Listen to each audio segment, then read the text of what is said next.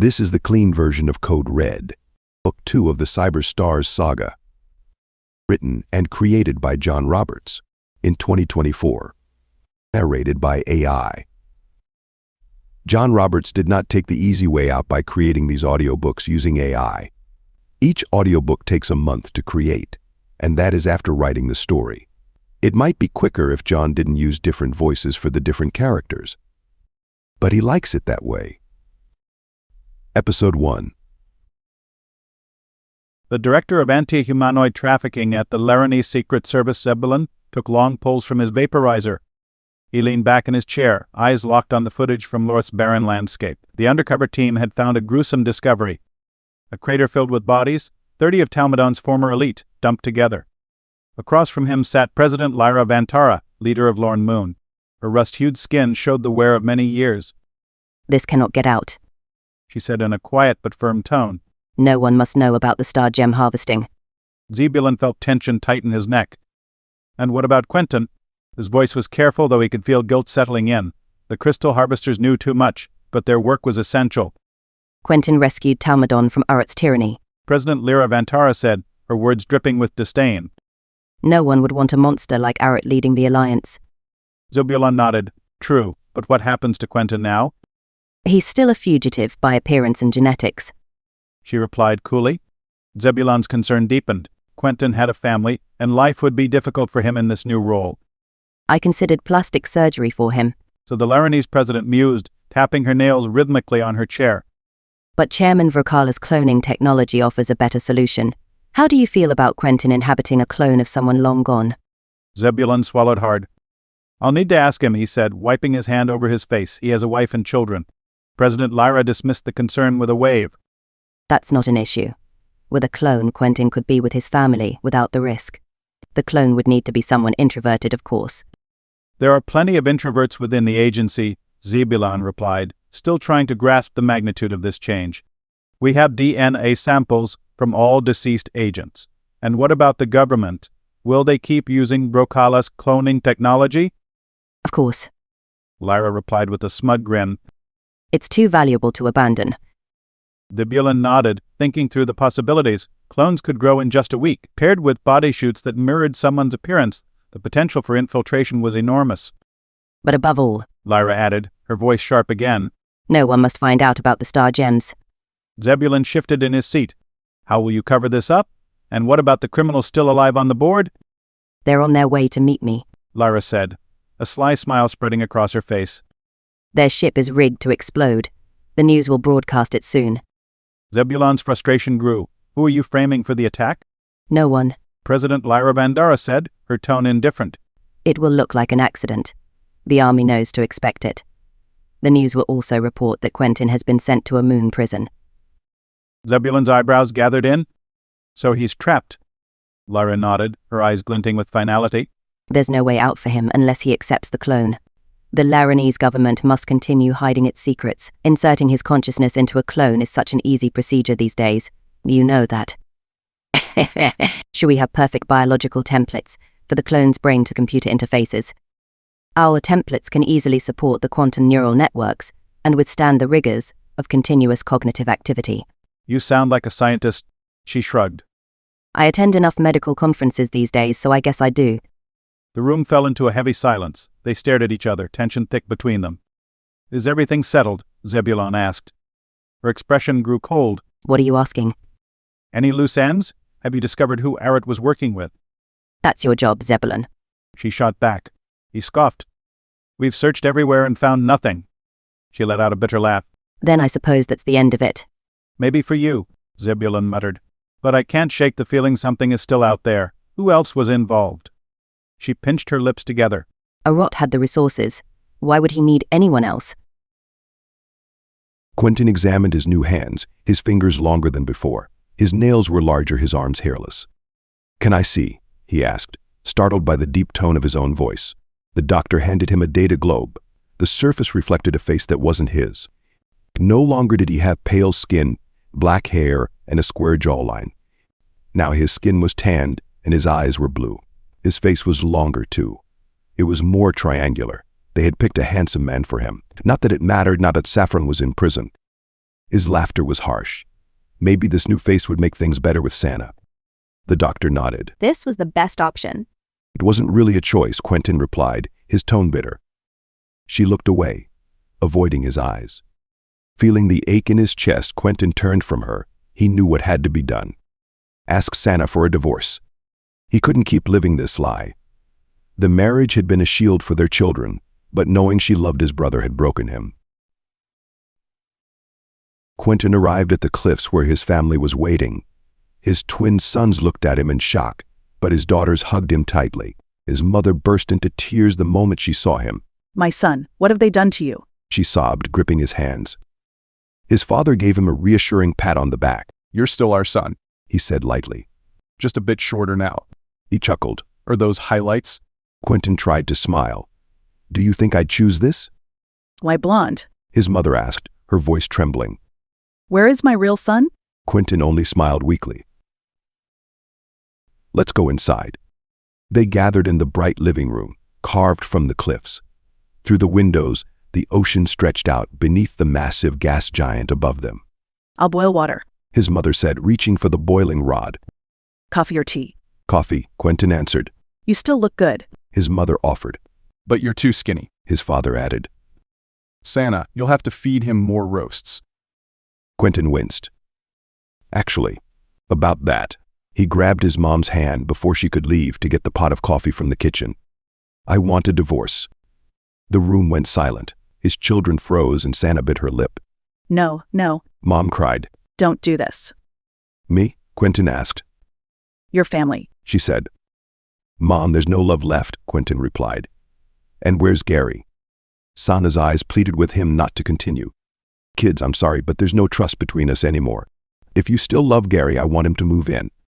Why, Dad? Juna asked, confused. Because I love you all, Quentin said, kneeling. His children hugged him, their faces pressed against him. He should have felt relief, but instead he felt uncomfortable in the closed space. Saffron, being locked away on an asteroid, still weighed on him. He and Zebulon had spent hours scheming, drafting one plan after another to rescue her, faking deaths, crafting elaborate government interventions. But none of it had worked. The guilt over her crimes consumed him. She had done terrible things they could never undo, yet he wanted to set her free. Each conversation with Zebulon had only deepened the pit in his chest. They had discussed protecting Saffron's little daughter and her aging parents. He had even tried convincing Zebulon that Saffron's skills could be used for good. I need a fresh start, he told Juna, pulling himself back to the moment. You're still planning on czars for your apprenticeship. Yes, Dad. You set it up. Can I come with you? Juna gasped, and Bear hugged him. Oh, Dad, that would be wonderful. Really, do you really mean it? He chuckled under his tears. Yes, my baby girl, I mean it. Well, will we see you again? His son Minio asked eagerly. After Juna's apprenticeship, Quentin replied, if she wants me there. Of course I do, Dad. Juna said. So I miss you. His father frowned, then spoke up. What about you, Santa? Is my son being foolish? Sana sighed. Gary and I got close when we thought Quentin was gone. Dad nodded. But he was alive? It was too late. Sana said quietly. We'd already been intimate. Quentin's mother gasped. You've been with both of my sons? This is disgusting. Sana stood, her tone calm. No, Ma, it's not anyone's fault. It is. Mom snapped. Talmudan and the Lleronese government's fault. Let's divorce. Sana said quietly. Invite Gary over, Quentin said, his voice even. He needs to hear this. Sana hesitated for a moment before nodding, and Quentin felt a numbness creep over him as he prepared for what was to come. He'd faced betrayal, seen horrors he wished he could erase from his mind, but this, watching his family fall apart, was something else entirely. It felt worse. As he waited for Gary to arrive, Quentin's mind once again wandered to Saffron, to the days they had spent together. The twisted bond they shared was another fracture in his life, one that left him feeling unmoored. Maybe it was too late for her, too late for all of them. He wondered if she ever thought about him, trapped out there on the frozen asteroid. Did she know how close they had come to saving her? Would she ever know how much she had cost him? The door opened, pulling Quentin out of his thoughts. Gary stood there, awkwardly shifting from one foot to the other. He glanced at Sana, then at Quentin, guilt etched into every line of his face. Quentin rose from his seat. It's time we talk. Now that Gary was here, the conversation felt heavier. Quentin looked at his family. His parents, his children, his brother. Sana and I have decided to divorce, Quentin said, the words feeling final as they left his mouth. Sana didn't speak, but the tension between her and Gary was thick. Minio broke the silence. What about us, Dad? Quentin arched over, looking his son in the eye. I'll always be here for you. You're my family and nothing changes that. I love you all, but things between your mother and me, it's different. Sana's voice was barely a whisper. I didn't want it to end like this. Neither did I, Quentin said, standing up. He turned to Gary. You've been in love with my wife. I know it and I accept it. But this can't go on in the shadows anymore. Gary looked down, ashamed but silent. Quentin and Gary's mom, who had been watching this unfold with dismay, said, So this isn't right, none of it, but what choice do we have now? The conversation stretched on, with decisions being made about how they would move forward. Eventually, though, it was clear that the divorce would happen, and they would need to find a way to coexist for the sake of the children. Once everyone had left the room, Quentin sat in the now empty house, the stillness pressing in on him. His mind went back to Saffron, as it often did. There was no denying that, despite everything, she still lingered in his thoughts. The plans he had made to save her seemed distant now, but the guilt remained as raw as ever. In the end, they had failed her, just as he had failed his family. He went to the window and peered over the vast ocean. There was no peace in it, only the reflection of the turmoil inside him. The gas giant hung in the sky above, indifferent to the lives being shattered below. Maybe one day the weight of all the choices would lift. But not today. Today there was only the silence. Chapter 2. Red Goddess. Saffron sat inside a glass sphere, waiting for her first visitor. She had no idea what was going on. Since the agents took her from the ice, she hadn't heard anything about the outside world. All she knew was that she was on a remote asteroid, orbiting far from any moon, and that it would be her home for life. The reality of how far from home she was had hit her like a punch to the gut. Panic had flared as she'd pleaded for a chance, a trial, something. But apparently the evidence against her was overwhelming. There was no escape. A rare opportunity had come up when she'd been allowed a brief conversation with her family. The cold glass and lasers had separated her from Lyria and her parents. Little Lyria had looked so sad with her large purple eyes. Her daughter had asked when she would be coming home, and Saffron couldn't answer. How could she have explained what had happened? How could she have told her she had failed? She wondered about Quentin, and she feared the worst. Maybe someone was coming to tell her he had died in the lab. That navy-skinned cyborg had been powerful. He was far stronger than her. He'd blinded Quentin and broken her arms without effort. But she was mended now. At least the prison had ordered cybernetic limb replacements. Finally, 2 guards brought a man into the other glass bubble across from her. Thankfully, he wasn't a rot, and he didn't look like Quentin. Could he be Quentin's brother? Saffron, it's me. Who?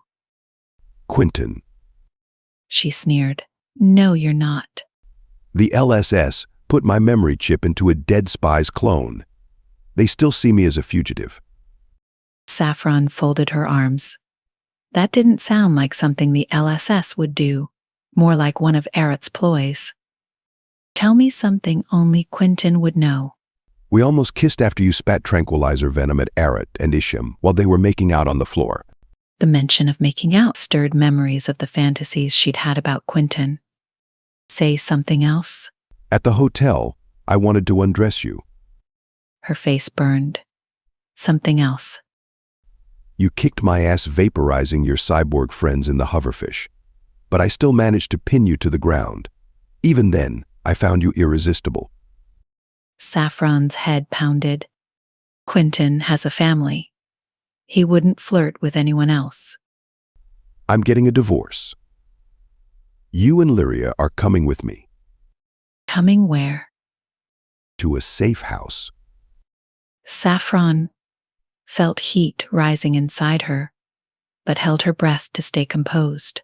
You're lying. The guards opened the entrance to her sphere. He's not. One said. You're free to go. As the morning sun filtered through the curtains, Quentin lay beside the red goddess that was Saffron. He admired her sleeping form, tracing the curves of her body with his eyes. Despite her deadly cyborg enhancements, she looked serene, a sight that filled him with quiet contentment.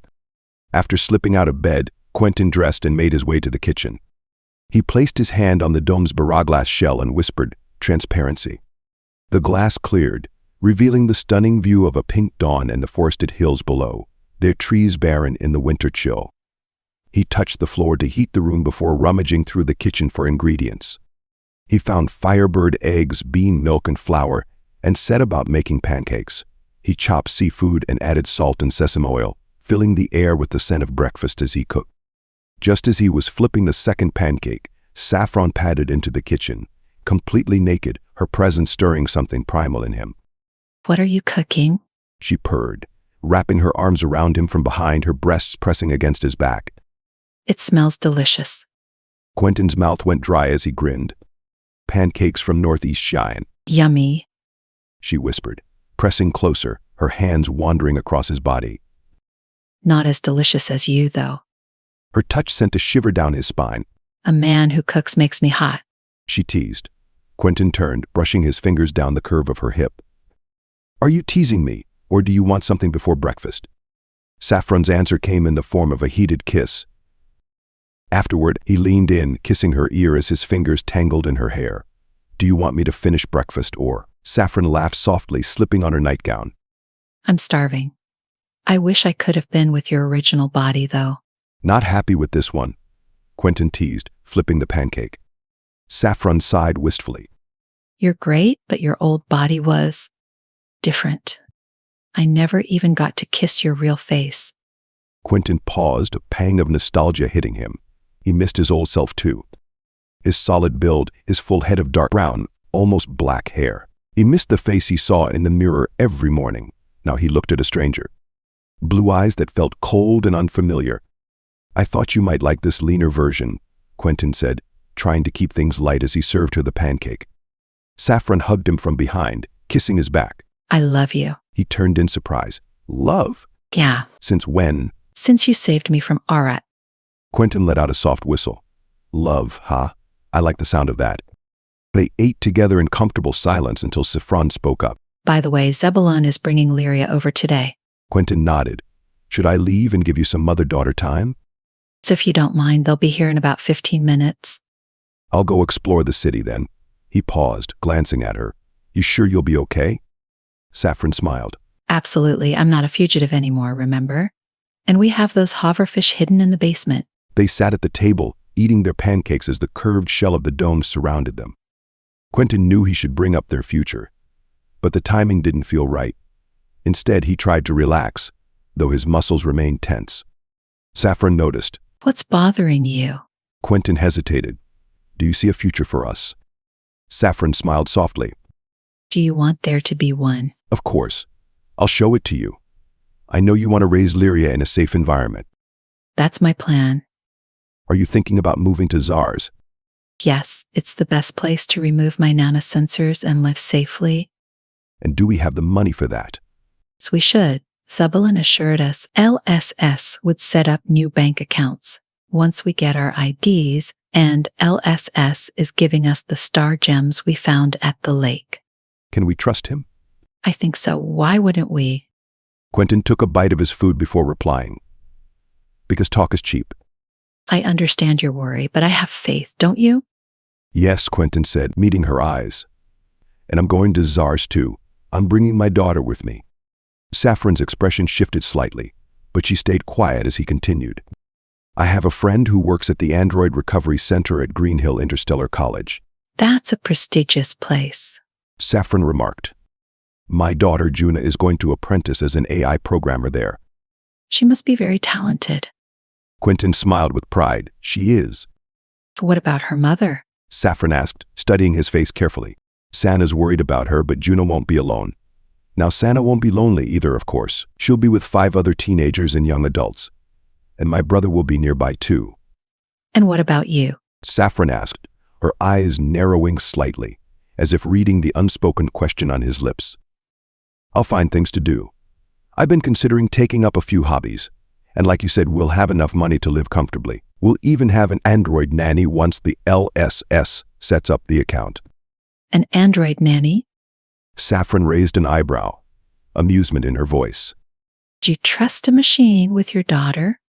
"It's common on Czars," he said with a shrug, brushing a strand of hair from her face. "Besides, you're part machine." She smiled wryly. Not for long. I'm having all of that removed. Quentin looked out the window as the amber sunrise washed over the valley below, lighting up Saffron's red skin in a way that made her seem almost otherworldly. So we're both going to planet Czars. She said softly, her excitement evident. I'll be living in Carlania. Saffron added, her eyes sparkling. That's near Green Hill. Quentin couldn't help but smile. "Can you and Lyria live with me and Juna?" He felt a warmth spread through him as he spoke, the thought of them all together filling him with a sense of hope. Saffron didn't hesitate. Yes, of course. "You don't mind?" Quentin asked, pulling her closer into his lap.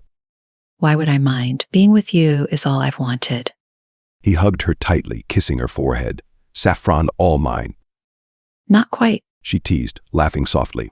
Lyria might want to sleep beside me sometimes. We have been apart for so long. Quentin waved it off. "That doesn't bother me. Just think of all we can do when they're asleep." Saffron's laugh was soft, but her eyes gleamed mischievously. We'll have to deactivate the android nanny first. Quentin grinned. "I'm not worried about that. Let's just focus on us when the time comes." Saffron's smile deepened as she leaned into him, resting her head against his chest. Our daughters will be friends too. She mused, her eyes bright with excitement. A 5-year-old and an 18-year-old. Quentin raised an eyebrow. Saffron giggled, and Quentin pulled her even closer. I can't wait. They stayed like that, wrapped in each other's warmth, the future suddenly feeling a little brighter. As the pink light of dawn stretched across the sky outside their dome, Quentin let himself relax into the possibility of something good on the horizon. Chapter 3. An assassin for a housemate. Juna's heart raced as she waited for Dad to call on the data globe. She'd missed him so much. It was bad enough she'd believed he was dead during much of her childhood. But after praying to him in heaven every day, he'd returned alive from another white sun world. He'd been a fugitive with amnesia in the dangerous Crimson Scar many light years away. When he returned, she'd been overjoyed. It was a miracle. She'd thought life couldn't possibly be bad again. But then he was framed for a terrorist attack on the moon, where he rigged liquid methane, and all the crimes he committed on the Crimson Scar came up, so he was a deadly interstellar fugitive. Poor Dad. Her heart went out to him. He'd only killed those people and kids in the bank, because his memories had been rewritten by fabricated memories of a crook.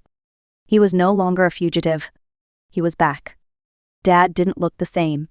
He was the same race, a Lefro, unlike Mom, who was a Silta. But he had a different voice and different hands. He looked nothing like Dad. He didn't have his eyes. But she could still see Dad's energy in those strange blue eyes. His consciousness was still there, and his mannerisms were the same, too. Dad was back for a second time. She'd be leaving their moon for the first time in her life. Saffron and her daughter were coming to live with them in Green Hill, and Juna wasn't sure how she felt about it. On one hand, she was excited to live with Dad, but on the other hand, she didn't want to share him with someone who wasn't Mom. Her conflicting emotions made her shoulders drop and then tense up again. Then he called, and his hologram appeared inside her data globe, blonde and blue-eyed. As they talked, she tried to convince herself that it would all be great, but deep down she wasn't sure. Dad noticed her hesitation and raised an eyebrow, questioning if she was truly happy about this arrangement. Juna assured him that everything was fine and agreed to tell Mom the news. But as soon as she hung up, doubts flooded her mind. So was this really what she wanted? She tried to distract herself by studying, but even that didn't bring her peace of mind. When Dad offered to buy her something while shopping in O'Kane, Juna declined the offer, not wanting anything from him or anyone else, for that matter. But when Mom asked about the call, Juna couldn't hold back anymore. She reluctantly told her about Saffron and Lyria moving in with them on Czars. Mom was disgusted and went off on a rampage that he'd probably been sleeping with the woman all along. Juna knew that deep down her mother was hurt by this news. The teenager couldn't help feeling resentful towards Saffron for disrupting their family dynamic. She stood there, her mind filled with uncertainty as she tried to navigate this unfamiliar situation delicately, like tiptoeing through a minefield of emotions. The rapid rhythm of her heartbeat echoed in her ears. The future loomed ahead, larger than life. She'd be going into cryogenic sleep for the interstellar flight, and it scared her. Ambiguity shrouded her in a haze. It left her wondering if her path would lead to brighter horizons or darker depths. Mom didn't know, but Dad had secretly told Juna that Saffron was an assassin and had been imprisoned for multiple murders. She seemed like a dangerous person to be living with. Zebulon arrived with little Lyria in tow, flanked by 3 ninja warriors dressed in sleek military gear. Saffron's heart jumped into her throat as she fell to her knees, tears already streaming down her face. Lyria ran to her, embracing her tightly. Mommy, I missed you so much. She inhaled deeply. You smell lovely. Saffron could barely control her sobs as she hugged her daughter, rubbing her soft black hair. When Lyria pulled away, a frown crossed her lavender face. Are you crying? She asked. Saffron nodded, trying to compose herself. Lyria looked confused. Aren't you happy to see me? I'm crying because I missed you so much, Saffron said, finally able to speak through the lump in her throat. I'm just so glad we're finally together. Lyria's eyes lit up, and she bounced on her feet. Can we play now? Of course, my love, Saffron said, pulling out a bag of gifts for Lyria. But after Zebulon leaves, all right? Lyria eagerly took the bag and clutched it close to her chest. Let's talk in the kitchen, Saffron said to Zebulon, forcing a smile. Come on, Lyria. Don't open your gifts in the hallway. As they sat at the table, Zebulon accepted a cup of coffee and casually showed off an odd contraption, a miniature hover disc that he claimed was a vaporizer for his pipeweed. You smoke grass? Saffron asked incredulously.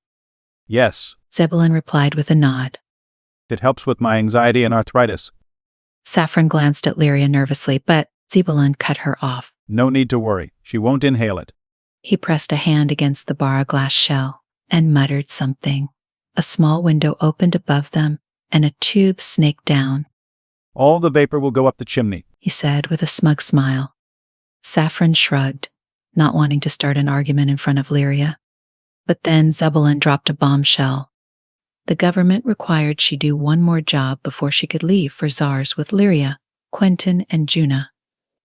Find that scientist who Arat was sleeping with, Zebulon said gravely. Isham? Saffron asked, already feeling a knot form in her stomach. He nodded. Talmudan wants to tie up loose ends. Because of their Star Gems cover-up? Saffron suffered heartburn as she thought about the consequences of this mission. Again, Zebulon nodded. I'm sorry, Saffron. The government is adamant about this. What about Lyria? Saffron's voice trembled as she looked at her daughter. She can stay with your parents, or the LSS can take care of her. Zebulon replied coolly. But we were supposed to go to Zars together, Saffron protested. We were going to join Quentin and Juna. Zebulon shook his head. Quentin and Juna already have tickets for next week. Why can't someone else search for Isham? She's using your invisibility cape. It's called an octo-camo, right? And she has technology that can detect other wavelengths. We need someone like you who is familiar with her methods. Saffron ran a jerky hand through her hair. She realized what this meant. She would have to confront Isham again, alone. So you need a cyborg to sniff her out, she asked, trying to keep her voice steady. Yes. Zebulon took another puff of his device, holding the smoke in his lungs before releasing. There must be other cyborgs on Lleron, Saffron argued. No, he said firmly. Arat had cyborgs. Saffron pressed, grasping at any hope. Do you think the LSS would trust them? Zebulon scoffed.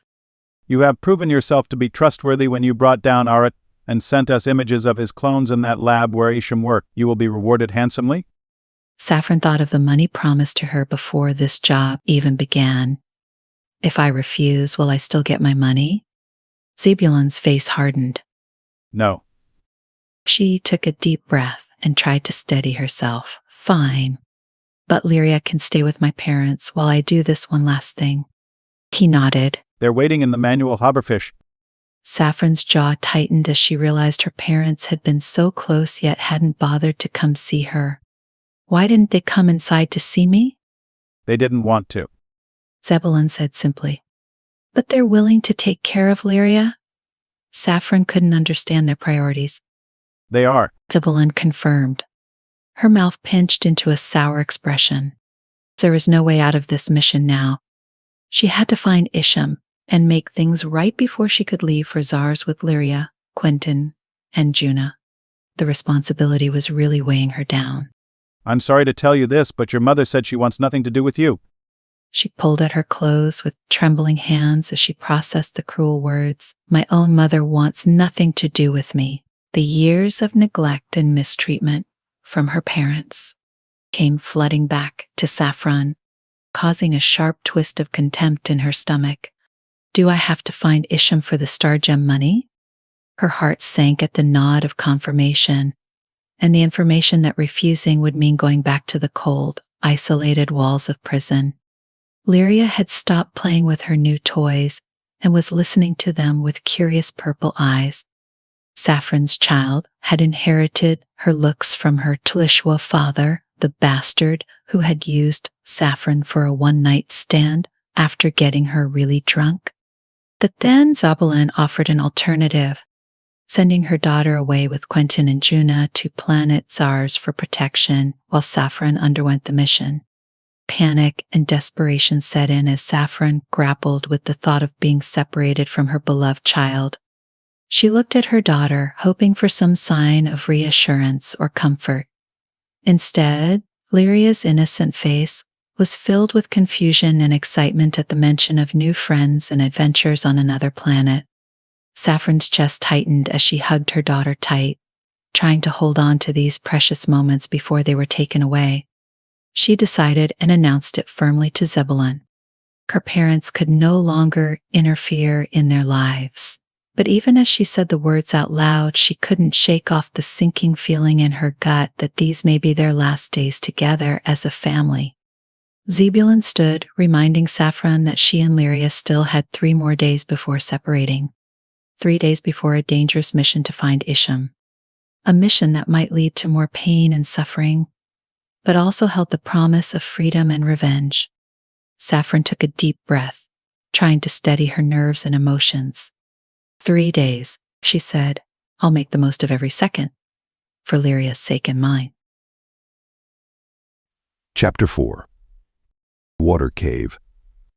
Isham glided effortlessly above her underground laboratories, the hum of her hover shoes a familiar sound in her ears. She had Saffron to thank for the ingenious octopus camouflage that allowed her to slip out quickly and test the invisibility of her hideout using sonar. But she couldn't rely on her antenna hat when activating her scanning technology. The powerful antennas interfered with other electronic devices, so she settled for activating the warmth of an orb shield to combat the sub-zero temperatures. Pride swelled in her chest at a job well done. Unlike Andes, her former colleague who had met his demise at the hands of a rot, Isham had not only built this impressive structure but also invented an acoustic cloak to conceal it from detection by sonar. The acoustic cloak was a 2-dimensional cylindrical structure that enveloped and protected her labs with its 2,000 concentric rings of specialized circuits. Each ring had a unique ratio of refraction, bending and guiding sound waves away from her secret lair. But Isham's thoughts were interrupted by a stiffening in her neck that she remembered that she was now a fugitive forced into hiding after Quentin's treacherous betrayal of a rot. She cursed both Quentin and Saffron under her breath as she levitated towards the entrance of the cave, determined to get back underground before military satellites could detect her presence. Deactivating her hover shoes, Isham moved through the winding tunnels towards her living quarters deep beneath the rock. She knew it was only a matter of time before the Secret Service sent a cyborg after her with their enhanced sense of smell. That's why she planned to lie low and make it seem like she was weak and vulnerable. But deep down, what she truly needed was another human or cyborg to do her dirty work for her. She smirked at the thought of planting an implosion device in their skull, forcing them to do her bidding. But cyborgs were not easy to find, especially now that Arot's plans had been uncovered by the Lleronese Secret Service. At least she still had Raphael too, her loyal lover and confidant. Isham stood in her father's office at the Bank of Lleronese. Located in the bustling capital of finance, Despite father's advanced age, he still appeared strong and vibrant in his flowing robes that matched his lilac skin and deep indigo eyes. Father? What? Isham? Where are you? He looked up from his data globe, which hovered above his desk, and scanned the room. I'm wearing an invisibility cloak. He tapped a section of the barra glass partition. Opaque. Disable all security cameras. Isham then emerged from beneath her cloak. Isham. Yes, it's me. Her father raised an eyebrow skeptically. Prove it. Remember when I accidentally drank those ants that were hiding in a can of soda we found in the bushes? Her father's expression softened with recognition. What park was that again? Sondy Park, in the capital of science. Good. Why are you calling me? Are you in trouble? I saw on the news that a rot died in a hoverfish accident. That's not true. The LSS killed him. Her father's mouth hung open in shock. And you? Are you safe? I'm currently hiding out. He stared intently at his hands. Why? What happened? I'm wanted by authorities because of my association with Arot. But what did he do? That information is classified. Isham, please. If you want my help, you need to tell me everything. I need money. Her father's face went pale. How much? 30 million international Lleron credits. He took a deep breath and hesitated before responding. Will your cloak keep you safe? Yes, it will protect me from being detected. Give me a moment. He entered a code on a panel behind him, and a hidden door slid open. He disappeared into his vault for a moment before returning with a suitcase.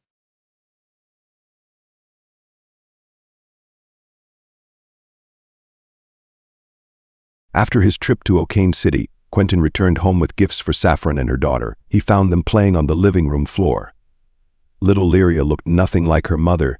She had violet skin instead of red and lacked the typical features of a Bakud, such as long earlobes and dark brown eyes.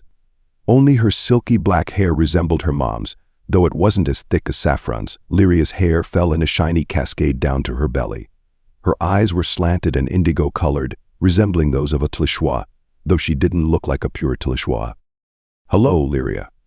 Quentin crouched down beside the little girl upon entering the room. "I'm Quentin." Are you Mommy's boyfriend? He turned to look at Saffron, surprised by the question. I've told her about us. Saffron said.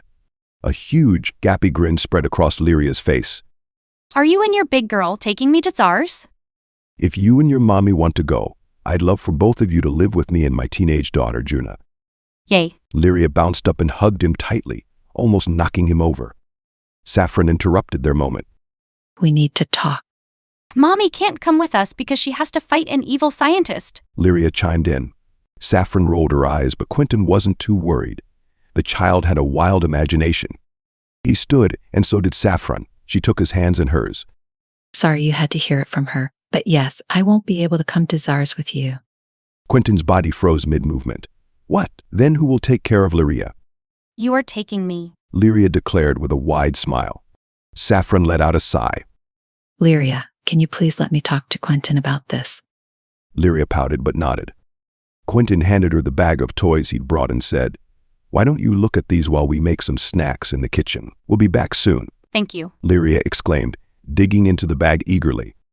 As they left, Saffron scolded him. You shouldn't have bought her more gifts. I already gave her presents today. We shouldn't spoil her. "Oh, come on.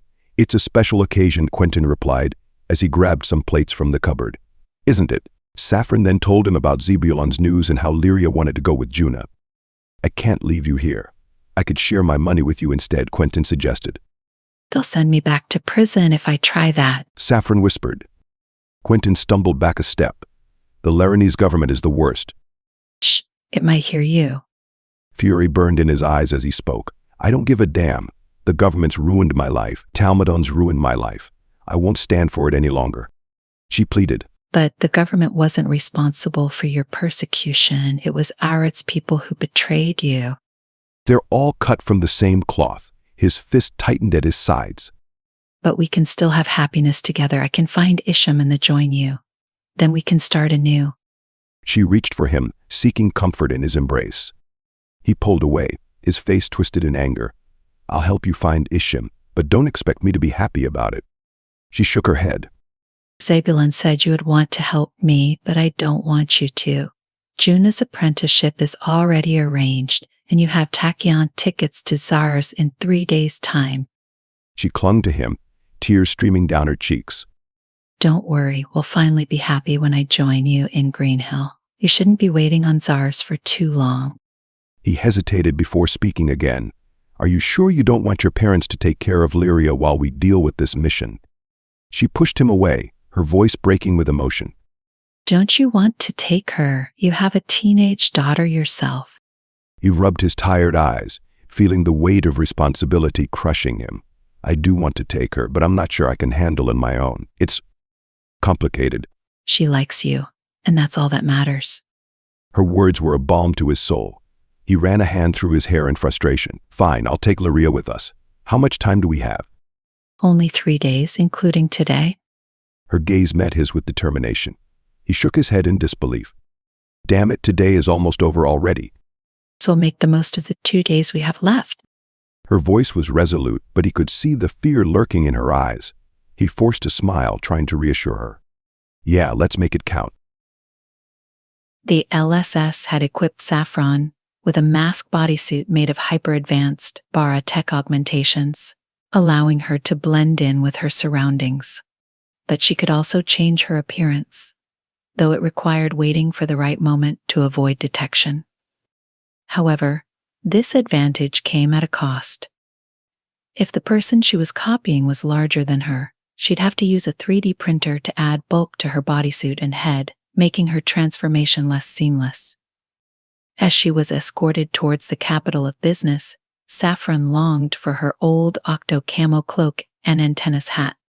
But Isham had taken them from her, just like she had stolen everything else that meant something to her. As the towering skyscrapers passed by outside the window, Saffron clutched her arms to her chest. She couldn't shake off the feeling of dread that settled in her gut. Finally arriving at Arat's old laboratories, Saffron picked up Isham's fading scent and took off, sprinting at a lightning-fast speed of 50 miles per hour towards central Welkar.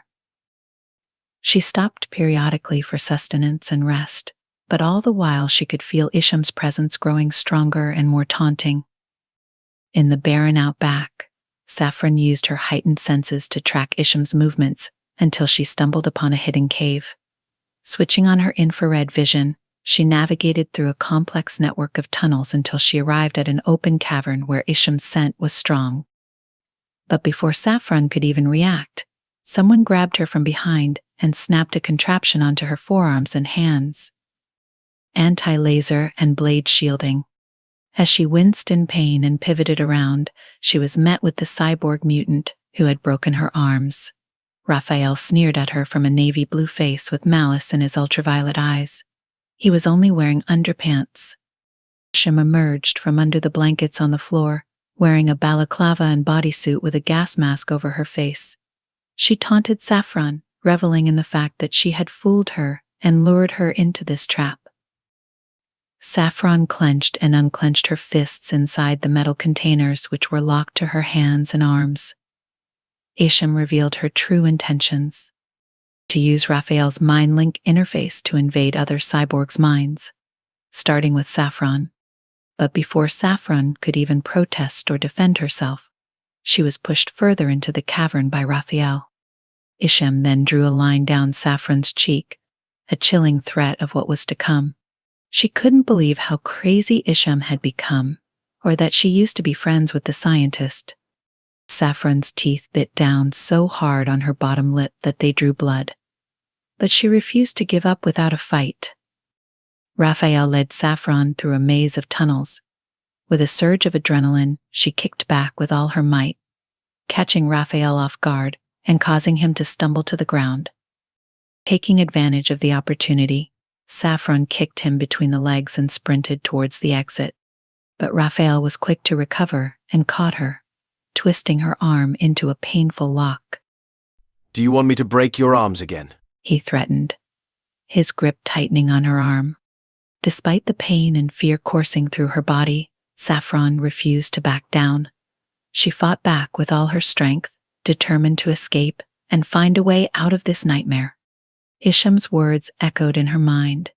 Put her in the water cave and dunk her until she's had too much. Then I'll get my branding irons. Raphael overpowered Saffron and plunged her into the water's icy depths. She bobbed for air. Heart palpitations tightened Saffron's chest as she gasped as much as possible. Raphael's grip tightened on her arm, his words dripping with malice. Do you want me to break your arms again? She thrashed against him, her muscles straining with every kick and twist. But he was too strong, and she knew it. Her previous escape from LSS now seemed like a distant memory. Saffron struggled to activate her synthetic gills, but her body refused to cooperate in such a state of distress. Raphael held her head under the water, relishing in the terror that filled her as she fought for air. She desperately tried to calm herself, her thoughts turning to Andes and the lessons he had taught her. But just when she thought she couldn't hold out any longer, Raphael finally allowed her a brief respite before plunging her back under the water once more. The cycle continued, each time pushing Saffron closer to the brink of death. In that moment, she hated herself for ever agreeing to work for Arat and getting involved in this dangerous game. But above all, she hated Raphael for being the one to ultimately decide whether she lived or died. Chapter 5. Colonel Xander. Saffron slowly regained consciousness to find herself bound and in a small room. Pain throbbed in her head and her vision was blurred. She squinted against the harsh light and realized she was no longer in the cavern where Isham had been sleeping. Water clogged her sinuses, and it felt as if she'd inhaled some, too. A coughing fit overtook her, and she vomited water down her front. She slumped in the chair, trying to wriggle her hands free from the device Raphael had put on her to prevent her from using her laser abilities.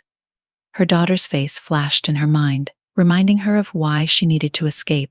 She struggled with the restraints, determined to get back to Lyria and Quentin.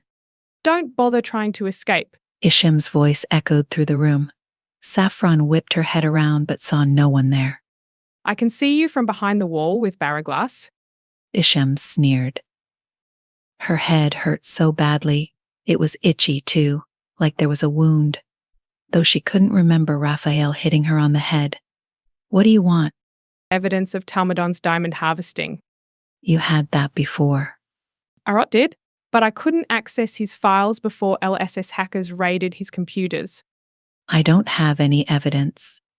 I never saw it myself. But Quentin did. Isham countered. Saffron's breath hitched. Why did Isham need evidence now? You won't be free until I have it. But Quentin is in prison now, Saffron lied. Then you'll have to work for me and retrieve the evidence from an unsuspecting Stargem harvester. If she agreed, she might escape and contact the Secret Service. She relaxed slightly, but then remembered her tracker was activated and backup would arrive soon. And if I refuse? Then I'll set off the bomb I implanted in your brain. You did brain surgery on me? Yep. Isham said, matter-of-factly. Saffron blinked, trying to process this information. Could agents capture or kill Isham before her head exploded? But that would kill you too. No, it's a specialized bomb. Thank goodness I kept some of your genetically modified neurons in my restricted labs. Otherwise, I wouldn't have been able to wire the radioactive device. A section of rock opened up and Isham entered. Saffron clenched her jaw and flexed her stomach, ready to spit poison at Isham. Do you honestly think I wouldn't have gagged you if I hadn't already removed your venom glands? Saffron flinched, understanding that Isham had probably altered her body in other ways. I'm surprised you didn't realize I had performed surgery on you. Did you put an implosion device inside my brain? Isham grinned while rolling her eyes. Why are we repeating this conversation? I already told you like 3 times. She gave a thumbs-up gesture. All I have to do is press a mercury switch in a circuit under my skin. She raised her arm and pointed to her armpit. Right here. Saffron sneered. You should have put it in your face in case someone binds your hands. Didn't have enough time, darling. And there are no other scientists to assist me. She covered her mouth and let out a small squeak. Oops. Did I reveal too much? Saffron's lips tightened into a grimace. Isham was undetectable. What location were they in? Did she move them from the system of caves and tunnels they were previously in? How could she make an entire laboratory invisible to military satellites? Before we get information from one or more Stargem harvesters, you need to teach Raphael how to read your mind. Why? There are no other cyborgs on this moon. Yes, but you will soon be settled here with us. You can be Raphael's teacher, and if you do well, you can become my lover. Saffron bared her teeth. Even if I were a lesbian, which I'm not, I would never be interested in you. You're evil and insane. Isham cracked her knuckles and brought back her fist, landing a punch square on Saffron's jaw. Saffron's head snapped back, but unfortunately, her facial bones did not have metal plates like the rest of her reinforced body parts did. Her cheek throbbed with pain and she spat out blood. You'd better behave yourself. Consider yourself lucky I'm not the type to force someone into having sex with me. Isham's breathing was heavy and tears welled in her eyes. She sniffed. I'm not so evil. All I want is to expose Talmadon and the Lleronese government for who they truly are. They're nothing but dictators, and no one knows the truth about their wealth and power, except for the Stargem harvesters. Saffron froze. If Raphael learned how to read her mind, he would discover that Quentin was free and that she had a daughter. But if it had to come to that, she would give Isham the recordings from Quentin's memory chip stored in her fingertip nanites instead. She would never risk her daughter's life. Saffron's legs burned with searing pain as Isham withdrew the scalding hot irons. She pleaded for mercy, promising to do whatever they wanted. But Isham only stepped back, a cruel smirk spreading across her lilac face. But even as Saffron begged for water and a chance to stretch her tortured muscles, Isham mocked and dismissed her. It had been 2 days and 12 hours since she had been bound to this chair, enduring endless hours of torture at the hands of this ruthless scientist and her cyborg mutant. Raphael, Isham's pet and enforcer, flexed his navy biceps as he glared at Saffron with his piercing violet eyes. He knew he was stronger than her, a mere human surrounded by enhanced machines. Finally, Isham relented and released Saffron from her binds, but not without warning her against any tricks. Saffron's muscles protested as she stood. She begged for the freedom to do some simple stretches and to move after being confined for so long, anything to ease the tension in her body. Isham returned with military-grade orb shields, offering them protection from Saffron's weapons. Saffron could finally relax a little as Raphael watched over her and fed her scraps from their lunch. She begged again to stand and stretch. Surprisingly, Isham agreed and even seemed interested in joining in on the stretching. As Raphael watched over them with his imposing presence, Isham stroked his bulging muscles and asked him to feed Saffron when she was finished. Feed her what, master? Raphael asked dutifully. The other leftovers from lunch, Isham replied with a wicked grin. Saffron could only hope that her torturers would tire of her soon, but for now she had to endure their sadistic games and do whatever they asked in order to survive. The pale lilac gaze of the woman locked onto her. Without warning, she turned on her heel and slammed her hand against the barraglass shell with a violent force. The arch popped open, revealing a dark entrance, and she strode through. As Saffron sat to eat the meager scraps of buttered rice and chopped vegetables, her leg throbbed from where the hot poker had seared her flesh. She studied the pattern imprinted on her skin, a menacing pyramid that seemed to taunt her. With clammy hands, she tried to wipe away the fear that crept over her like a suffocating blanket. She couldn't afford to slip up while teaching Raphael how to hijack a cyborg's memory chip, not with the dangerous secret that her nanobots had copied Quentin's memories still lurking in her mind. Her shields must remain strong at all times, or else everything would come crashing down around her. Saffron gritted her teeth. trying to hold back the searing pain that shot through her body as Raphael dug into her mind. Memories of being freed by LSS flooded back, and she fought against them, refusing to think of Quentin. But then, something unexpected happened. Raphael's face broke into a wide grin, revealing straight white teeth that seemed almost blinding in the shadowy room and against his navy blue skin. Saffron blinked in disbelief. She had never seen him smile before. He stood and rubbed his hands together, a gleeful look in his eyes. Master will be pleased. Saffron's head spun as she struggled to decipher his jumbled words. What are you talking about? Raphael's grin widened even more. You did well in your training today. But now I know everything. Her heart pounded against her ribcage like a trapped bird. No, what exactly? His smile faltered for a moment before returning full force. You have a copy of Quentin's memory chip and evidence of the Lleronese Secret Service's use of magic in its SSS department. Saffron winced as she tried to process this information. Had he seen everything? Had he witnessed her conversations with Quentin? Her studies of his memories? Even her love for him? Her heart pounded as she surveyed the dark room and the crescent moon smile emanating from the shadowy predator Raphael. But before she could say anything, Raphael said, I also saw your interactions with your daughter. Saffron's blood turned to ice. Raphael laughed cruelly as he continued to taunt her. A Tlishua like me and Isham. He grabbed her thigh and squeezed until his navy blue thumb dug deep into the wound left by Isham's branding. Saffron cried out in pain, her muscles quivering as she tried to push him away. Let go.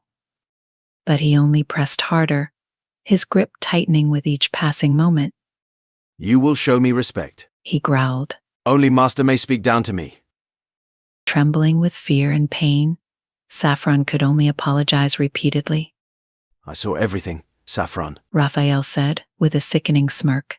I know all your secrets, including the fact that a Tlishua man used you. A one-night stand that you hoped would lead to a fairy tale ending. Saffron's throat clenched as she struggled to hold back tears of shame and humiliation.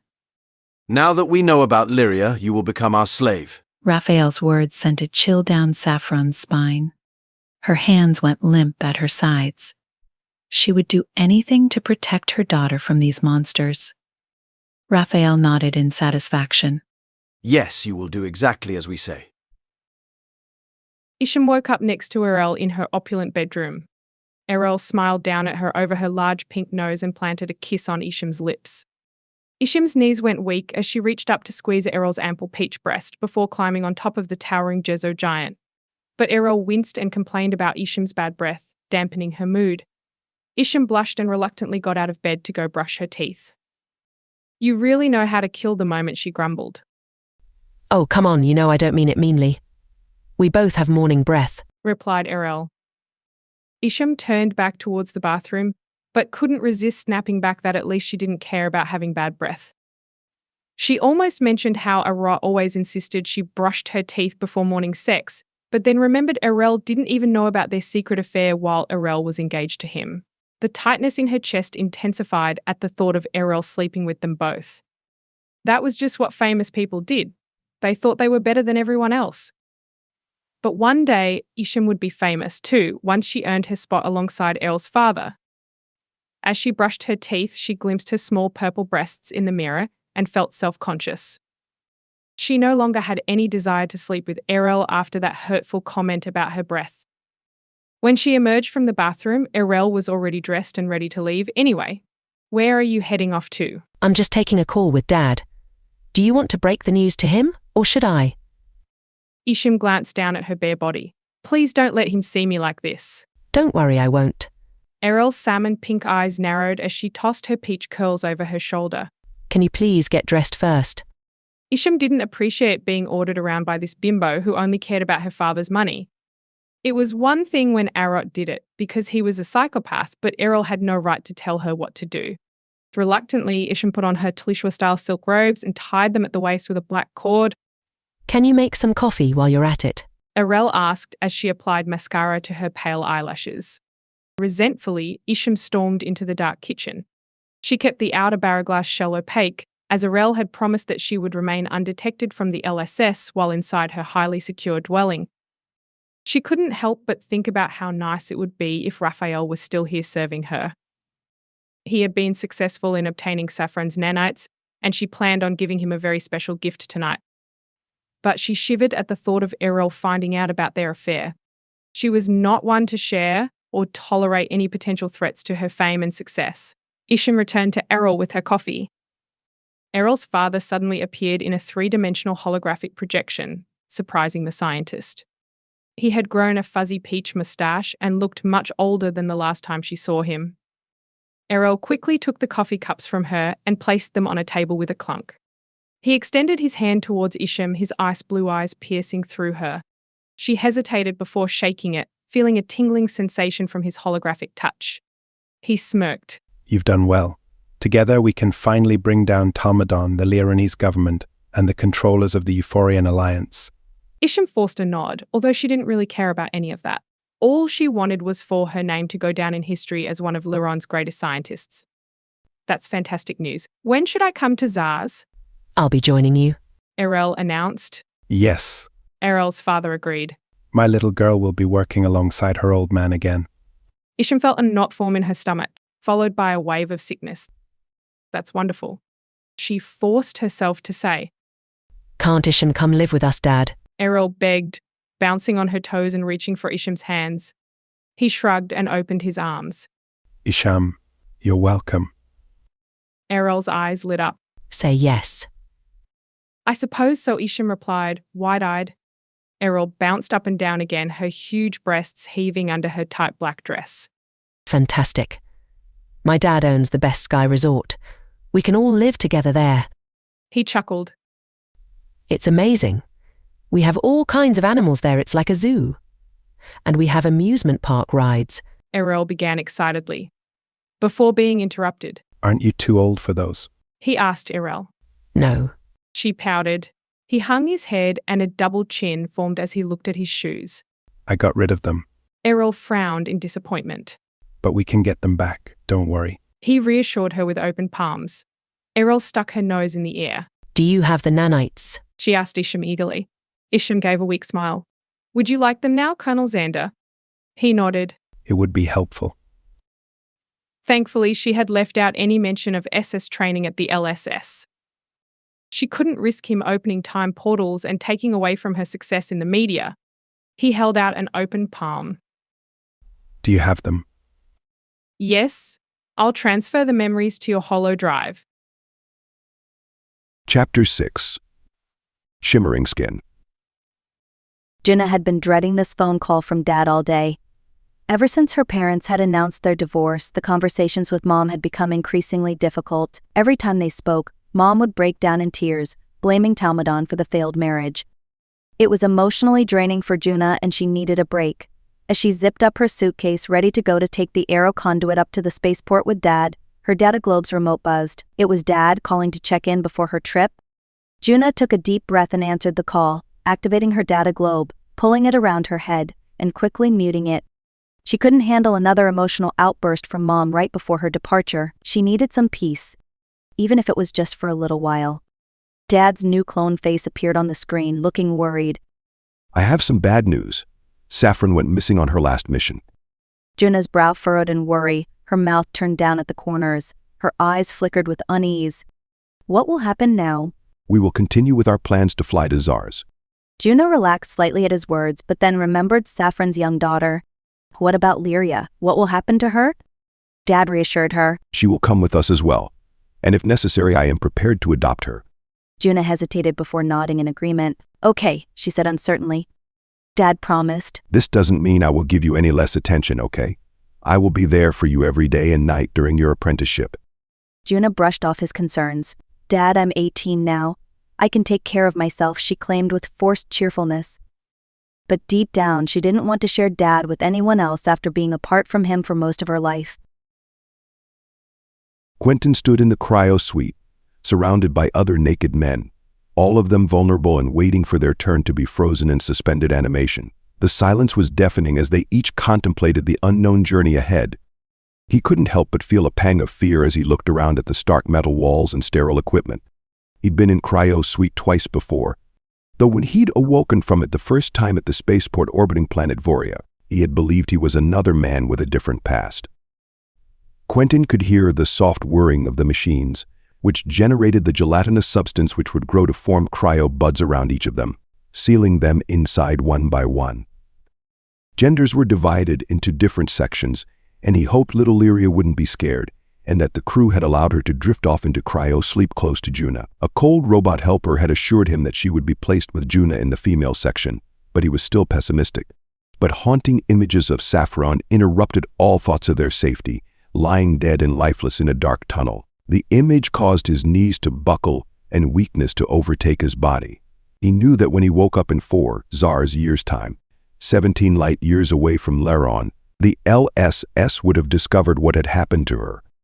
But by then he would have lost all sense of time and reality, consumed by her fresh memory. The sound of gas hissing from the grated floor panels snapped Quentin back to reality. The magnetic force between the two metal discs pulled him upright, but his heart still felt heavy with grief for the love he had found and lost so quickly. He cursed Talmadon under his breath, knowing that it was because of Lleronese's only energy provider that Saffron was gone. But Quentin couldn't crumble, not now. He had a 5-year-old to raise as his own, a constant reminder of the woman he loved and lost. And as he closed his eyes and succumbed to cryo sleep, he vowed to never let anyone else suffer at the hands of Talmadon's treachery again. As Quentin's eyes snapped open, he was surrounded by darkness. But as his vision adjusted, he recognized the deep blue glow of the cryogenic chamber and the rows of other frozen bodies suspended in it. The first thing that hit him was the sharp, stale smell. It reminded him of a hospital, cold and devoid of any comforting sense. But underneath that, he caught a whiff of something metallic, almost like the scent of blood, reminding him of the procedure he had undergone to be cryogenically frozen. The numbing sensation that had enveloped Quentin's body quickly intensified, making him feel as if he were floating in a thick, gel-like substance. With a start, he remembered he'd been cryogenically frozen for 4 years. His tongue felt heavy and dry, as if he had been sucking on a cotton ball. The taste of metal filled his mouth. His body went numb with shock, and emotion flooded through him like a tidal wave. What had become of his children? Had they grown up without him while he remained the same age? The thought was unbearable. As robotic arms cut through the encasing cryo bud and lifted Quentin into a hover chair, his breaths burst in and out. Had the LSS found Saffron's corpse? It was as if a never-ending winter had suddenly gripped his heart, freezing it in a moment of despair and loss. Memories, both distant and fresh, flooded his mind like a blizzard, leaving him numb and disoriented. He tried to push terrible thoughts out of his mind as he was wheeled into the recovery center. The days dragged on in agonizing slowness. The hospital room was a sterile white, with the beds made of a futuristic material that shifted and changed shape to fit the needs of the patient. The baroglass bed was surprisingly comfortable, its surface molding to fit Quentin's body perfectly. However, the constant buzz and vibration from the machines that were hooked up to him created a prickling sensation throughout his body. He longed to reach out and hold Juna and Lyria's hands, but his own body felt too weak and numb to move. Juna and Lyria's faces were pale and drawn with exhaustion as well. They gave each other faint smiles but were too weak to talk or move. The only sounds were the soft beeps of machines, the faint buzz of robot nurses hovering to their aid, and the occasional sigh or groan from Juna or Lyria. Months passed as they regained their strength with healthy food and intense exercise in virtual scope suits where they levitated above glide discs, climbing, swimming, walking, and dancing. But despite their progress, they received no information from the outside world. After weeks of serving Raphael and Isham in the cave, Saffron was finally let out. Isham and Raphael both cloaked themselves in Saffron's octo-camo cloak and antennas hat, while 3 men waited for them at the entrance of the cave. Saffron was given a similar camouflaging cover and an additional antennas hat before being ushered into a programmed hoverfish. As they flew over a dry landscape, Saffron stared, not seeing, at the vibrant red and orange flowers which now bloomed from desert shrubs. The beauty of the desert and being outside again did little to lift her mood. Isham had refused to tell her what she planned to do with her memories of Quentin. "Where are we going?" Saffron asked. Isham simply nodded at Raphael, who then spoke to her telepathically. "That's not for you to know." Not only did Isham know where Lyria was being taken by Quentin, but she also had footage of Talmadon's star gem harvesting and everything about SS, shape-shifting, teleportation, and time travel. Others could be in danger, including Darwin, the son of the secret agent who had closed the entranceways. Saffron felt a lump form in her throat. She nervously fiddled with the top button on her blouse. Would Isham seek revenge for Arat's death? Would she harm Lyria? The weight on Saffron's chest grew heavier as she thought about never seeing her daughter again. Had Quentin taken her to Zars as planned? If so, when Lyria arrived in 4 years, she would be devastated to find that her mother wouldn't be there to join her. Saffron tried to keep hope alive as she looked down at Welkar's central mountain chain, illuminated by the early spring sunlight. Maybe the LSS would find her, or perhaps she could escape. But then she remembered the implosive device implanted in her skull. When they arrived at a city's suburbs, they left the programmed hoverfish and entered a manual one. Unfortunately, Saffron couldn't see anything as she sat on the second concentric circle away from the central navigation panel, with a large bodyguard blocking her view. Finally, their destination was revealed when they landed at southern Welkar's groundport. One of Isham's bodyguards handed Saffron a camouflaging balaclava and goggles. She placed her antenna's hat on her lap as she put them on. Isham also wore her own stealth gear and asked the man, "Do you have a private spaceship for my belongings?" The man nodded in confirmation. Saffron furrowed her brow, confused. What did the woman mean? What kind of material required a private spaceship to transport it? Isham squeezed Saffron's hand tightly as they made their way through the security line. They had to take the aero conduit from the ground port to the skyport, and then another one into orbit where their spaceship was waiting. From there, they would travel to another planet or moon. If they left Lleronese's territory, the Secret Service would never find Saffron. She could expose Isham's plans and save others, but at the risk of her own life. She thought of Lyria's smiling face and knew she couldn't give up hope of being reunited with her.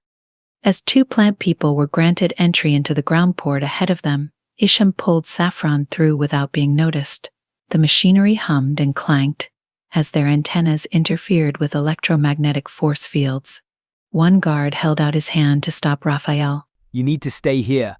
The other guards waited for the technology to activate before allowing Raphael to pass through with no issue. Security dogs growled and bared their teeth at the cloaked women. "Use your ultrasonic dog deterrent," Isham communicated telepathically. Saffron hesitated, but Raphael pointed at the dogs and they backed away, wincing. A large bodyguard with white paper-like skin and suction lenses over his yellow eyes approached Raphael. "We need to conduct a body search." "Our aero conduit will be here soon," Raphael implored. "So if you cooperate, we can get you to the platform faster." The cyborg mutant glared at the other men before following the guard to a partitioned section. Eventually, they were led to the platform by Raphael. Saffron had to share a small space with one man, while Isham shared with Raphael.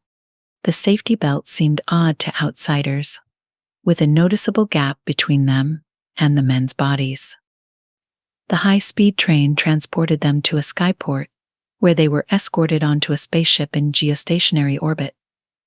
Inside the cryosuite for females, Saffron and Isham undressed. Saffron had hoped there wouldn't be any extra spaces on the magnetic discs for their cryobuds to grow, but there were, and the robots didn't even perform any further identity checks. Isham remained quiet both verbally and mentally as they stood on individual metal discs next to each other. As they prepared for tachyon cryo thrust, Saffron thought back to the time when she joined the Tsar's military to escape her parents' constant criticism. "Can you at least tell me where we're going?" she asked Isham. No, you'll find out when we arrive. Do you like surprises? Isham raised an eyebrow. The magnetic discs hummed as they activated around the room. Their feet lifted off the plates below them. Organic material crystallized and grew up around their ankles from the scale below. Saffron tilted her head back to watch her own cryobud grow from the plate above her head.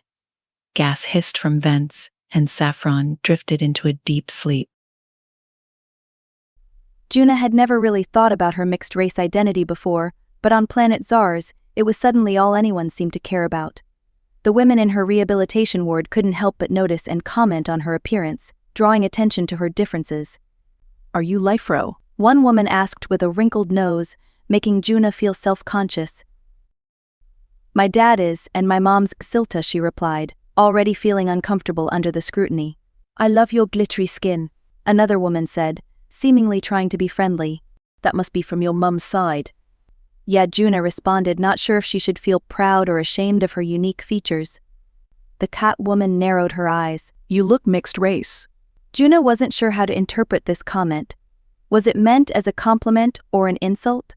Why did your dad choose to have children with his Silta? The cat woman pressed, causing Juna to feel defensive and uncomfortable. Because he loved her, she answered simply, not wanting to go into the complicated details of her parents' relationship. The cat raised her eyebrows. So they were married? Yes, Juna replied, feeling exhausted by the constant questioning and judgment. What kind of food did your mother make for you? The cat woman asked, wrinkling her nose once again. Deep-fried corn cakes. Juna shook her head. No, she cooked Lifro food. The cat seemed surprised by this answer and continued to grill Juna about her cultural background. As she listed off all the dishes her mother used to make, Juna felt homesick and longed for Mom's cooking. She had been in rehabilitation for 2 months already and hoped that when she reached Greenhill, a more educated and diverse city, people would treat her with kindness and see her for who she truly was, not just her appearance. But the women in her ward had already made it clear how rare Xiltas, Bakuds, and Tlishwas were on planet Zars, making Juna feel like an outsider. As tears threatened to spill from her eyes, she vowed to find a way to cover up the shimmer of her skin when she started her apprenticeship, hoping to avoid any more unwanted attention or judgment. Her large brown eyes and her brown hair were just fine. It was her glittery, pale yellow skin which drew attention. Chapter 7. Bad news. On the day of their visit to their new home, a maglev inside an aero conduit transported them through the sky. It took them from the rehabilitation center to the maglev station in Greenhill Sky City. It was all constructed from bara glass, and the ground was far below. At first, looking through the floor at the forests below made Quentin and the girls dizzy, but after some time they learned not to look down. In the waiting lounge, they were greeted by a Lifro man named Onyx. Quentin? He asked. Yes. Lyria wrapped her arms around Quentin's legs, and Juna stood by his side. The Lifro had pale beige skin and short black hair. My name is Onyx. I am your android caretaker. But you're a man. Lyria pointed out. That is not an issue, Lyria. Quentin shook Onyx's hand. Nice to meet you, Onyx. Onyx bowed, his pale blue eyes remaining fixed on Quentin's gaze. Please allow me to take your luggage. Oh no, we can carry it ourselves, Juna insisted. As you wish. Onyx looked at Quentin's bag. And yours? No, we are fine. Let us proceed to the correct speed stream. That is called a speed stream. Quentin pointed. Yes, Onyx answered. So, are you not familiar with the sky grid matrix? No, we don't have sky cities on Lleron. This place is so different from Lleron. Lyria exclaimed. Well, there is much vocabulary you must become accustomed to, Onyx said, with a serious expression pasted on his pale face. As they walked through a large transparent tunnel, Quentin noticed people staring at Lyria. There weren't many Tlishwas in this part of town, but Lyria was too engrossed in admiring the view of the forest and city below to observe. They descended a long tunneled ramp that led to a gigantic crystal pathway where hovered disc cabs were waiting for them. Unlike the pedestrian tunnels, the glass road for fast-moving hovers had no protective roof, though pedestrian tunnels bordered its sides. That's a speed stream, Onyx reminded Quentin, as if reading his thoughts. That huge glass road in the sky? Juna asked. Yes. Onyx nodded towards it. So we also have hover trails for the slower moving vehicles and quartz walks for pedestrians only. They're all made of bara glass but have obvious technological differences. An elderly lift row woman with ash-gray hair and wrinkled beige skin turned around and smiled at them. Hello. You speak my language.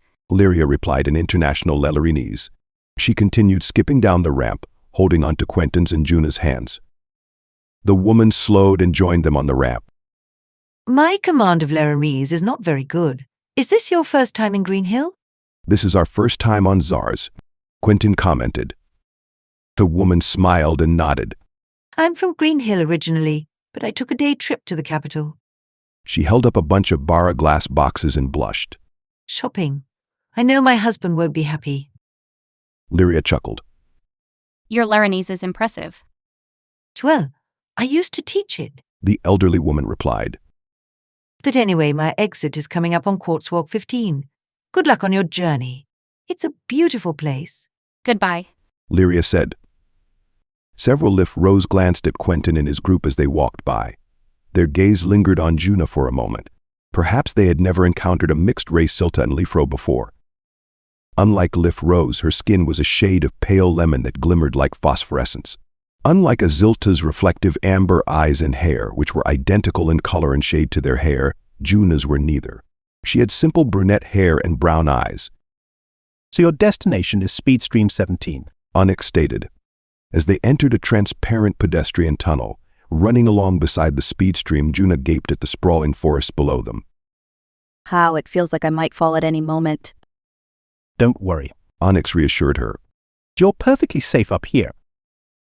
Quentin remembered his shape-shifting spy friend, Anna, telling him that her mother had died after falling from an aero conduit.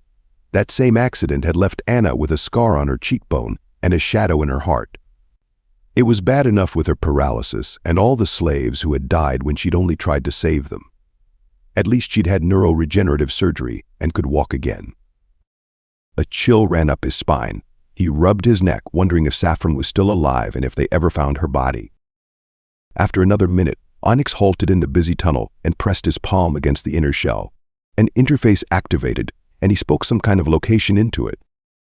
After only a few seconds, a hover disc slowed to a stop beside the tunnel, and glass grew between them so Quentin, Onyx, Juna, and Lyria were able to enter safely. When everyone was seated and harnessed in, it whizzed off at top speed, easily swerving around slower-moving discs. With the hover disc shell made transparent, the girls marveled at the landscapes below. Lush forests, carefully tended gardens, and glass pods perched atop glass stems. Above and around them, intricate glass structures glinted in the sunlight. Quentin had already forgotten what Onyx had called sky structures, though he was sure he would slowly learn the new language and vocabulary that came with it, in his literal translation and in the new tongue. The speed stream began to descend on a steady spiral towards the ground. They landed in a crystal-covered parking lot for hovers. When they exited, the air was warm and fragrant with the scent of blooming flowers. Onyx's bright eyes seemed to penetrate Quentin's thoughts as he looked at him. So if this is Elysium Gardens Crystal Port. You mean this parking lot is called a Crystal Port? Yes, and your neighborhood is Elysium Gardens. We can rent some hoverboards or walk from here. How far is the pod? Quentin asked. Don't you mean the sky bubble? Onyx corrected. The house. You do mean sky bubble. And Onyx corrected again. We've all got a lot to learn. Juna laughed nervously. It's about a mile away. Quentin put his hands on his hips and turned to Juna and Lyria. I don't know about you girls, but I could use some exercise. Same here. Juna agreed. Me too. Lyria bounced on her feet. I feel so light. The gravitational force on Zars is less than that of Lleron. Onyx explained. Zars has a gravity of 9.8 meters per second squared, while Lleron's is 12. I can jump higher here, Lyria said with a grin. Lyria and Juna held hands as Lleron's unique surroundings filled them with excitement. Crystal paths intertwined through blooming vegetation and various glass structures towered above them. Despite the bustling activity of the sky structure high above, the gentle conversations of people only drifted faintly on the wind to their ears. Unlike the hot and humid air of the Crimson Scar on planet Voria, Green Hill's summer air was fresh and perfect. The girls were caught up in conversation about what their new home would look like, but neither of them mentioned Lyria's mother, so Quentin followed suit. Finally, Onyx gestured towards a massive glass stem and declared that they had arrived at their destination. Lyria craned her neck to get a better view of the large white glass ball perched atop it and asked what they should do next. Onyx replied with a wink and placed his hand on the surface of the stem, causing an archway to appear. So the four of them stepped into a spacious elevator that transported them to the first floor of their sky bubble home. Excited by the sight of her new home, Lyria skipped into the open plan space, but it was dark.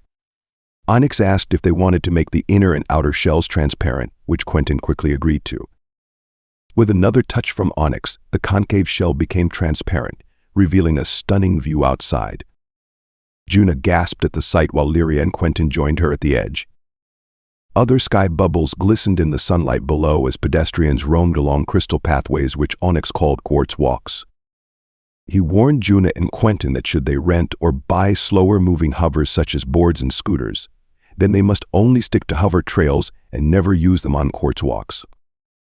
Overwhelmed by it all, Juna exclaimed that it was beautiful. However, Onyx noted aloud that this was nothing compared to where Juna would be working. He said she'd be commuting to an ancient part of Green Hill. Juna eagerly asked when they would get to see it, but Onyx explained that she would have to wait until her first day of work, which Juna did not know the date for. Onyx assured them that they would find out soon and mentioned that LSS should contact them that day. As they explored their new home, Onyx taught them how to use the intelligent Burra glass system. Even Lyria could make her bedroom opaque or transparent, as well as customize various surfaces with patterns, pictures, and colors. The little girl requested a fully furnished dollhouse to appear at her command. While the sky bubble was large enough for multiple families, Lyria insisted on sharing a room with Juna, who graciously accepted and helped decorate their floor with her own touches of red and silver. Despite Quentin's attempts, he wasn't able to reach Zebulon. Later that afternoon, while deep-frying chicken, Zebulon called him. "Onyx, can you take over for me?" Quentin asked the android nanny. Onyx found more vegetables in the bar-freeze closet and started preparing them while Quentin chose not to disturb his daughters upstairs, who were laughing. Quentin put his data globe on mute and stretched it across his body. In the 4 years they had spent in cryo-sleep, Zebulon had aged significantly. Quentin, good to see you made it safely. How are the girls? Quentin moistened his lips and asked the question that was weighing heavily on his mind. "Did you find Saffron?" Zebulon let out a sigh. No. Quentin's throat tightened. "Did you find her body?" Nothing. We exhausted all options. Military satellites, sonar, everything. Quentin clenched his fists, knowing he would have to break the news to Lyria that her mother was missing. When the girls came down to eat, Juna must have noticed something was wrong, because she asked him about the Secret Service. He validated their fears. The LSS was unable to locate Saffron. Lyria's fork froze mid-air as she looked up at Quentin with her purple eyes. Juna rushed over and wrapped her arms around Lyria as they both cried silently. Eventually, Lyria's voice broke as she spoke through her tears. "I think she's dead." Yuna sobbed harder at this realization that her little friend was grieving her mother, but Lyria remained strong. "It's okay. I got to spend time with her before we left, and those days were special." Numbness set in as Quentin reached over the table and held Lyria's small hand in his own larger one. "If you'd like, I can adopt you." Tears welled up in Lyria's eyes. "Really?" "Yes, it would be an honor to be your dad." "I never had a dad before." She sniffed. "Can I call you Dad like Juna does?" This time it was Quentin's voice that cracked. He swiped a tear off his cheek. "I would be honored." "Maybe I'll call you Daddy instead of Dad. I used to call my mother Mommy." His vision blurred and his body turned cold. All the hopes and dreams he and Saffron had for their daughters and life together were suddenly shattered. Quentin, Lyria, and Onyx accompanied Juna to the Android Recovery Center in Green Hill's Historic Center. They marveled at the sights as they walked along stone-lined paths and under arches adorned with grotesque stone creatures known as gargoyles. "I feel like I'm dreaming," Lyria said. "You're telling me?" Juna flicked her long brown hair over her shoulder. I can't believe a place like this still exists. How old is it, Dad? Over 4,000 years old, Onyx interjected. Groups of tourists stared at Lyria as they passed by. She seemed to be the only purple-skinned Tlishua in Greenhill, if not all of Carlania. When they arrived at the Greenhill Android Recovery Center, security guards stopped them at the entrance. A robot guided Juna inside, and she looked back and waved with excitement in her eyes. Quentin's heart swelled with pride as he witnessed his daughter begin her first day of work. Juna wasted no time and immediately started working. Her supervisor administered a test to gauge her computer programming skills. When the woman returned with her results, she was taken aback and could hardly find the words to say that Juna had surpassed expectations. Juna already knew what she would be taught that day. She joined the other programmers and completed the necessary coding. They were impressed and said she was ready to move forward at an accelerated pace. In the cafeteria, many eyes followed her as she walked in and whispers erupted around her. She crossed her arms over her chest and scowled. A friendly guy sat down across from her. He had creamy skin and strawberry blonde hair cascading down his shoulders, fitting in perfectly with the other shades of cream, peach, and brown people who did not glitter, by the way. She let out a deep sigh. You shouldn't sit here.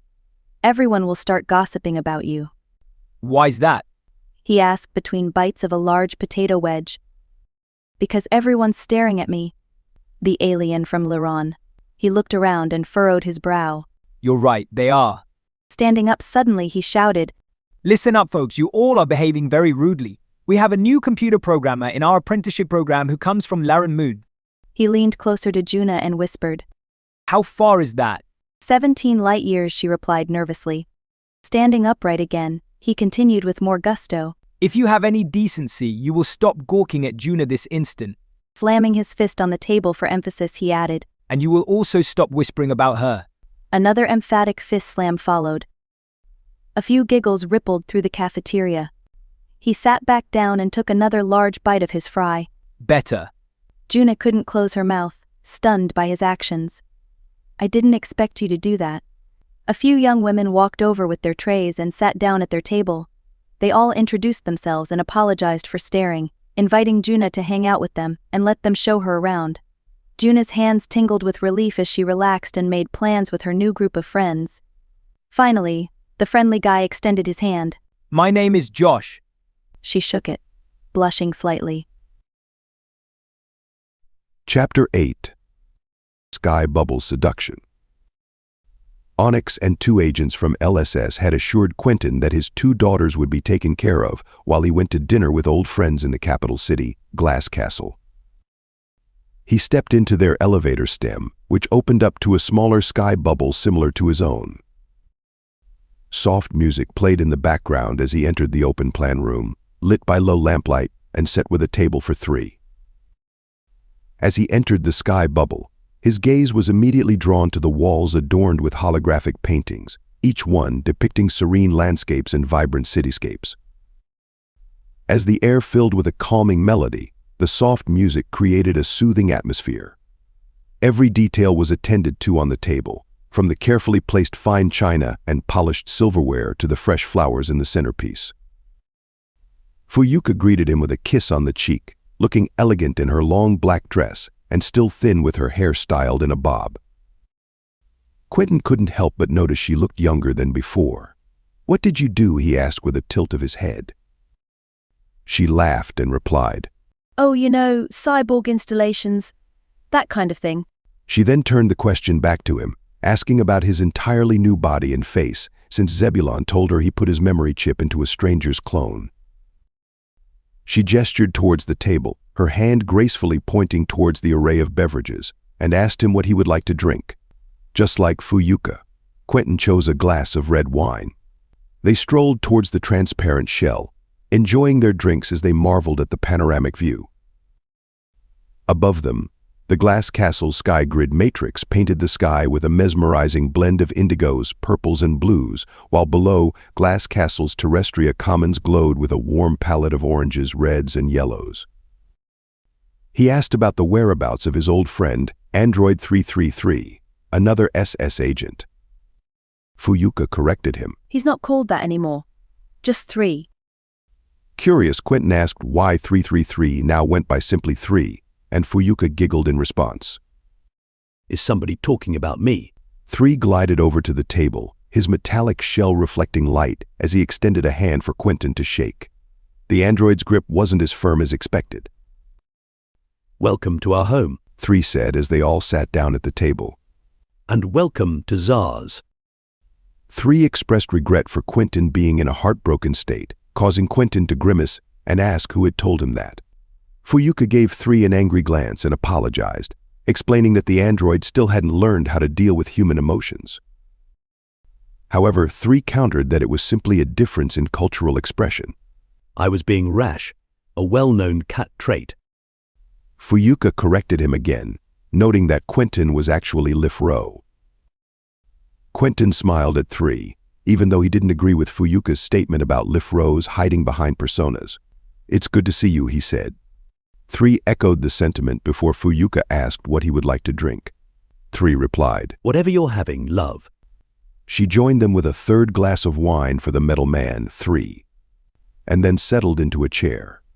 Stephanie will bring our food soon, she's busy in the kitchen. I hope you're not a vegetarian like Anna. He chuckled. Never. Do you have an android servant? Everyone does, even those with less wealth. The homeless don't, 3 added. Quentin shot 3 a curious look. With all of Fuyuka's resources, why didn't he choose to blend in more with humans? Are you wondering about my appearance? 3 asked. Quentin's eyes widened. Did you read my mind? I'm afraid so, Fuyuka said. We turned off our mind-link interfaces, but we can still detect simple thoughts. Is that how you knew about my broken heart? Quentin asked 3. No, Zebulon told us, 3 replied. Quentin's neck tensed up. Oh, come on, we're all friends here, Fuyuka reassured him.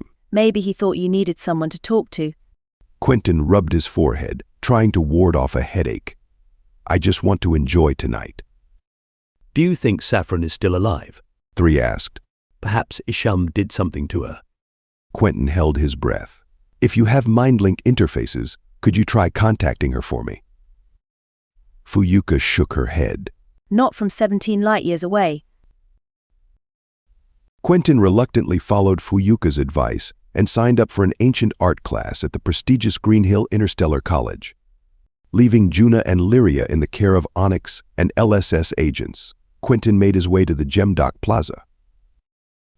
It was a cool fall evening, with the scent of fallen leaves permeating the air. Stars twinkled in the sky between glowing arrow conduit in the less dense sky grid matrix. The sound of rustling leaves underfoot filled the quiet atmosphere, while a gentle breeze brushed against his cheeks, reminding him of the changing season. As he walked through the bustling quartz walks in Green Hill's Terrestria Commons, his thoughts were torn between his family back home in the sky bubble, his family in Lleronese, and the excitement of trying something new. The uncertainty about Saffron's passing intensified his grief, making it even more difficult to bear. Not knowing might have been the worst, but watching poor Lyria, her eyes filled with sadness and uncertainty, made it even harder. After arriving at Green Hill's Gemdock Plaza, Quentin took a hovercab up to the sky grid matrix where the college was located. As he stepped into the pedestrian tunnel, he couldn't help but feel a sense of alienation from this world of luxury and elegance. Navigating through the maze-like complex with the help of his data globe's map, Quentin finally arrived at the art sky bubble. The scent of turpentine stung his nostrils as he entered and saw a group of students already working on sketches of a large plant in the center of the room. Settling down at an easel with a blank canvas, Quentin tried to focus on painting the plant's intricate structure. But all too soon, memories of Saffron invaded his mind, and he found himself struggling to concentrate. Painting used to be his escape, but now it only brought up painful emotions about his divorce and resentment towards Talmadon. Lost in his thoughts, Quentin didn't notice when an attractive Lifro woman approached him. He tensed up when she complimented his painting, feeling self-conscious about his lack of experience compared to her obvious talent. The white silk shirt she wore caressed the contours of her breasts, while the black leather pencil skirt clung to her knees. He couldn't determine if her hair was artificially dyed pink or if she was wearing a wig. Like a porcelain doll, her skin was flawless and as white as milk. Apart from her fine body, what really caught his eyes were her striking bright turquoise eyes.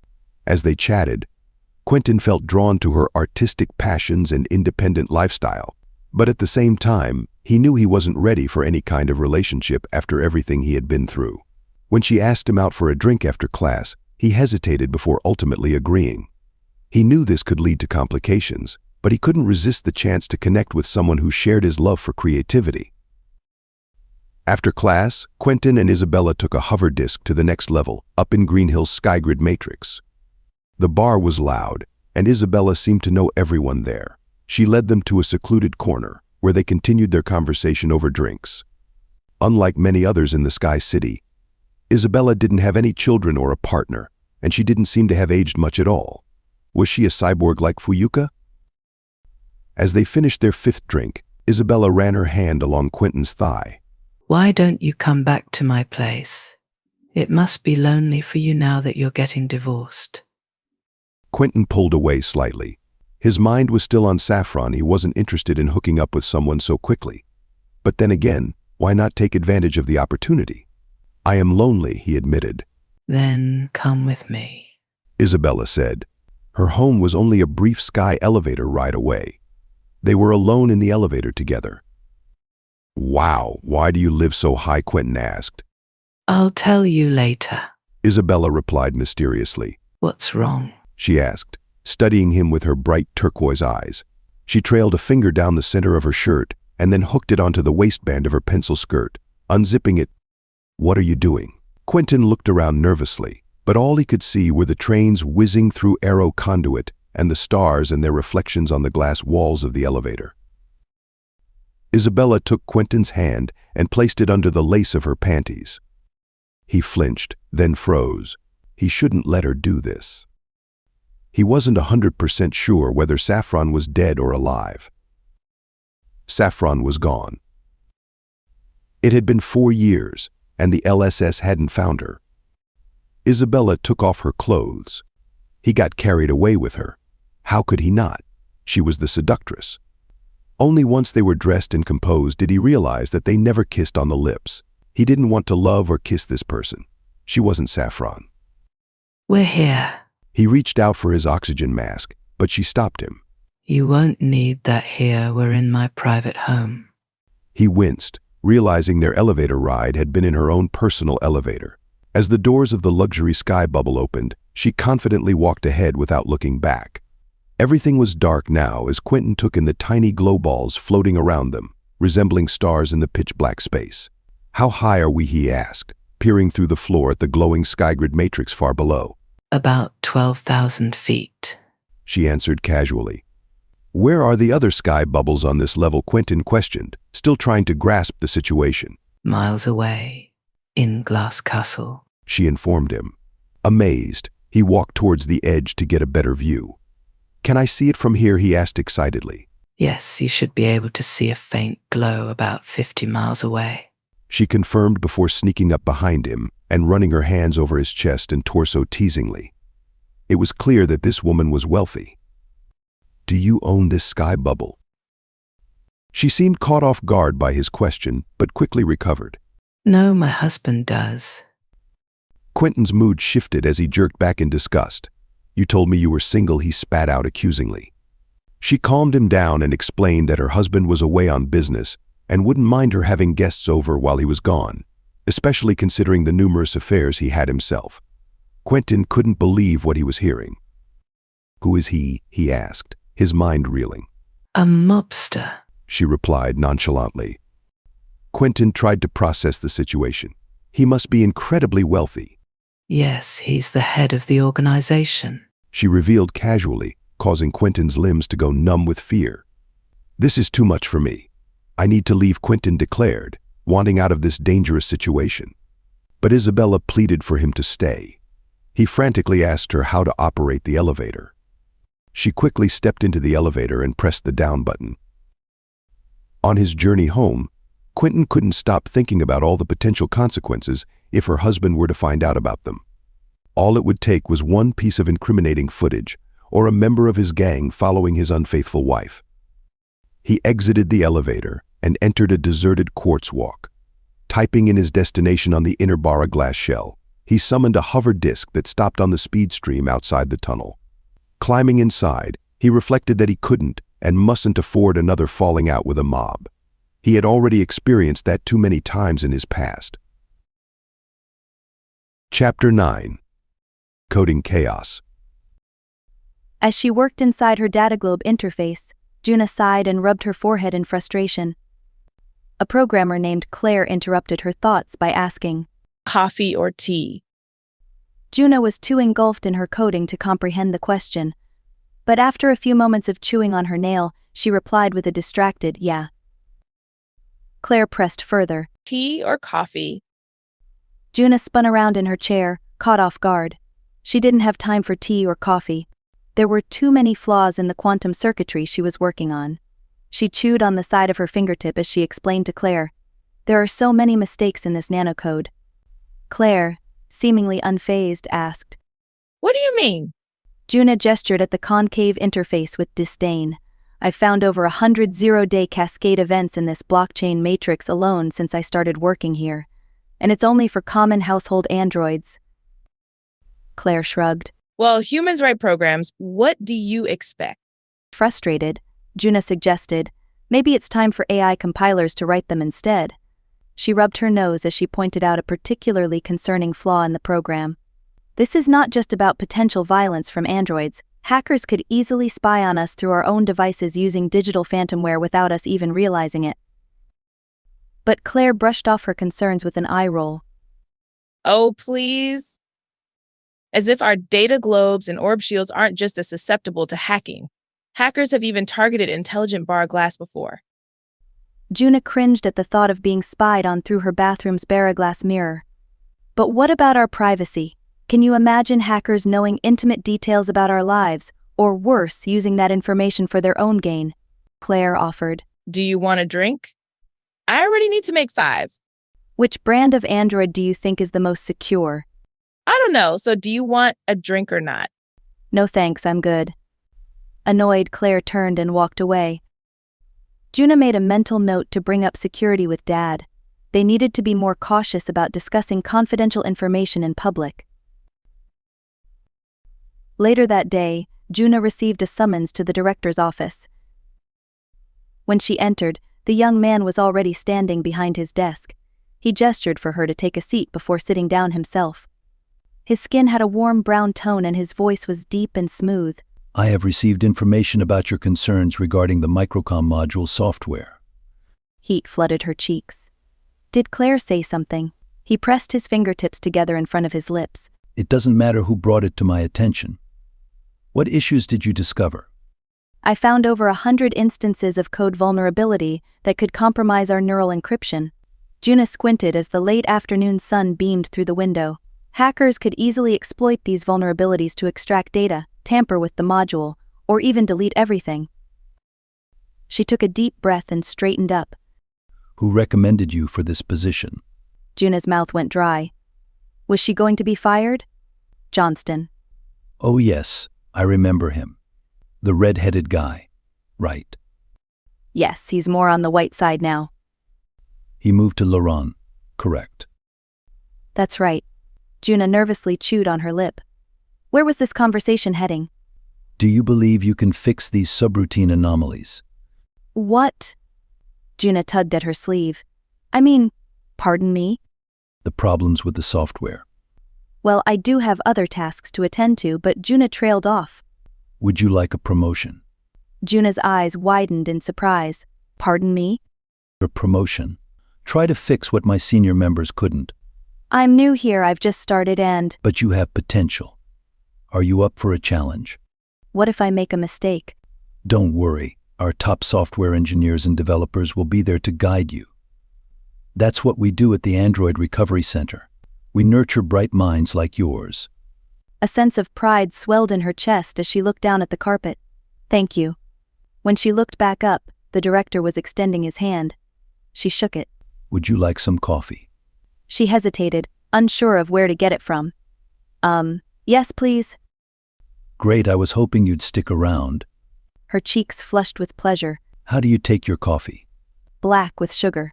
He ordered it from his bar glass desk. As they waited for their drinks, Juna realized she didn't even know the director's name.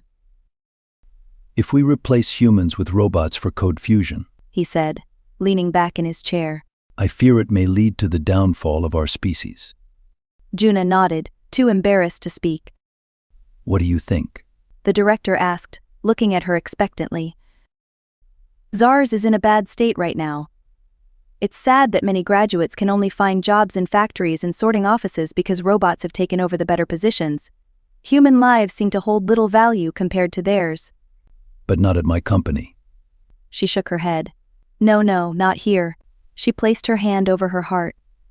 I am grateful to work here. Why not Lleronese? I'm sorry. Why did you choose this place? I mean, don't get me wrong, we're glad to have you. It's just so far from your home.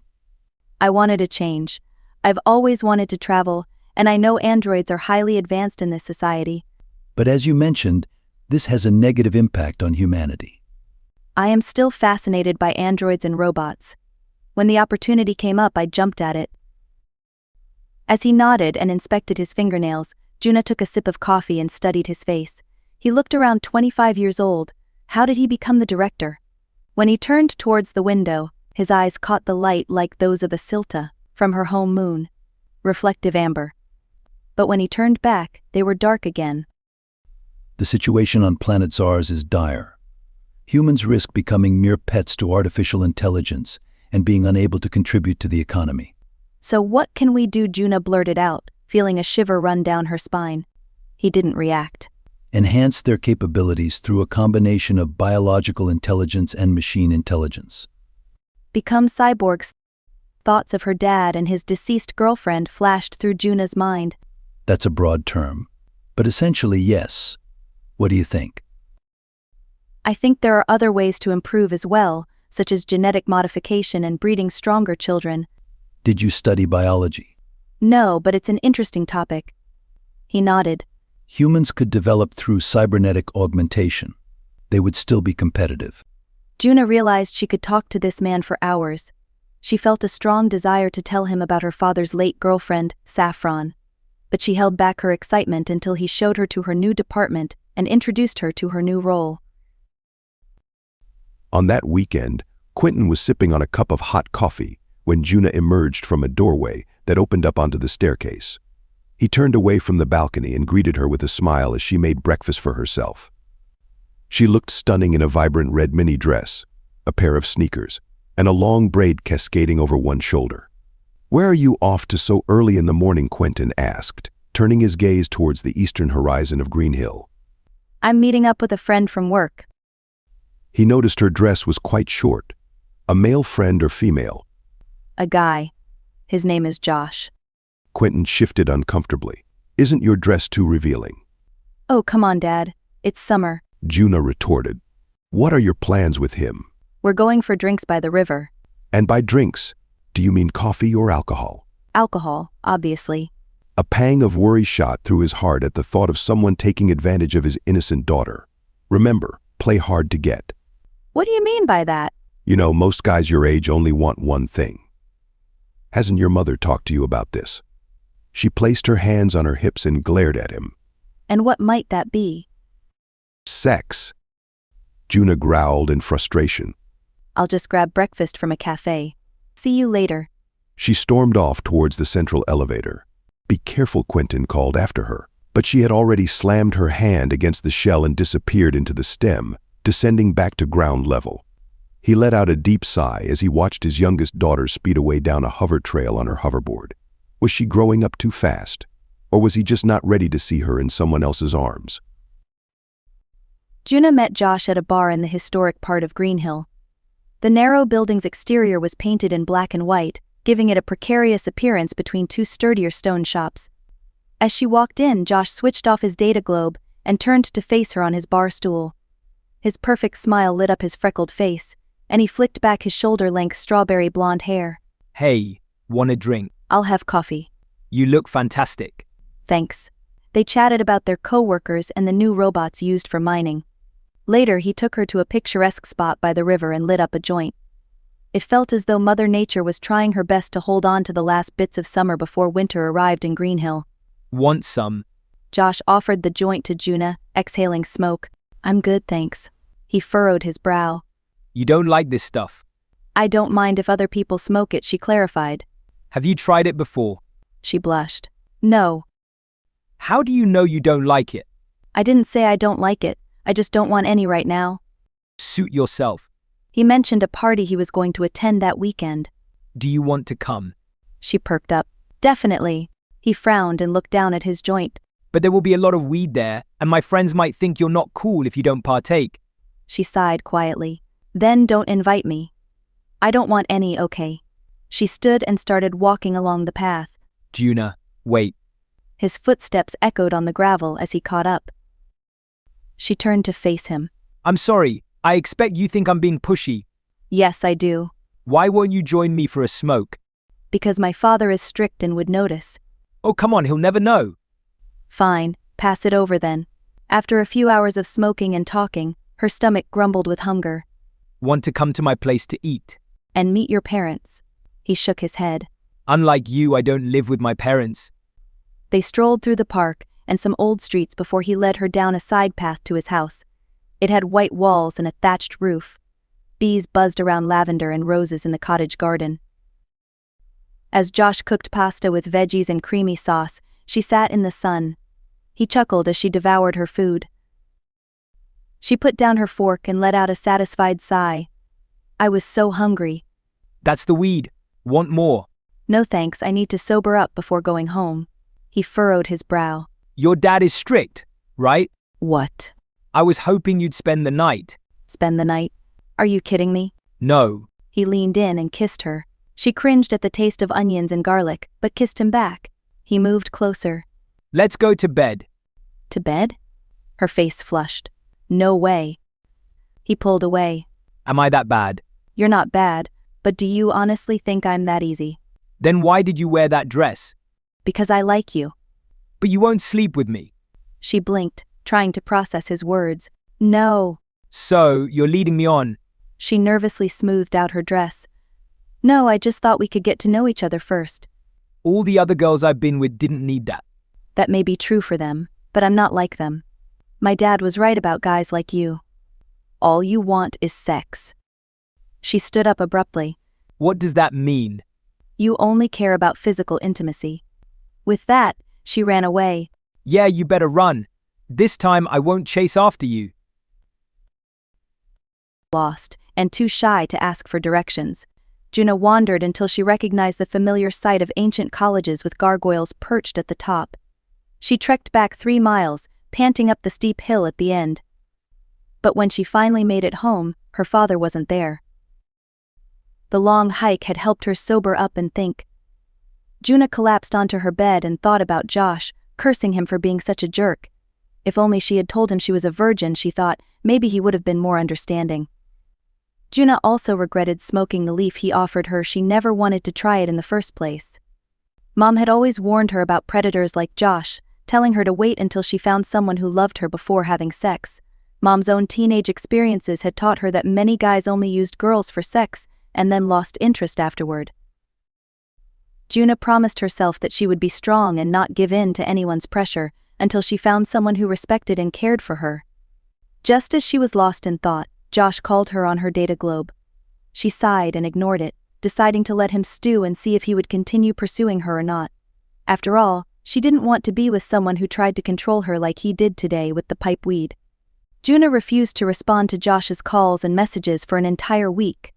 She avoided eating at the work cafeteria and instead opted for lunch at cafes outside of their workplace. Despite her initial reluctance, she agreed to meet him for a meal in the Sky City when he called on the weekend. Unlike their previous meetings, she wore a long, baggy hoodie that covered her body from head to toe. Luckily, the restaurant wasn't too fancy, and their casual attire blended in with the other diners and families with messy-faced children. Josh had tied his hair back and appeared anxious as he sat across from her. He reached out to hold her hands, but she pulled them away. "What do you want?" she yelled. He raised his hands defensively. I'm so sorry. I shouldn't have said what I did. I talked to my friends about it. You talked to your friends. Her heart raced at the thought of others knowing about their situation. Why is it suddenly their business? Please just listen, he pleaded. They all agreed that I was wrong and that the other girls I slept with were whores. They said I didn't deserve you, that you're too good for me. Juna winced at the derogatory term whores used for the other women. She couldn't help but think they were like her mother when she was a teenager. Vulnerable and preyed upon by men like Josh. But she wouldn't let him take advantage of her if she stayed strong enough. If I'm too good for you, then why did you call me? She questioned. Because I want to be a better person for you. I'll wait. She let out a sigh before asking, "What are you eating?" Josh glanced at his plate and muttered, "Just a sandwich." Juna rolled her eyes and took a deep breath. "Look, Josh, I don't know if we can go back to how things were. What you said really hurt me. You pressured me into something I wasn't ready for, and then you turned it around on me." Josh lowered his gaze, nodding slowly. "I know. I was out of line. I didn't think about how it would make you feel. I've been an idiot. I'm sorry." Juna crossed her arms. "It's not just about you being an idiot. It's about respect. You didn't respect my boundaries, and that's a problem." Josh fidgeted with his sandwich, clearly uncomfortable. "I'm trying to be better. I want to make it up to you." "I don't need you to make it up to me," Juna replied sharply. "I need you to understand that this isn't something you can just fix with an apology or waiting a week. I'm not sure if I can trust you again." Josh's face fell, and the confidence he had when he first arrived seemed to drain away. "So what now?" he asked quietly. Juna stood up, tossing her napkin onto the table. "I think I need some space. I'll talk to you when I'm ready. But for now, I need to focus on my work and myself." "I get it. I really am sorry, Juna." Without another word, Juna walked out of the restaurant, her mind swirling. She wasn't sure what the future held for her and Josh, but one thing was certain. She needed to stay focused on her work. There was too much at stake to let personal drama derail her progress. As she returned to her Sky Bubble home that evening, Juna opened her data globe interface once again. The familiar hum of the system brought her a sense of calm. She had a long night ahead, sifting through the quantum circuitry and correcting the neural encryption gaps that had plagued her earlier. But as she settled into her work, she couldn't help but feel a small sense of relief. Work was predictable, coding was logical, and at least for now, that's all she needed. Chapter 10. Shadows of Loyalty. As Saffron's vision cleared, a mechanical attendant gently retracted the cryo-bud, enveloping her. Her pulse decelerated with the heavy understanding that her nightmare was, in fact, her reality. The thought of never embracing her daughter again made her insides boil. A gelatinous film obscured her view, yet her limbs refused to obey her desire to clear it away, her head barely managing a slight turn. Nearby, Isham remained ensconced in her own cryogenic capsule, indicating her ongoing slumber and disconnection from the MindLink interface and auditory functions. Despite the inner chaos, Saffron managed to remain calm and composed, considering informing the service automaton of her abduction by a fugitive being chased by the Lleronese authorities. However, the remnants of cryosleep sapped her strength, stifling her breath and silencing her voice before it could emerge. A second robot navigated the ship's metallic corridor, halting at Isham's station to peel away her protective cocoon. Shortly after, Isham's form, tinted the color of the palace lavender, was unveiled to the chill of the spacecraft, her body suspended yet motionless. A rush of adrenaline sharpened Saffron's senses. If only she could access her MindLink interface, she might seize control of the automaton's core system. "Can you perceive my voice?" she asked the robot helpers. "It's me, the one you're tending to.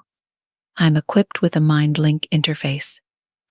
Silence was her only reply. The automaton meticulously cleared the remnants of the cryogenic sheath binding Saffron's ankles.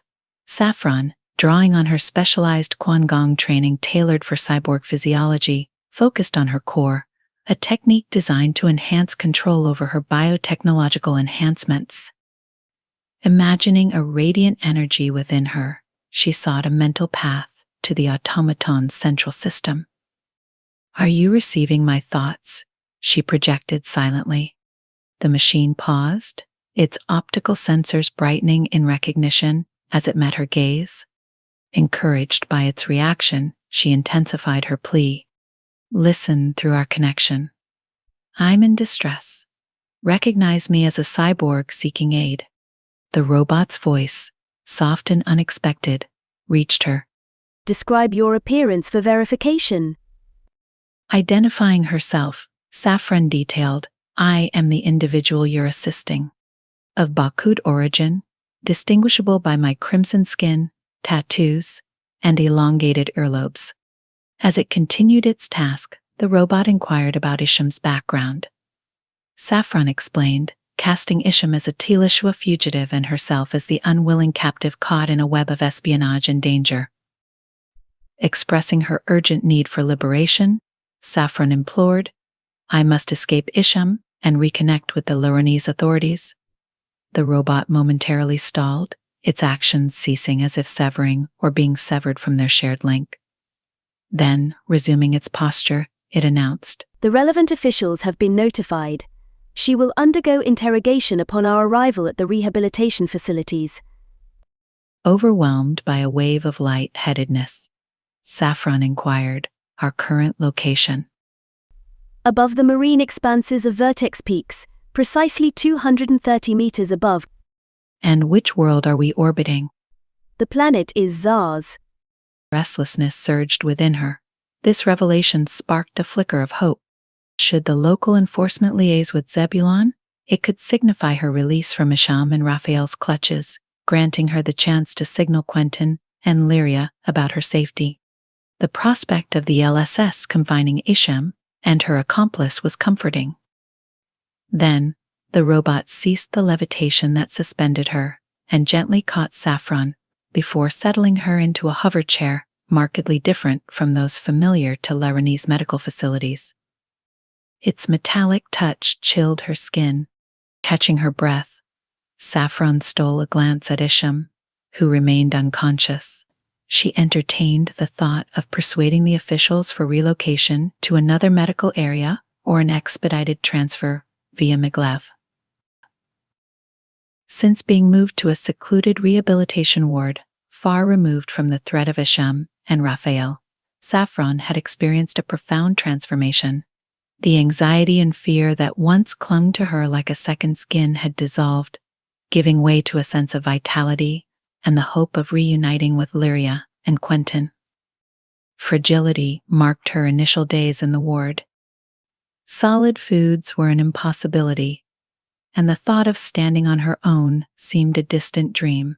Yet, integrating advanced rehabilitation technologies, virtual reality simulations alongside a glidodisc catalyzed her recovery. She excelled in simulated environments, mastering the intricacies of rock climbing, the fluidity of swimming, the thrill of diving, and the tranquility of yoga. Her performance was exceptional, but she tempered her abilities, mindful of the need to conceal her true nature. The revelation that she was a cyborg could upend the precarious stability she had managed to find. Although built on half-truths, the friendships she cultivated with patients in her ward grounded her. She couldn't risk exposing her real identity, not when the implications could be so dire. Although built on half-truths, the friendships she cultivated with patients in her ward grounded her. She couldn't risk exposing her real identity, not when the implications could be so dire. Instead, Saffron crafted a narrative palatable to the authorities, one that would withstand scrutiny without betraying her cyborg enhancements or her tangled past with the Lleronese Secret Service and the government. She had to balance friendships while dealing with allegiances and secrets.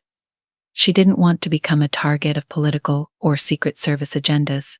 Saffron was preparing for a future where she could reunite with her loved ones. Each day was a tightrope she walked, risking it all if she slipped up. An officer, a woman of deep brown complexion, escorted Saffron into the secluded office. Tension threaded through the air, hinting at the importance of the conversation to come. The room, designed to appear impenetrable to the untrained eye, likely harbored unseen observers. experts in human behavior and law enforcement concealed by the mirror, scrutinizing every word and gesture.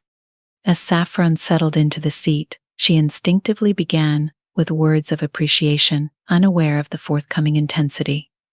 "I'm grateful for the change in location to another ward." The woman's posture shifted to one of professional curiosity as she delved straight into the matter at hand. "What details can you provide regarding Professor Isham?" Saffron, understanding the weight of her next words, tread carefully. The Lleronese Secret Service had assigned me to track her down. On Lleron Moon, I was the only cyborg operative available for the mission. Acknowledgement flickered in the woman's eyes, encouraging Saffron to elaborate. Despite locating her hideout, Isham expected my arrival. She allied with a mutant, significantly stronger than any normal human or cyborg, capable of easily subduing me. In hindsight, I regret not informing the service automaton of the threat. The mutant poses a significant risk. Their reasons for bringing me to Zars remain unclear, yet they possess sensitive government data. The interrogator probed deeper. "Are you privy to this classified information?" Saffron held her ground, her loyalty to the LSS clear. "Yes, but that's a matter strictly between the LSS and myself." The woman leaned in. "And her purpose on Zars?" "I'm as in the dark about that as you are." "Is there absolutely nothing more you can disclose?"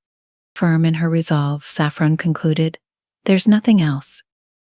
The detective's skepticism lightly brushed the air as she signaled towards the obscured glass, her voice piercing the tense silence. "It's fortunate she hasn't implicated Arat yet. She's aware of his involvement, isn't she?" Saffron's already strained heart seemed to skip entirely, her anxiety peaking as the opaque barrier transitioned to transparency, revealing Isham, Raphael, and a figure exuding military prestige on the other side.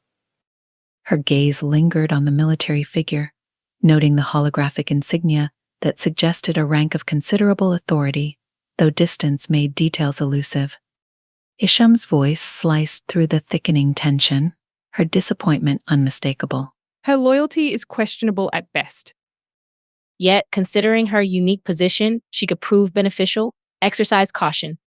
The detective threw Saffron a meaningful look, hinting at heightened vigilance in the future. Saffron's hope of seeing Quentin and Lyria again faded when Isham sneered at her. "It's disappointing, really." Isham began, her tone laced with a mix of frustration and regret. "Here I thought we could have been allies." Saffron, gathering a semblance of courage from within her weary soul, met Isham's gaze. "Allies," she countered, her voice steady despite the turmoil inside. "After everything you've put me through, friendship was never on the table." Isham scoffed, her expression hardening. "Oh, please," she retorted with a dismissive wave. "You're a cyborg. You're built not to feel." Saffron clenched her fists, feeling the sting of Isham's words. "Just because I'm a cyborg doesn't mean I'm numb. I feel just like anyone else." The air in the room grew colder as Isham leaned forward, her voice dropping to a menacing whisper. "Let's talk about what you do to protect your daughter, shall we? How far are you willing to go to ensure her safety?" The mention of her daughter, the potential threat to her well-being, tightened a noose. "What do you want from me?" Isham straightened, her lilac eyes gleaming with a predatory glint. "Simple. Your undivided loyalty. Promise me that, and your daughter stays safe." Saffron was hit hard by her situation. Trapped between the instinct to rebel and the primal urge to protect her loved ones, she found herself nodding, the words tasting bitter as they left her lips. "I promise," she said, sealing a pact that felt like a betrayal of her very essence. Saffron joined Isham, Raphael, and the military officer in a private maglev aero conduit. It whisked them away to an unknown location. The walls of the compartment were made of bara glass, but it had been blackened out so Saffron couldn't see anything outside. When they arrived at a port, Saffron could not read the writing and had no time to use her brain's nanocomputer to translate via Euphorian net. She attempted to sneak a peek at the officer's badge, but Isham grabbed her hand and hurried her along. Soldiers met them at security, and they were escorted through a restricted passageway. Once outside, their footsteps echoed on a glass bridge, called a quartz walk, as they approached an empty hover disk among a fleet of security hovers. Once again, the baroglass was blacked out, and there was no navigation screen to give them any clue about their surroundings. However, Saffron managed to find information about the stranger's badge on Euphorian Net. He was the commander-in-chief of planet Zars. The realization made bile rise in Saffron's throat. Was Isham planning to start a war?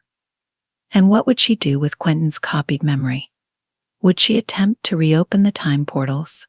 If she did, the Tsar's military could travel anywhere at any time, giving them an unfair advantage over other planets. With knowledge of Lleronese's star gem secrets and their control over the Alliance, Tsars would undoubtedly want to claim its share. Saffron fidgeted with her hands in her pockets, knowing that asking questions would be futile. When Saffron and her awful entourage finally touched down and the top of the hover disk opened, they were in a large, gray hall filled with multiple security doors lining the walls. The high-ranking officer and some of his soldiers took one exit while saying goodbye.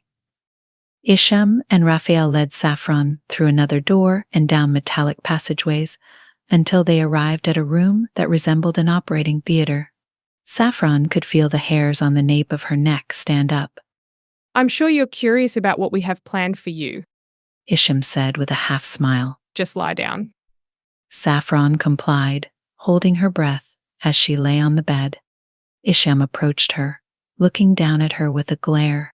When you wake, you'll feel like a completely different person. Raphael squinted. Don't be jealous, Raphael, Isham said. Saffron may surpass you in strength, but she'll never share my bed. Saffron glared at her, feeling betrayed.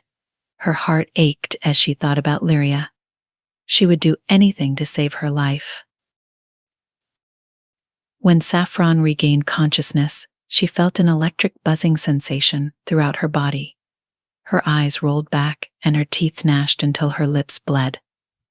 Involuntarily, she lifted her hand and flinched at the resulting lightning bolt that shot from her palm and hit the metal wall. Gasping for air, she feared that she might explode. Suddenly, a military-grade orb shield formed around her, relieving some of the burning sensation. Isham's voice echoed in her mind. You have much to learn. You are my new experiment, and if all goes well, you will become famous. Saffron writhed in discomfort. I don't want to be famous. You don't even know what you'll be famous for yet. If it involves you, I'm sure it's something sinister. Why do you think I'm so evil? You used to work for Arat. And who did you work for before you started caring about Quentin? Heat surged through Saffron's body, causing her fingers and toes to burn again. Controlling your emotions will be crucial, Isham reminded her. Saffron's mental voice grew louder. What do you want me to do? That's for me to know and for you to find out. Chapter 11. Holographic Escapes. Some militants gave Saffron a private apartment after she woke from her second surgery in another secret underground location. Instead of traditional windows, she had access to baroglass holographic screens that could display various landscapes with accompanying sounds and sensory elements like temperature, wind, fragrance, and lighting. Out of all the options, her favorite was a tranquil waterfall. She also had a glide disc for virtual workouts and a food machine that delivered healthy meals through a hatch when she placed an order. But as she thought about the luxurious accommodation, she couldn't help but grimace and wonder why Isham had provided it for her. She tried to connect to the internet via her internal mind link, but failed. And whenever she attempted to use it, she could sense Raphael's presence and withdrew. She could only leave her room when someone announced their arrival to take her somewhere else. Other than that, Isham ordered her to stay locked in the room most days, spending her time in simulated environments such as walking, climbing, swimming, or fighting, using the glide disc for levitation help. Her figure appeared more slender now, as if her physical strength was no longer a priority with her newfound abilities. With a leaner frame, she could move faster and react with greater agility. Over months, experts in cyborg warfare trained Saffron, learning how to harness her powers. Despite not understanding how she did it, she could emit lightning from her hands and feet, as well as utilize an array of weapons and supersonic waves. But there were other abilities, new and unnerving. She found she could alter her visual perception at will, zooming in on distant objects or switching to heat signatures. Her limbs adjusted to whatever terrain she faced, her feet gripping vertical walls like an insect, her hands creating adhesion to smooth surfaces. She had once attempted to swim in a virtual ocean, only to discover that her body no longer needed to breathe underwater. Her control over her physical form extended beyond endurance. Saffron had, occasionally, phased through solid matter, walls and barriers, without knowing how. At first, it terrified her, but the military trainers treated it as routine, offering no explanations, as if this new skill was just another in her arsenal. Most unsettling was her ability to anticipate movements before they happened. During training, she could predict the exact trajectory of a projectile or the next move of her opponent in hand-to-hand combat. Her reaction time bordered on precognition. Then there was the strength. Despite her slim build, she could crush metal and bend steel with her bare hands, but it came at random. The trainers never told her when or how the strength would activate, leaving her uncertain of when it might surge through her body. And while she accepted it as part of her training, she couldn't shake the feeling that her strength was far beyond anything a cyborg enhancement could explain. She often wondered if they had genetically modified her, along with the implants. But every time she questioned Raphael or Isham, they ignored her. The more she asked, the less they shared. Her mind, too, had changed. Saffron found herself capable of splitting her consciousness. She could focus on a single task while simultaneously processing multiple streams of information, like a machine.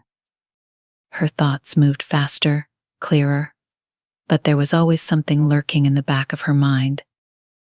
Whenever she reached out to explore it, Raphael's presence would block her access, as if there were parts of her own mind she wasn't meant to understand. Isham and the rest of the team kept their plans secret from her, but she trusted that their mission would not put Lyria in danger. As her powers grew and the boundaries of her abilities expanded, she couldn't help but wonder who she had become. In the end, Isham confessed that, yes, Saffron had been genetically modified.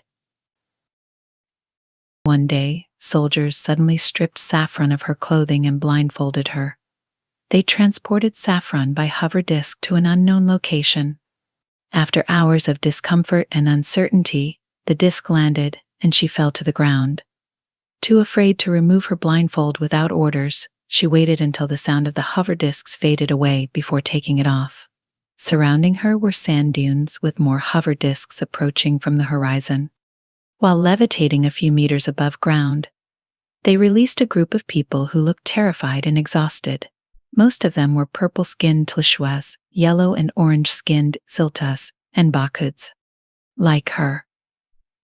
Wearing Lleronese military gear, equipped with advanced orb shields and weapons. One man, who was thin and had acidic yellow skin, pointed at her and exclaimed that she was the naked cyborg they needed to kill. Saffron looked around in all directions as 8 soldiers aimed their weapons at her. Determined to defend herself, she activated her military-grade orb shield, which created a protective barrier against lasers, bullets, steel, and fire. With the neural enhancement in her body, she didn't just feel the shield activate, but experienced it as an extension of herself, expanding and flowing like a second skin. One soldier stood out as he wore a military exoskeleton. Saffron knew from experience that those suits were uncomfortable but strong. In moments like this, she felt a brief pulse of memory, of what it was like to be entirely human and vulnerable. That feeling was gone now. The woman with massive mechanical arms approached her, intending to crush her. With a quick calculation of her opponent's trajectory, Saffron used her knowledge of human anatomy to deflect one arm towards herself, sidestepping with a fluid movement. Her body was a precision weapon. She stepped back, turned to the side, and struck the vulnerable spot under the woman's arm between metal plates with her knee, her motion enhanced by microjets implanted in her legs, giving her a force no human could muster. Saffron's knee collided with the skeleton, causing it to split in half and showering blood and metal everywhere. She twisted midair, her enhanced reflexes anticipating the next incoming attack from behind. Before the soldier in an exoskeleton could fire, Saffron leapt at a blinding speed, her limbs slicing through the air with effortless precision. Her speed was not just physical, she could predict her enemy's actions a split second before they moved. With a burst of energy from the nanotech embedded in her muscles, Saffron dodged bullets and debris with the grace of a predator, her body becoming a blur of motion that was impossible to track. Each of her movements was calculated, striking at the perfect angle, the perfect spot, as if she were seeing into the future. A wave of fear washed over her adversaries, their disciplined ranks crumbling under her relentless assault. Saffron's insect-like vision allowed her to perceive their every weakness, her enhanced eyes detecting the micro-twitches in their muscle fibers and the weak points in their body armor.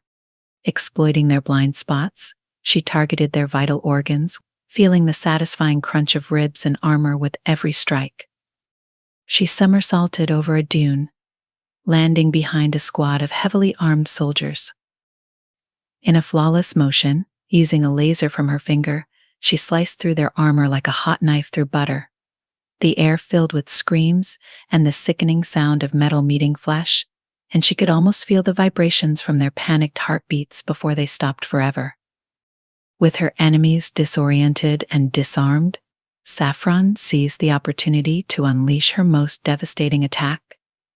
She focused on creating a laser star from her navel, which expanded with a pulse that rippled across the battlefield, immediately taking out all the military-grade orb shields surrounding her.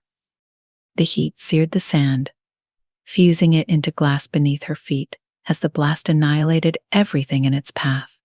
Using every last ounce of strength, she delivered a crushing strike, her fist connecting with the remaining soldier's exoskeleton. The metal frame shattered like brittle glass, and the force sent the soldier crashing to the ground with a dull, sickening thud. As she stood over the fallen bodies, their once intimidating forms now lay crumpled, unrecognizable as human beings. Silence fell over the battlefield as Saffron stood triumphant, her breath ragged and her body covered in a sheen of sweat. As she surveyed the surrounding wreckage, Saffron knew that this was just the beginning. There were probably going to be more battles to come. She was Isham's puppet, with a painful lump in her throat. Saffron lowered her gaze. The hover disc arrived to pick her up and transport her back to wherever Isham had locked her away. Back in her apartment, Isham was waiting. The crazy scientist placed a gentle hand on Saffron's hunched shoulder and gave her a sympathetic look. I can see how much this is hurting you. I never wanted to hurt you. Arot had planned this for Gwen and Grace as well. It was always part of his plan. Saffron gave Isham an intense, feverish stare. "You were my friend," she said, glancing down at the branded scars on her thighs. "You burned me with hot irons and performed surgeries on me without my consent. How could you betray me like that?" Isham ran her hand down Saffron's red arm and slipped her hand into hers. We can be friends once again. I hate seeing you so isolated and unhappy. I'm sorry. "If you are truly sorry, then let me go," Saffron replied firmly. But your daughter and Quentin are safer with you following my orders. Isham argued. This is not just about me. There is a bigger force behind all of this. We are part of something much greater. Can you tell me what that is? No, it's confidential. But you will find out eventually. Could you tell me telepathically, Saffron asked in her mind. Are you being forced to do this? Isham's jaw twitched involuntarily. Let's go out tonight, just the two of us. We can see the city and have some fun. Saffron looked at Isham through lowered eyelids, wondering if she was truly evil, or if there was a way to befriend her and possibly stop whatever terrible plans the Lleronese had in store. Is Raphael coming too? Isham shook her head. No, it will just be the two of us. What do you say? Fine, Saffron replied flatly. In a virtual scope chamber, Quentin and Fuyuka played a game of airball. With each hit of the ball, it bounced higher and higher off the uneven walls. Despite Fuyuka's acrobatic skills, Quentin emerged as the victor. They celebrated by going out for a meal in Glass Castle's upper zone with their friend 3, who was waiting for them at a nearby restaurant. The three of them enjoyed the sunset together before sitting down to eat. As they talked, Fuyuka showed affection towards the metal-skinned 3.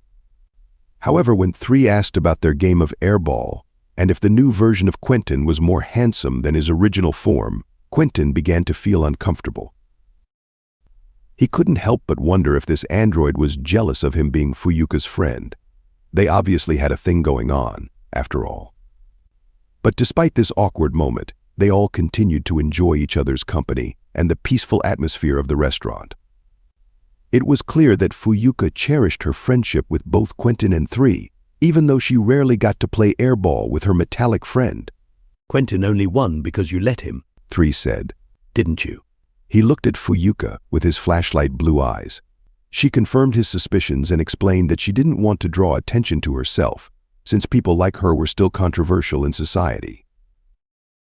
The conversation turned to Quentin's daughters. Fuyuka leaned closer, expressing sympathy for the young girl who must be missing her mother terribly. Quentin nodded as he sighed and gazed out at the sunset and intricate network of aero conduits, hover trails, speed streams, and quartz walks. 3 asked about Lyria's enjoyment of play school, and Quentin could proudly say that she loved it and had made plenty of friends and learned new songs. Fuyuka smiled, reminiscing about when her 4 daughters were toddlers and how cute they were. She said she preferred toddler girls to boys, but Quentin argued boys could be just as cute. 3 turned to Quentin with interest, commenting on the high number of children Quentin had with 4 girls and 2 boys. Quentin revealed the boys were now 18 years old, but he felt guilty for not being there for them while he was on planet Voria, during his work at a Stargem harvester, while on the run, and now. Another 4 years had passed while he was in cryosleep. The topic then shifted to his divorce from Sana, which Fuyuka felt compelled to hit 3 for mentioning. He didn't understand why she did it since he couldn't feel physical pain due to being fully android, but he admitted that he still experienced emotional pain. Quentin's thoughts were obvious to both 3 and Fuyuka. That too. 3's eyes turned black for a moment. What? Quentin questioned, feeling exposed. Jealousy. You were thinking about it. Fuyuka clarified. Quentin clenched his fist against his thigh. I forgot you both could read my thoughts. Fuyuka chuckled. We don't try to. We deactivated our mind link interfaces before we saw you, but with our mechanical enhancements, it's easy to pick up on human emotions. And you heard me wondering if you were jealous, Quentin asked 3. Not heard, but sensed. I can pick up on some of your thoughts even without the mind link interface, 3 explained. That's unsettling. Sorry for bringing up your divorce, mate. It felt strange hearing 3 speak in colloquial terms. Don't worry about it. It's true, we are divorced now. The divorce was completed while I was in cryosleep. Fuyuka struggled for words. Maybe Saffron's daughter is right. Maybe you should become a cyborg. No way.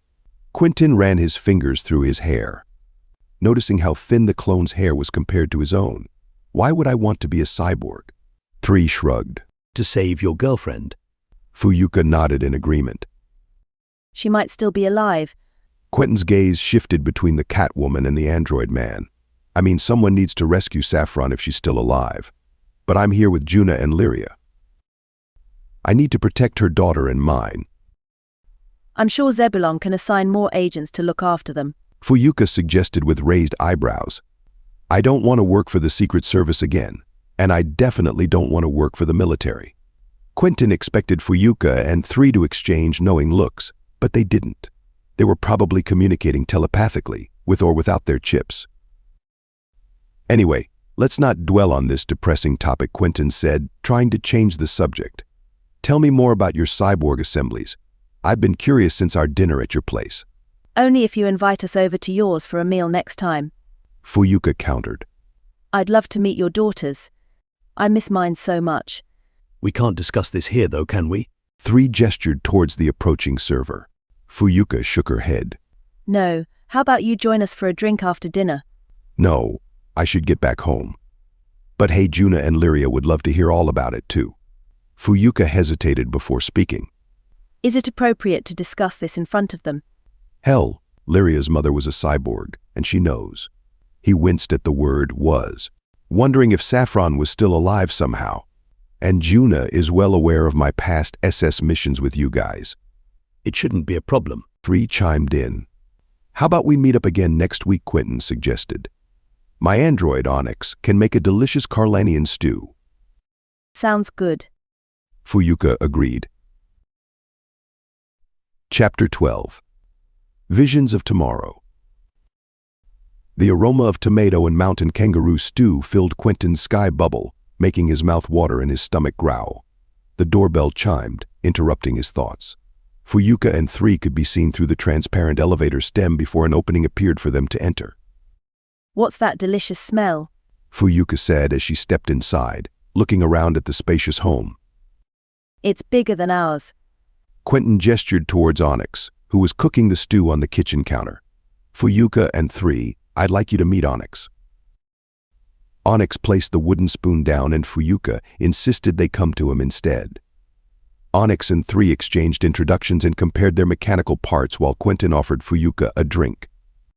Something important tomorrow, he asked as he poured her a cup of cat green tea from a bamboo box he had purchased in Glass Castle's ground district. Yes, we're starting specialized training. Fuyuka replied.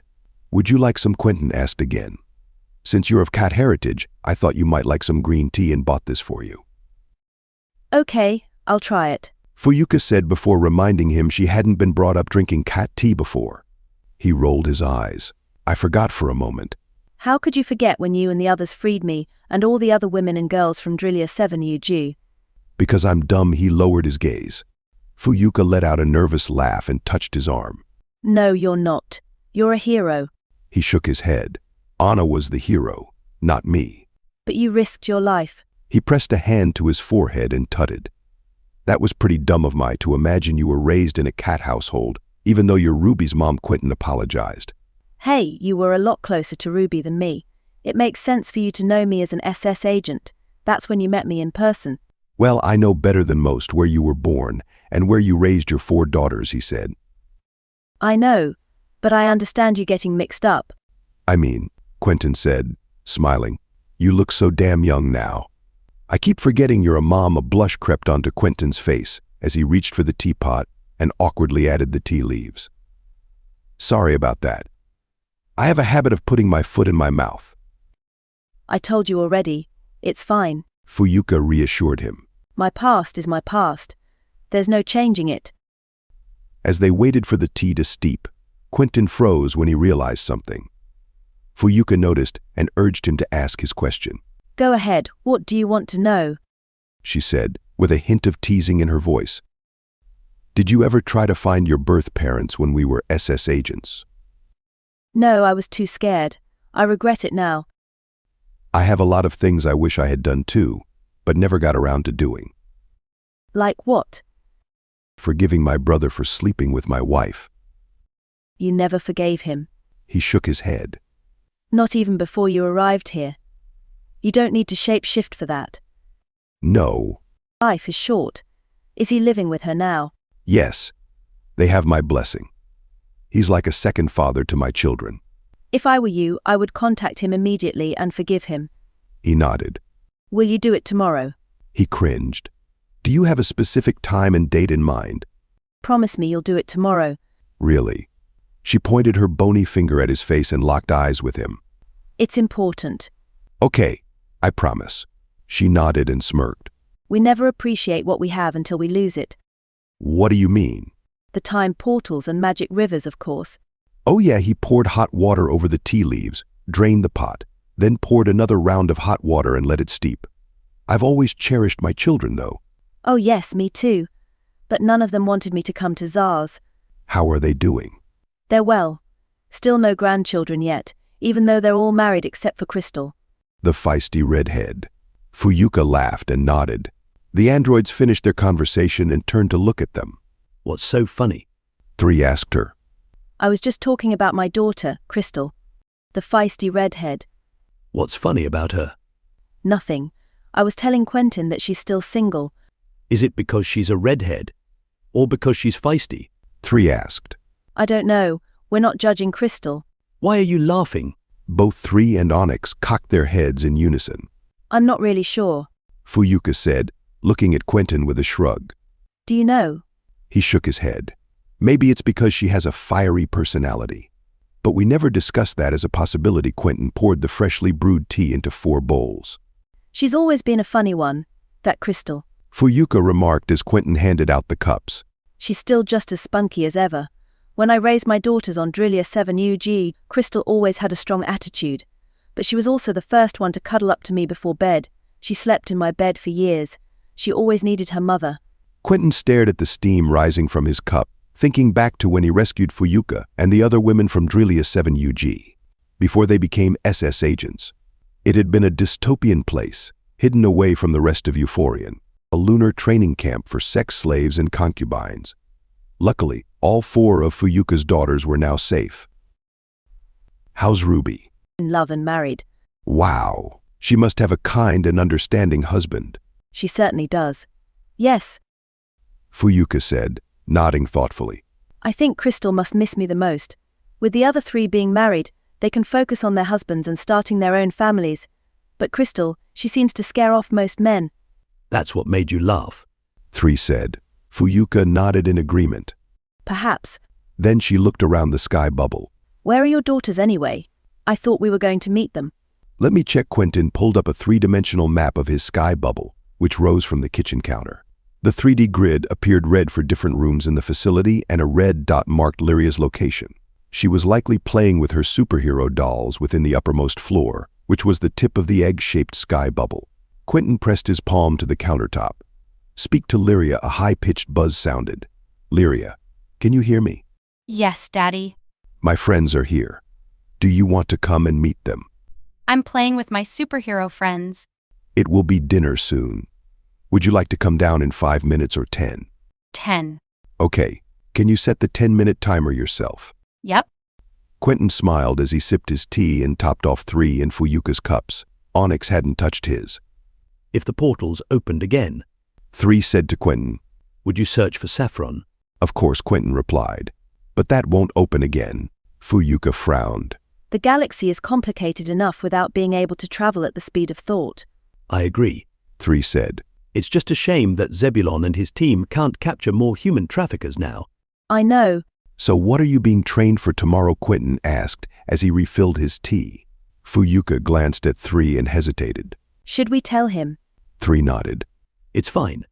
Quentin used to be an SS agent. We'll be undergoing a 2-week training before being sent to a planet called Zithira Prime. Fuyuka explained. Quentin furrowed his brow. I've never heard of that place. Is it part of Euphorian? No one knows about it. 3 replied. I used to work there before Hokyo Shugon became a mining hotspot. That didn't last long, Quentin remarked. Exactly. And now illegal miners are taking androids and cyborgs as slaves once again on that harsh planet. Fuyuka said with a grimace. The environment is brutal. Either scorching hot or freezing cold. Aha. Lyra 6210, also known as Zithira Prime, is tilted by 90 degrees. Fuyuka elaborated. It's constantly facing the sun and experiences extreme seasonal changes. 3 nodded. I worked there for several years. As Zithira Prime orbits its white sun, the poles alternate between facing the sun directly and being perpendicular to it twice a year. It's hard to wrap my head around, Quentin admitted. In simple terms, Fuyuka said. Every location on Zithira Prime goes through extreme heat and cold in a year, with each pole experiencing 6 months of light and 6 months of darkness. And on top of that, 3 added. Cyborg and mutant slaves are tested for their endurance on Inandata, along with mutants and cyborg combinations. But that's against the law, Quentin pointed out. Unfortunately, wealthy Zarshian criminals use that planet for their own gain.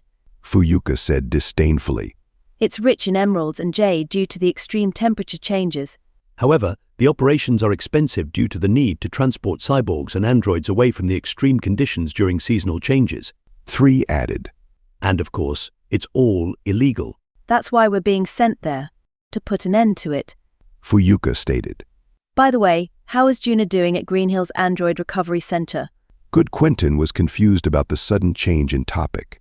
3 nodded. When Hukyo Heshugon opened up to Zars, I was taken to Green Hills Android Recovery Center to have my memory wiped and my body modified with different equipment. However, they made a mistake and forgot to wipe my internal processor. I didn't think they still did that kind of thing, Quentin remarked. You'd be surprised. 3 replied dryly. There are wealthy criminals who are willing to pay top dollar for these illegal procedures. A lot has changed. Androids now have rights, but they still work on inundata with human cyborgs. How long will you be gone for? Quentin asked. Counting cryosleep. Fuyuka clarified. Yes, how long will that be?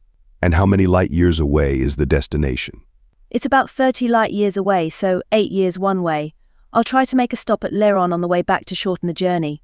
Fuyuka explained. Quentin whistled in amazement.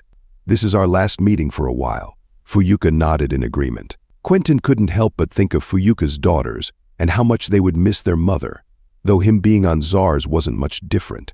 She might even become a grandmother during her time away. Are you sure this is what you want to do? He asked her. It's always been my dream to rescue those poor cyborg slaves. 3 interjected. And what about you? Fuyuka. Quentin turned his attention back to her. Fuyuka scrunched up her face in thought. Not entirely, but it was my choice to get these cyborg augmentations.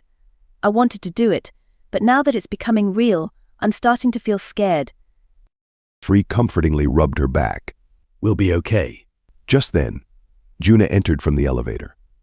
She didn't look up as she walked towards them, fixated on the data globe cupped in her hand. Hi, Juna. Quentin greeted her. She finally looked up and quickly greeted them before heading to the kitchen to put down the data globe. Nice to meet you all. Her attention then turned to the delicious stew Onyx had just finished cooking. Will you be joining us for dinner? Juna. Quentin asked. Only if it's quick. I have a party to go to. Dinner is ready now, Onyx announced as he dished out the stew onto 5 plates. Perfect timing, Juna said as she tossed her long hair over her shoulder. I'm famished.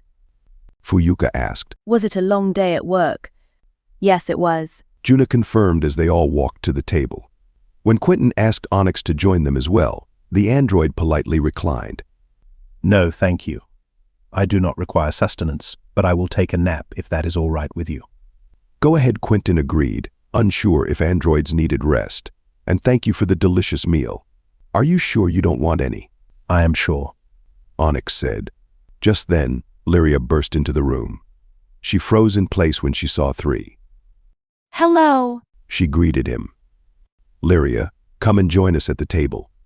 These are my friends Fuyuka, and 3, Quentin said. But her attention remained fixated on 3. Are you an android or a robot? She asked curiously.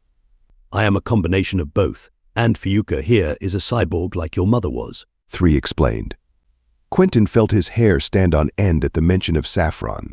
He quickly helped Onyx bring over the rest of the food and drinks, hoping 3 would be more discreet from now on. My mom is dead now, Lyria stated bluntly. Not necessarily, 3 responded optimistically.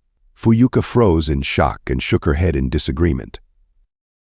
Lyria walked up to 3 and started punching his metal thigh with her small fists. Lyria, please stop, Quentin pleaded. It's okay, Fuyuka reassured. she's just a little girl. It doesn't even hurt. Right, 3. He shook his head. I don't mind. If my mom was still alive, Daddy would become a cyborg so he could find her. But he doesn't want to be a cyborg, and that means she must be gone forever. Daddy used to really love her. If he thought she was still alive, he would do anything to find her. Quentin's stomach tightened as everyone took their seats. Lyria, we've talked about this. What good would it do for a cyborg to be 17 light years away from Lleron? When Juna is done with her work, we can go back. I'll be fine here on my own. Juna added. I'm an adult now. Quentin's neck tensed at the thought of his children growing up too quickly. But our plan was to settle here. But then Mom went missing. The little girl's chest hitched as she sobbed silently. Your mother wouldn't want us to risk going back, Lyria. It could be dangerous. Lyria fidgeted with her napkin. I wish I could become a cyborg so I could find Mommy. You're too young, kid, Quentin said, thinking of Matthias's son, Darwin, who had been only 5 when he first began time traveling and shape-shifting. But those days were over now. He would never wish that kind of life on Lyria or any other child. Chapter 13. Tsar's Commander. Alexander, the commander-in-chief of the Tsar's international military, marched through an underground hall with 3 of his fellow Tsartians. Tyrone, captain of the Tsar's Royal Space Force with brown skin. Luca, captain of the Tsar's Royal Navy with olive skin. And Flint, colonel of the Tsar's territorial army with ivory skin. 800 clones of Saffron, all newly mutated and equipped with cybernetic enhancements, followed them. Xander proudly gestured to them with an open hand as he spoke. We have another 100 halls full of these fighter clones. Captain Luca stuttered slightly as he said, I saw footage of her training and fighting in the desert. Very impressive. A nice pair of tits too, but surely she won't go into battle naked next time. Xander and his 2 associates burst into laughter, while Flint remained tense and silent. No, she won't be naked, Xander replied. Our scientists are working on a suitable covering that won't interfere with her abilities. Did they also create the cephaloskin? Captain Luca asked. Colonel Xander rubbed his wrinkled brow.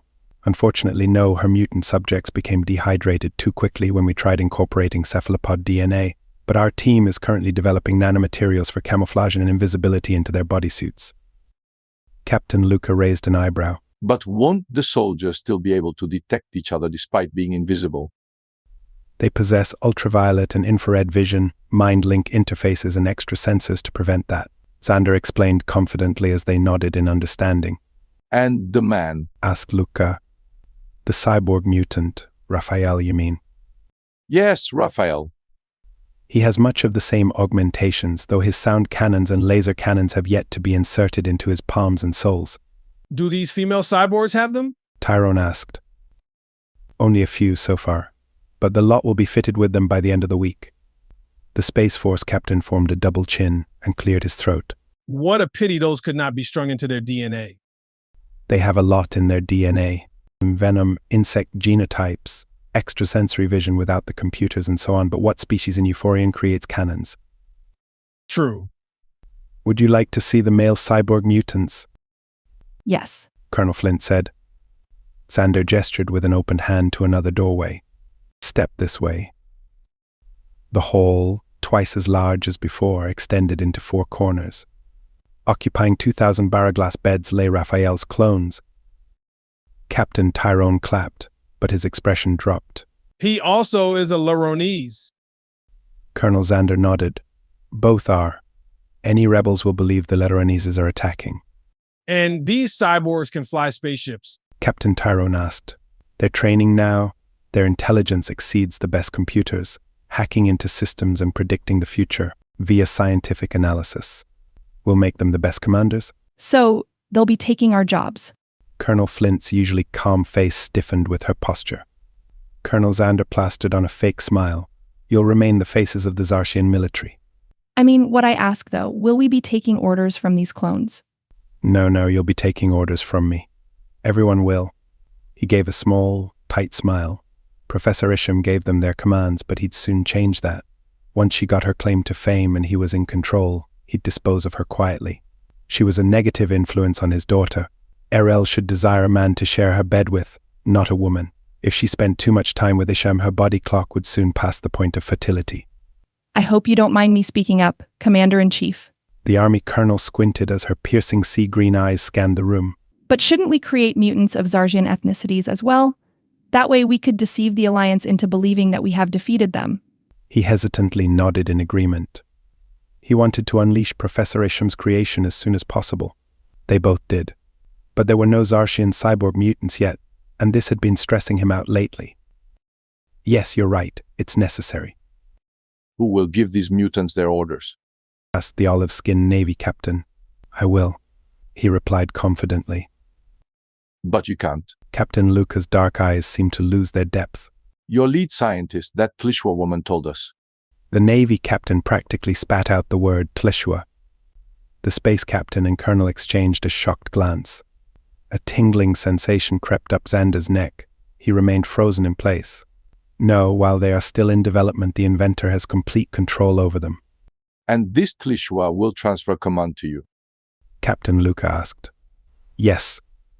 Before you reveal the truth to the other 6 habitable worlds of the Euphorian Alliance. Captain Luca turned to face his fellow officers. Colonel Xander's breathing paused for a moment. Growing another colony of mutant cyborgs would only prolong the process. His grandfather's famous saying echoed in his mind. Slowly, slowly catch the monkey. His 3 military chiefs stared at him, awaiting an answer. He blinked. You seem uncertain. Colonel Flint's eyes showed genuine concern. If I'm being honest, I am, Professor Isham, my Tlishwa scientist. He glanced at Luca. Currently has full control over these soldiers. A crease formed on the space captain's dark face. Can't you give her orders that she can translate and carry out? I could, but her orders are communicated through telepathy and I have no way of knowing if she is truly following them. Colonel Flint swallowed hard. Captain Tyrone remained still. Captain Luca rubbed his chin and scowled. You will be able to see their actions and behaviors. The space captain pointed out. It's risky to let this Tlishwa take control. Captain Luca interjected. What will you do? I will order her to make me the ultimate controller. Do you not have other scientists of Tsar's descent who can replicate these mutant clones? Asked Captain Luca. No, Professor Isham holds the patent. Damn. Cursed the Tsar's territorial army colonel as she swept her blonde bob behind an ear. He shifted his weight from one foot to the other. I am at the mercy of Isham's decision and any potential modifications to their telepathy devices. Would you be open to getting a mind link interface installed for this purpose? She asked. Yes, I would, he replied. I would too. How about you? She turned to the 2 captains beside her, both of whom nodded in agreement. A small smile graced her lips. The first one that day. We can assist you if you'd like. Although he wanted full control over the process, he realized he may need some help. His voice was heavy with gratitude. Thank you. The olive-skinned Navy captain interjected. And just a word of caution. Watch out for Tlishwas. Isham kept her gaze fixed on her shoes while Arel spoke with her father through her data globe. The mountain range below their crystal zoo no longer made her feel queasy. She had been living at this height for 5 Tsars months, taking a hover disc down the speed stream to work in the underground labs every other day. Winter had already arrived in the northern lands, but the lowland forests still held onto their vibrant fall foliage. Her laboratories were in the terrestrial commons, in earth shelters under those sprawling forests. And down there, Isham was provided with a welcome escape from Arel. However, she couldn't carry out her affair with Raphael too under the watchful eyes of Xander's guards. This didn't stop them from exchanging romantic words. Isham had always been a sensual being, but her feelings towards Arel had grown stale as of late.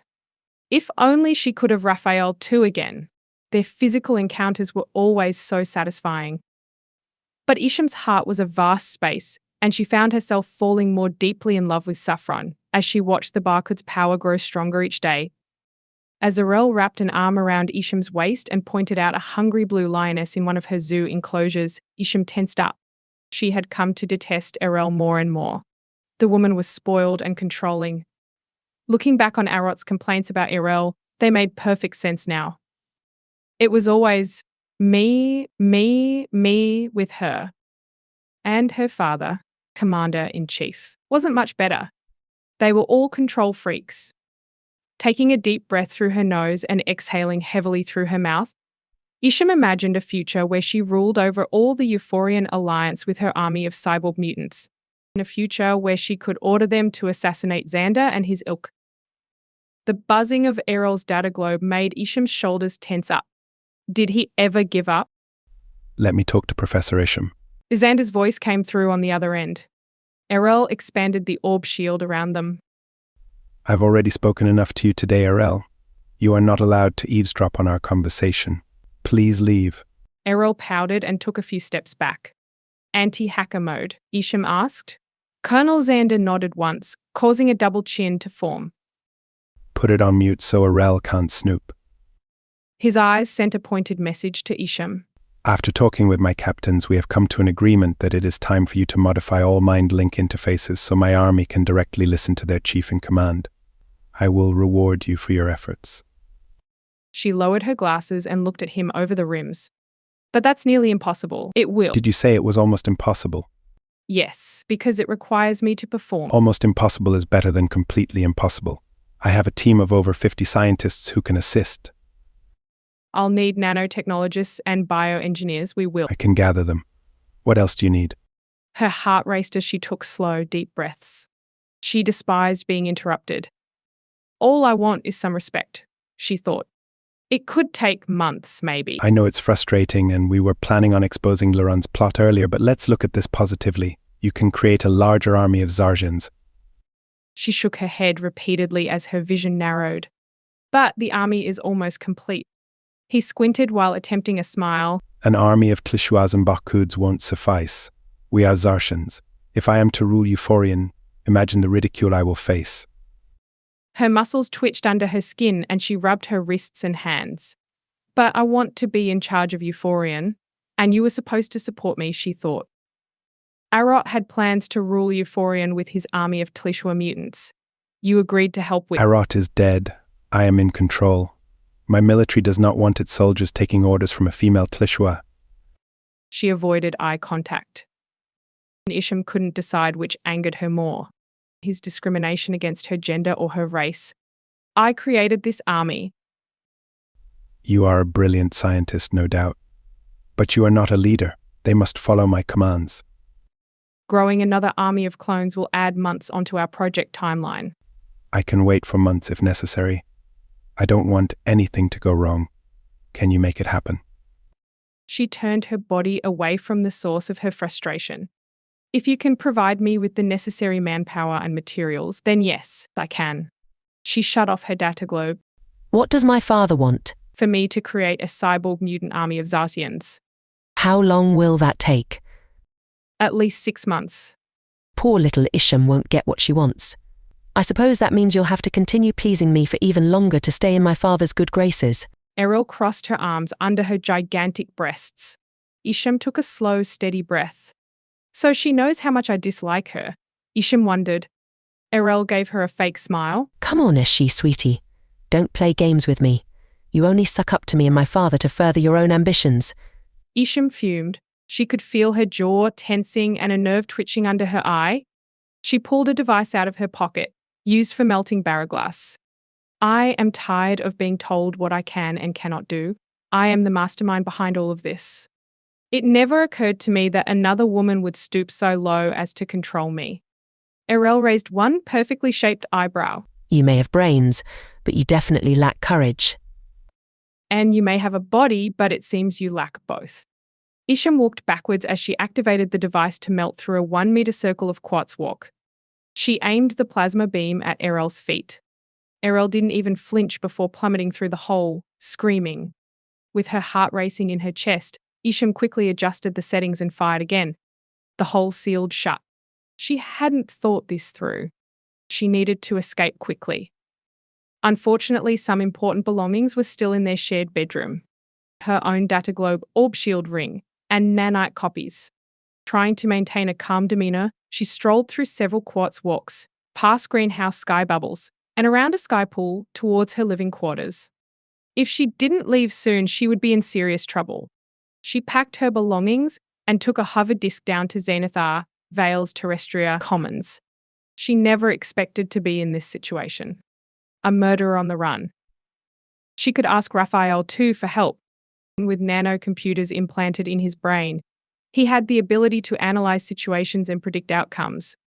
She still had 200 minutes on the clock until she arrived at Terrestria Commons. So she telepathically spoke to her lover. Raphael, I'm in trouble. Master, how can I assist you? I want to expose Llerone's secret and become famous for my invention of cyborg mutants. I don't care if history remembers me as good or evil. She told him what she had done to Xander's daughter. How can I become the most famous? Are you willing to die in the process? Yes. although I would prefer to stay alive as long as possible. Now, the Tsar's military will be after me. My analysis shows that if you awaken all cyborgs and commit a massacre of innocent people, you will gain the most negative fame. But you are likely to die. I don't want to harm innocents. I just want to frighten the rebels into submission and take control of the Euphorian Alliance. She placed her hand against the hoverdisk's shell and set it to black while rubbing her temples. She had only equipped a few cyborgs with laser and sound cannons. What should I do? If you want to stay alive until you become famous, you can release a video and give a speech exposing Tarmadon's conspiracy. However, this will reveal your location to military satellites and other detectors, putting you at risk for assassination. What if I release the news now? You could risk being killed. Alternatively, you could create chaos by awakening myself and my brothers as well as Saffron's sisters. Give me 2 options for gaining fame. Without harming innocent people. Yes. She took a deep breath and closed her eyes. Maybe killing Arel wasn't the right decision after all.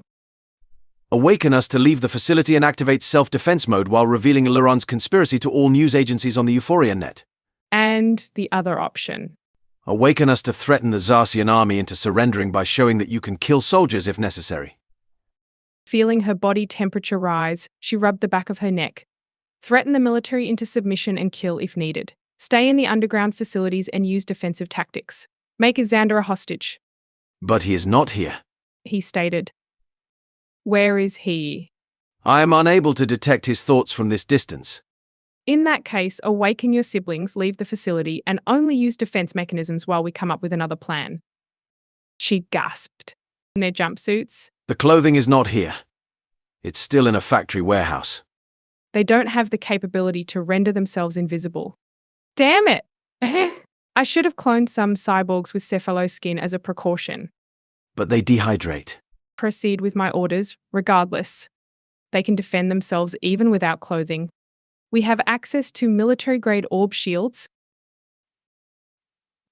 Isham accessed various news agencies and uploaded recordings of classified star gem harvesting, and then aired her speech.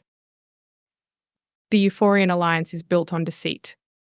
What everyone perceives as the utopia of Euphorian and the fair judge of all crimes. Lleronese is actually the largest criminal organization of all. She swallowed hard and composed herself. Tarmadon, which provides all energy for Lleron and Polymnia, has been harvesting star gems from Trion's atmosphere for thousands of years and selling them on the black market.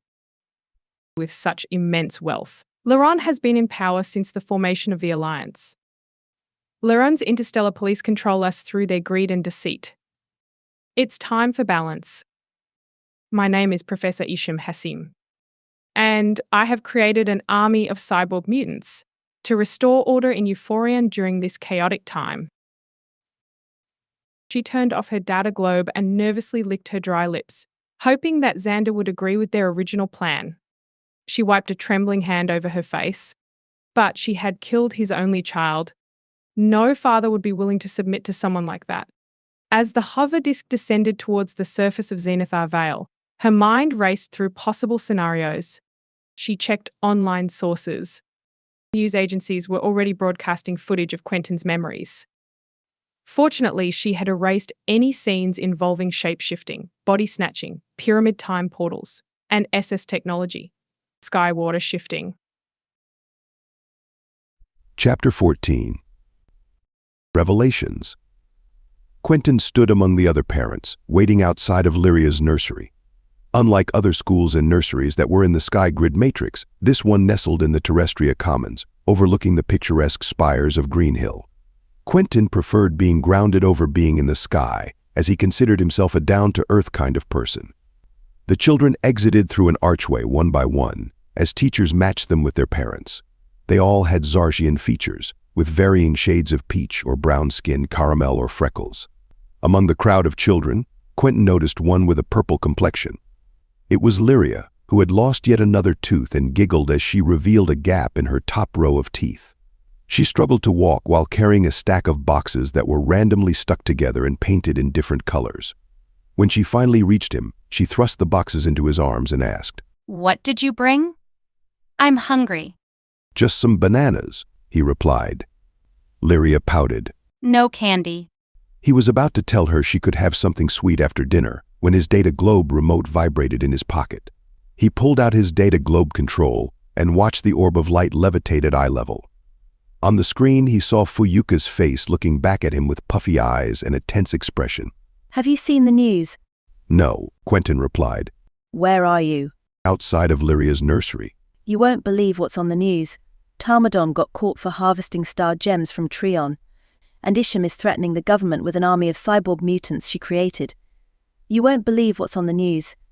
Quentin turned away in shock, then winched back around to peer at Fuyuka. She's threatening the Lleronese government. Fuyuka murmured to someone unseen, then nodded decisively. Do me a favor. Don't read or watch anything. I'll come get you. But I was going to. We can drop Lyria off at home on the way. I'm already in Green Hill. Lyria's nursery is at the top of Star Hill in the west. Be there in 5. He nodded and gently set down Lyria's makeshift model on the quartz walk. Lyria gazed up at him, her eyes curious. What's happening? Fuyuka is coming to see us. But I thought she was training. She was, but something has come up. You look scared. What's wrong? I'm not sure yet. Something on the news. Daddy, please have a look. Lyria pleaded. Fuyuka told me not to. As they waited for Fuyuka, Lyria chatted animatedly about an imaginary world she and her friends had created. Cloud Kingdom. Quentin absent-mindedly responded with, "Aha," and "Yep," his mind occupied with thoughts of Saffron. She must be the reason Fuyuka didn't want him to watch the news. But it was too late. He overheard snippets of conversation from passing parents. An army of cyborgs. Genetically enhanced. Midnight blue skin. And red-skinned female cyborgs. The Bakuds from Lleron. A mad scientist. The Lleron government has been hoarding star gems for centuries. Quentin's chest tightened as he loosened his collar. Fuyuka picked up Quentin and the little girl in the blacked-out hover disk, but she didn't inform Quentin of anything. She refused to let him watch the news and didn't reveal their destination. After she dropped off Lyria in the safe hands of Onyx, Quentin kissed his adopted daughter goodbye. The hover disk appeared to descend, but it was difficult to tell if it had crossed over the ocean. After several hours, the disk came to a stop and its top dissolved, revealing an underground headquarters. 11 agents dressed in black stood on one side, while 3's aluminum face gleamed in the light, as the only android present. Fuyuka wore a similar jumpsuit and joined the line with no weapons visible, most likely having them integrated into her biological systems like the rest of them. A short woman with dark brown skin and high cheekbones approached Quentin confidently. Are you Quentin Valentine? Yes. I am Special Agent in charge, Maria. She did not extend her hand, so he simply nodded. You're in love with Saffron Axe. Quentin fidgeted nervously. Yes. Maria gave him a stern nod before placing a gentle hand on his forearm and guiding him aside. Status report? Fuyuka's been dark on details. It appears I'm the last to know. Direct to the point. Approximately 1.5 Zars hours prior, Isham Hasim, the target of interest linked to your companion, broadcast a significant declaration across all Euphorian net news platforms. This address is also proliferating through digital channels. And we disclose footage extracted from your neural archive. It appears Saffron engaged her target only to be subdued by Hasim. A chill coursed through Quentin, and his heart rate tripled speed. Was Saffron compromised? Immediate concern unnecessary. The disclosure did not compromise LSS Skywater shifting operations. Saffron's status. Maria's expression hardened. Professor Isham Hasim engineered an army of 80,000 Saffron replicas, each genetically modified and cybernetically fortified, now engaging military forces. Adrenaline coursed through Quentin's veins. Replicas. Affirmative. A combat-ready legion. Saffron's presence on Zars. Our mission parameters now include your expertise. The likelihood remains that Hasim transported her genetic material from Lleron, not necessarily Saffron herself. Saffron's survival. Current intel is incomplete, but the threat level of Hasim's forces is unprecedented. Potential combat effectiveness surpasses any known LSS unit by a factor of 100. Quentin crossed his arms tightly over his chest as his stomach churned with dread. Operation requires immediate integration of a MindLink interface. Current tactical necessity limits us to this enhancement and the deployment of a stealth suit equipped with advanced BARA tech augmentations. The gear is designed for deep cover operations, and it alters visual and biometric identifiers, including facial structure, dermal prints, and external DNA signatures. It's also equipped with thermoregulatory capabilities for optimal environmental adaptation. The team provided Saffron with a similar operational suit. Current intel indicates all cloned units are without apparel. Special agent in charge, Maria interjected with brief amusement. A lapse in logistical support from Hasim's end, or perhaps a deliberate tactical oversight. Your participation is critical. Can we count on your involvement? Initiate the procedure. Colonel Xander was stretched out on a massage table in a parlor, flanked by 2 captains and a colonel, each attended by therapists. As his therapist worked on a tight spot on his neck, a data globe remote buzzed insistently in someone's jacket pocket. Apologies. Captain Tyrone muttered, the Space Force commander realizing his oversight. Seems I forgot to silence it. Colonel Xander, prodded by curiosity and duty, said, it might be mission critical. Could you check? With a nod, Tyrone retrieved the remote, his exclamation drawing Xander's gaze. Tyrone, displaying the data globe, announced, Sir, urgent viewing required. The screen showed unsettling footage of Saffron and Raphael's clones outside a military facility, their state primal, their bodies bare. Heart pounding, Colonel Xander scrambled for his remote, initiating a secure call to Professor Isham. Her image materialized at a strategic crossroads. Colonel Xander pressed for answers. Status report. Professor Isham's intent was clear. The units remain under my command. No Zazian alterations will occur. They are my creation. Colonel Xander, recalling the substantial investment, countered 4 billion from me, an equal share from Erot, and your father. We can meet your financial demands. Attempting diplomacy, he inquired, your intentions. Professor Isham's stance was firm, committed to their initial strategy. Off to the side, Captain Lucas signaled a silent protest. Let's reassess this situation, Colonel Xander suggested, signaling for a tactical pause. Professor Isham's image stood firm on the junction, her demands unyielding, echoing their pact yet open to renegotiation under her terms. Colonel Xander, caught between command and negotiation, sought a moment to deliberate with his team, away from the unblinking gaze of the network. Consultation with my team is imperative before we proceed. We aim to manage this discreetly. The professor's response was swift, her gaze sharp. The information is now public. I've disclosed all details asserting our dominion. This is an invitation to Euphorian.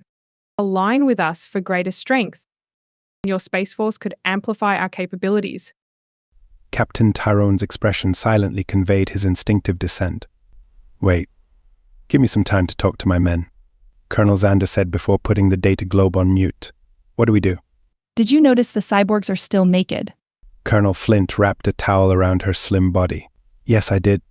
That gives us an advantage. What are you suggesting, Colonel Flint? We attack them.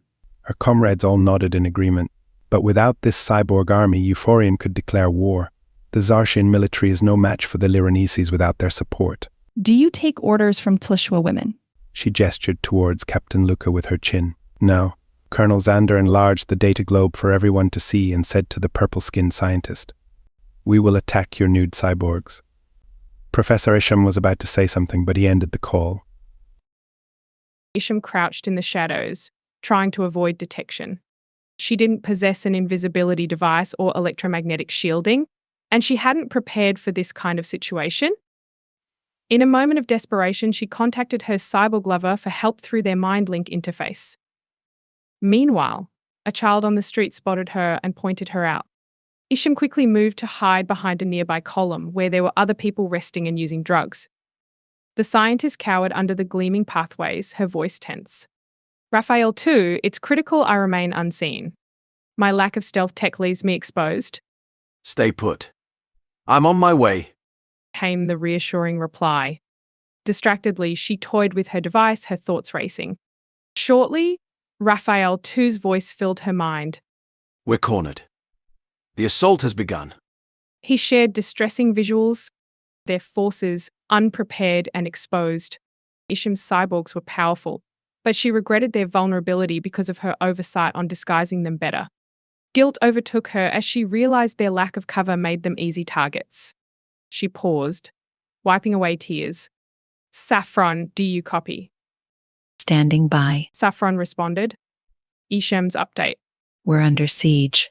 The opposition's intent on eradicating us. Tension gripped Isham.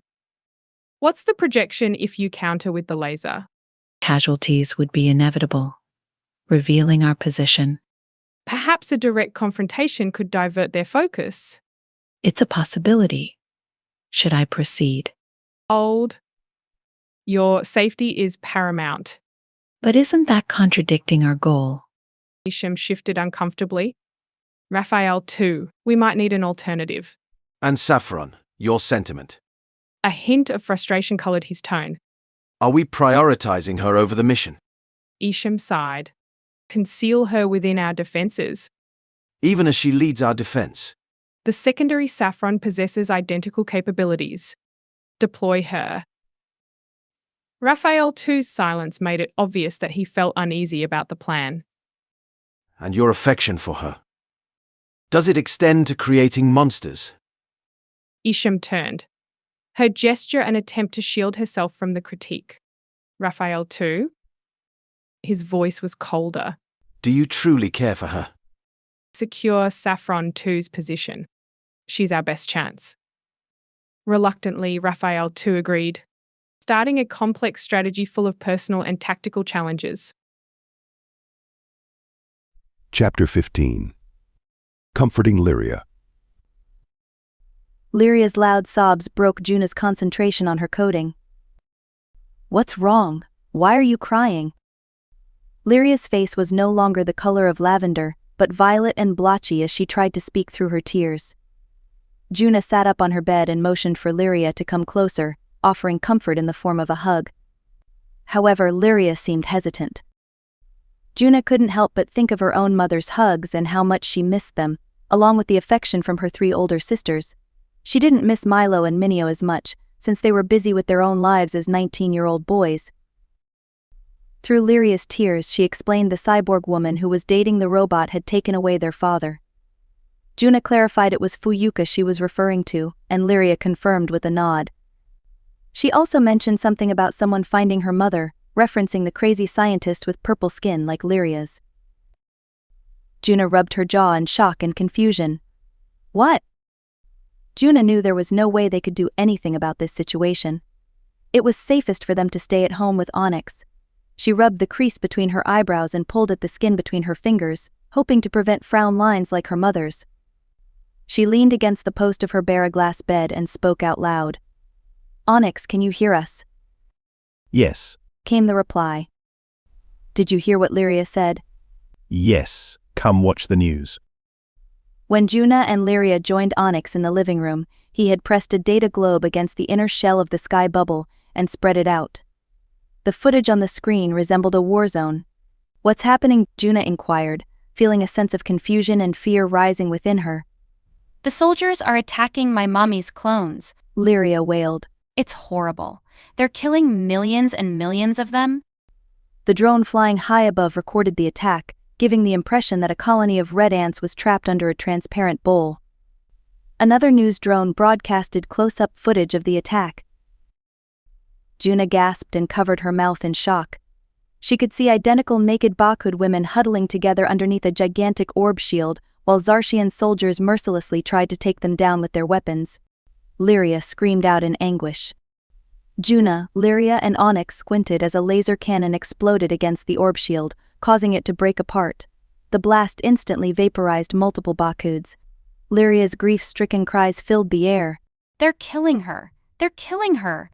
Trying to comfort her adopted sister and little friend, Juna gripped onto Lyria's wrists and urged her to stop hurting herself. Those aren't really your mom. Through tears, Lyria asked. Are you sure?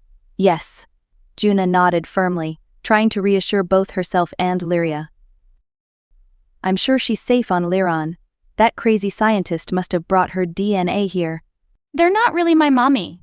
Lyria repeated, still struggling to process everything that was happening. No, Juna answered with certainty. Just copies of her. Onyx crouched down and put an arm around Lyria's shoulders for support. Feeling a sense of overwhelming sadness and anger, Juna couldn't understand why the Tsar's military was attacking these clones who seemed to be the victims in this situation. And then another thought crossed her mind. Why did Fuyuka take Dad? Onyx shook his head sadly. I don't know. I have heard nothing. Juna's gaze shifted to the other sky bubbles visible against the darkening sky. Maybe they're trying to find the real Saffron, she suggested, hoping to make sense of what was happening. But Dad's not a cyborg anymore, Juna reminded herself, rubbing her forehead in frustration. Lyria's mother had only made things worse. Why couldn't she just die already so that Dad could finally feel safe and happy in his new clone? Things had been going well for them until now. Despite grieving over Saffron and struggling with his divorce from Mom, Dad had enjoyed a relatively calm and peaceful life without all the danger and stress. Lyria pointed at the compressed data globe nearby.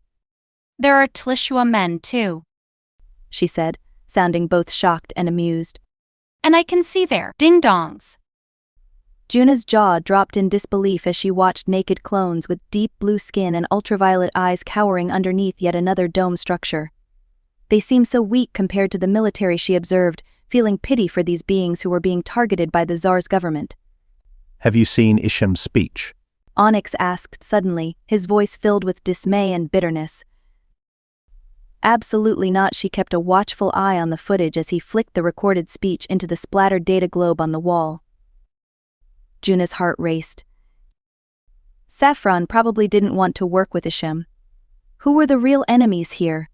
Who would her father choose to side with in the LSS? She took a deep breath, trying to calm herself. Maybe this time, someone would kill her father. Where is Dad? In southern Zenithar Vale. Onyx replied. That's dangerously close to Carlania. He nodded solemnly. When those cyborgs finish defending and start attacking, it could lead to war. Saffron 2 and Saffron 3 approach Saffron after receiving their telepathic order to attack. We'll take over now, Saffron 3 communicated through their shared mind. Raphael 2 is on his way to find a safe place for you, courtesy of Master's concern for your well-being. Saffron's disgust towards Isham burned within her, as she considered how Isham could expect her to love someone who threatened her daughter's life. With a flick of Saffron 2's finger, their group's orb shield activated its blue web-like barrier. Saffron stepped out and extended her electric blue snowflake, piercing through military defenses and soldiers at lightning speed. The hovering tanks quickly succumbed to molten barraglass and crystallized corpses, while the remaining soldiers disintegrated into bloody puddles. Saffron 2 returned to the safety of the orb shield as more enemy hover tanks approached. The Master wants you protected and unharmed. Go. Despite her frantic state, Saffron felt exposed without invisibility technology. I don't have any invisibility without my suit. That's not a problem anymore. Raphael 2 appeared suddenly and draped his octo camo cloak around them both. Let's head back underground. Raphael 2's gentle demeanor took Saffron aback, something she had never experienced from either Raphael 1 or Raphael 2 before. You're on our team now. Raphael 2 relayed through telepathy. Isham may have a big heart after all. I'll protect you from harm. When they arrived, they found the underground barracks and labs deserted. Using his internal processors, Raphael 2 easily accessed all the security doors to lead them to a safe room. You'll be safe in here. Saffron couldn't help but ask, what's going to happen now?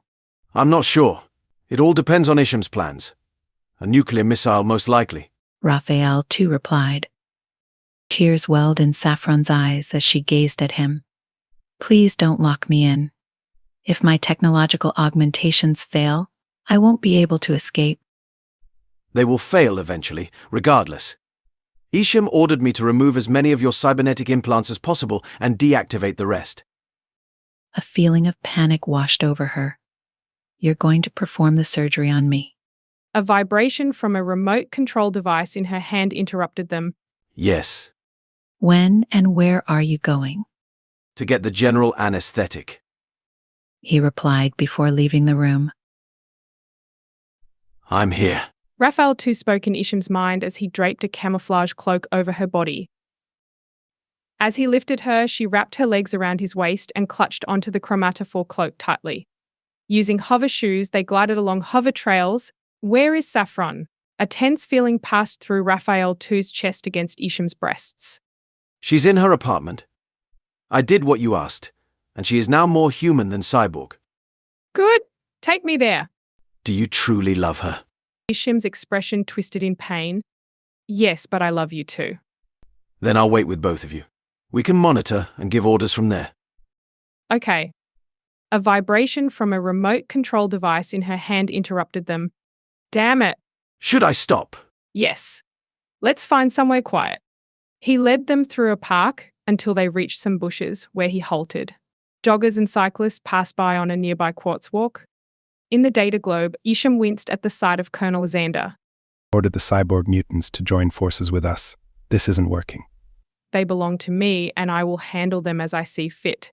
I don't appreciate you vaporizing and scaring them. Maybe this will change your mind. The image on the screen switched to that of a man beaten and bruised, tied up with chains and ropes. Blood oozed from his mouth. She collapsed to the ground. Papa. Isham, what have you done? You've thrown the Alliance into chaos. Her banker father said, I just wanted to be recognized for my intelligence and inventions. She shuddered. I just wanted you to be proud of me, to acknowledge my achievements. He spit out blood. If fame was all you wanted, then you have it now. Her stomach twisted, and her eyebrows furrowed together. Put Xander back on. Xander raised his peach-coloured eyebrows above his ice-blue eyes. Give up, or your precious papa dies. She slumped and nodded in defeat. Colonel Xander's gaze was steel as he interfaced with his tactical display, his voice cutting through the static to his second-in-command. Initiate protocol for tactical withdrawal. The officer's brow knitted with concern. And the status of the cyborg units? Colonel Xander's spine tingled with the anticipation of confrontation. Is the surveillance net active? Affirmative. Considering tactical redeployment to shadow facilities. Negative, Colonel Xander countered sharply. Operational security is paramount. We cannot risk linkage to our prior engagements with Hassim. This operation requires utmost stealth. Proposing exfiltration to Vertex Peaks utilizing cloaking tech. Offered Captain Luca.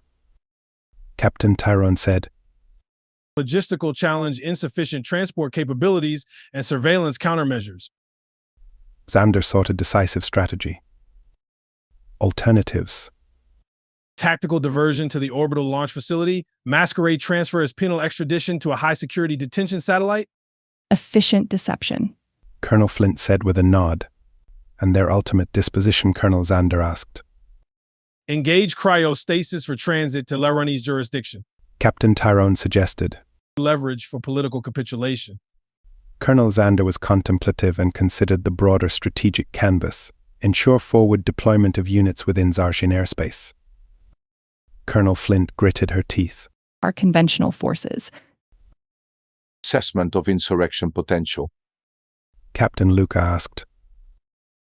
Captain Tyrone squeezed the bridge of his nose before analyzing the variable with a harsh frown on his face. Operational command of cyborg assets remains with Hassim. Decentralization complicates command and control on ZARS. Colonel Xander winced. My ambition was for a distributed presence across Euphorian civilized spheres. Communication range limitations. Colonel Flint queried the tactical database. 2,000 miles. Operational radius, Colonel Xander confirmed. The detail a blade's edge. We have the strategic initiative. Captain Tyrone reassured. Focus first on Euphorion's nerve center. Lleronese. Expose the duplicity. A plea for clarity came from the holographic interface.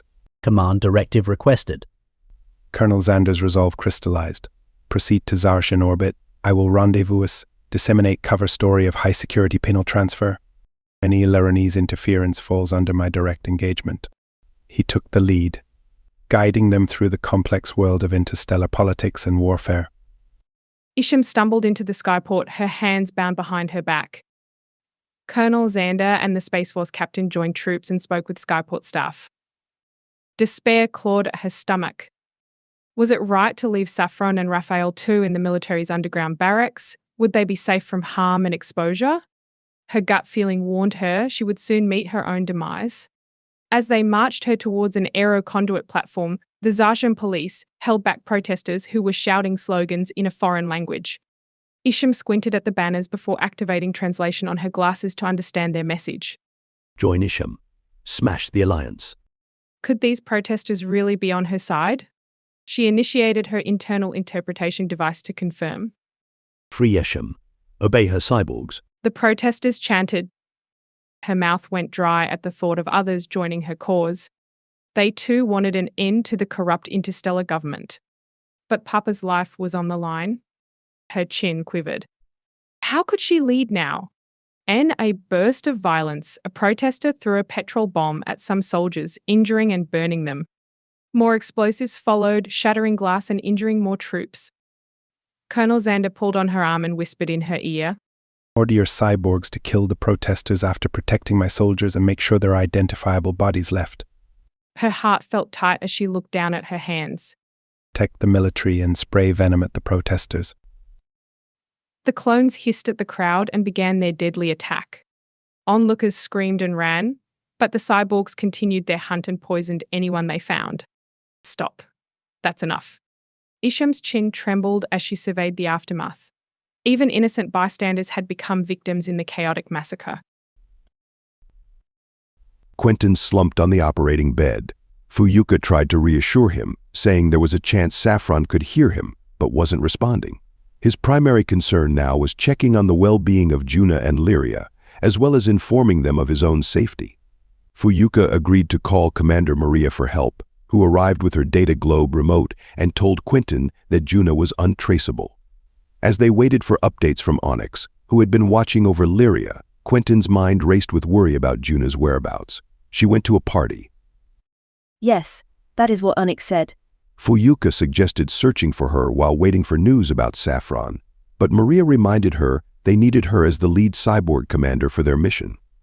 Quentin defended Juna's good character and worried that she may be in grave danger because of their past with Isham.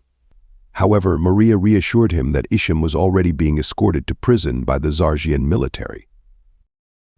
Despite his concerns for his daughter, Quentin reluctantly agreed to focus on finding Saffron first before addressing Juna's disappearance. Maria promised to file a missing person report and arrange for someone to take care of Quentin's daughter during their mission to find Saffron. With a deep breath, Quentin resigned himself to the fact that he would have to put aside his worries about Juna and focus on their current task at hand. Fuyuka retreated to her room in the top-secret LSS facility, seeking solace through meditation and attempting to hack into the system. Despite her efforts, she couldn't find any trace of Juna based on her physical appearance alone. Frustrated, she lowered her gaze to her feet. She should have double-checked before sending the message about guarding Quentin's home now both Lyria and Juna were at risk. Feeling a sense of responsibility, Fuyuka reached out to the LSS headquarters in Glasscastle. We need agents at Quentin Valentine's house immediately. He has a young daughter there who was supposed to be guarded yesterday, and now his eldest daughter is missing. If she doesn't turn up safe, someone will have to answer for it. As she spoke, her muscles froze with fear as she realized that perhaps she was responsible for this situation. Suddenly, a voice blared on the intercom. All cyborgs report to the main hall. We are headed to South Zenithar Vale. Now more than ever, finding Juna became the top priority for Fuyuka. She couldn't live with herself if anything happened to the girl who reminded her so much of her biological daughter, Ruby. Chapter 16. Killer. Juna sat huddled under a tarp with a group of people by the river. Some were swaying to the techno music as they sat on logs or walked and talked, while others danced on a patch of dusty soil. Juna's boyfriend Josh was engrossed in conversation with a freckled girl next to her. Juna's breaths became quicker and more ragged, but she kept up the appearance of normalcy in front of her rival. The girl handed Josh a package, and he ate something from it. Do you want some, Juna? He nudged her. What is it? Magic mushrooms. What will they do to me? Make you feel you're in another dimension. Will I be safe? You will, if you stay by my side. The freckled girl leaned into him and giggled. With flashes in her vision, Juna nodded and consumed the chewy lumps. They had an earthy taste and bits of dirt got stuck in her teeth. Josh's gaze followed the freckled girl as she joined her friends on the dusty soil for a dance. Juna clenched her jaw as she realized that Josh definitely liked this girl. He couldn't take his eyes off her. "Are we still together?" Juna asked. Yeah, of course. He replied, draping his arm around her shoulders. Why would you even ask? Because your eyes keep following that girl. Francis. He chuckled. We're just friends. I've known her for years. Plus, she's dating my best friend Eddie. As the effects of the magic mushrooms set in, Juna wandered away from the pounding music. Josh's flirtatious behavior with other women no longer mattered to her. As gravity seemed to embrace Juna and connect her with the soul of the planet, her own self-consciousness dissipated. Let Josh flirt all he wants, she thought. It doesn't matter to me at this moment. I don't want to be tied to him. Life filled the forest, and the river whispered secrets of the universe. Juna felt a sense of gratitude and oneness amongst the stars. A voice spoke to her, saying, I love you, my daughter. You are part of everything. She stretched her arms towards the sky in joy and did a cartwheel, causing those around her to laugh along with her. Toby, a short but popular young man, invited her to join him and some friends at a protest in the capital, Glass Castle. She agreed, but before heading to the protest against the Lleronese government, Toby asked if she was pro-Isham. She responded by saying she was against the Lleronese government for its deception, but she wasn't pro-Isham.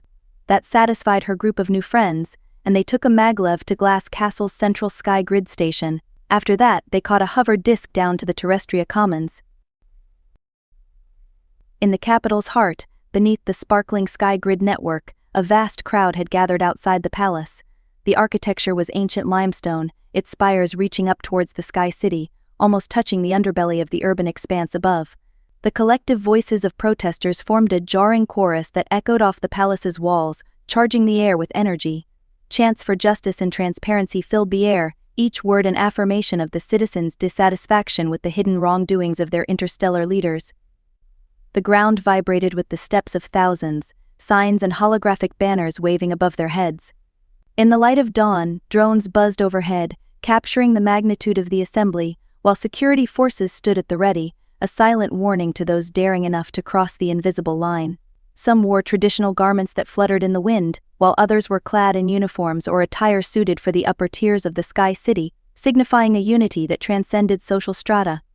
The clash of ideologies was palpable, with peaceful protesters advocating for dialogue and reform, while more radical elements pushed for immediate action and change. Amidst the sea of discontent, makeshift stages hosted speakers whose passionate pleas resonated with the crowd, their words amplified by the surrounding structures. As the sky turned peach with the arrival of the sun, the protest showed no signs of waning. As it rose, its golden hue beamed over the scene, the Sky City's barraglass sparkling in the sunlight. The protesters' tenacity remained unshaken, their chants growing louder as darkness enveloped the capital. Juna felt exhausted and decided she should head back on her own. The crystal quartz walks and arrow conduits would be easy enough for her to navigate alone. Before she left to walk to the nearest Gem Dock Plaza, she leaned in close to Toby's ear and whispered, "I think I'm going to go now. I'm getting tired," and the ground shook violently as a deafening boom echoed through the air.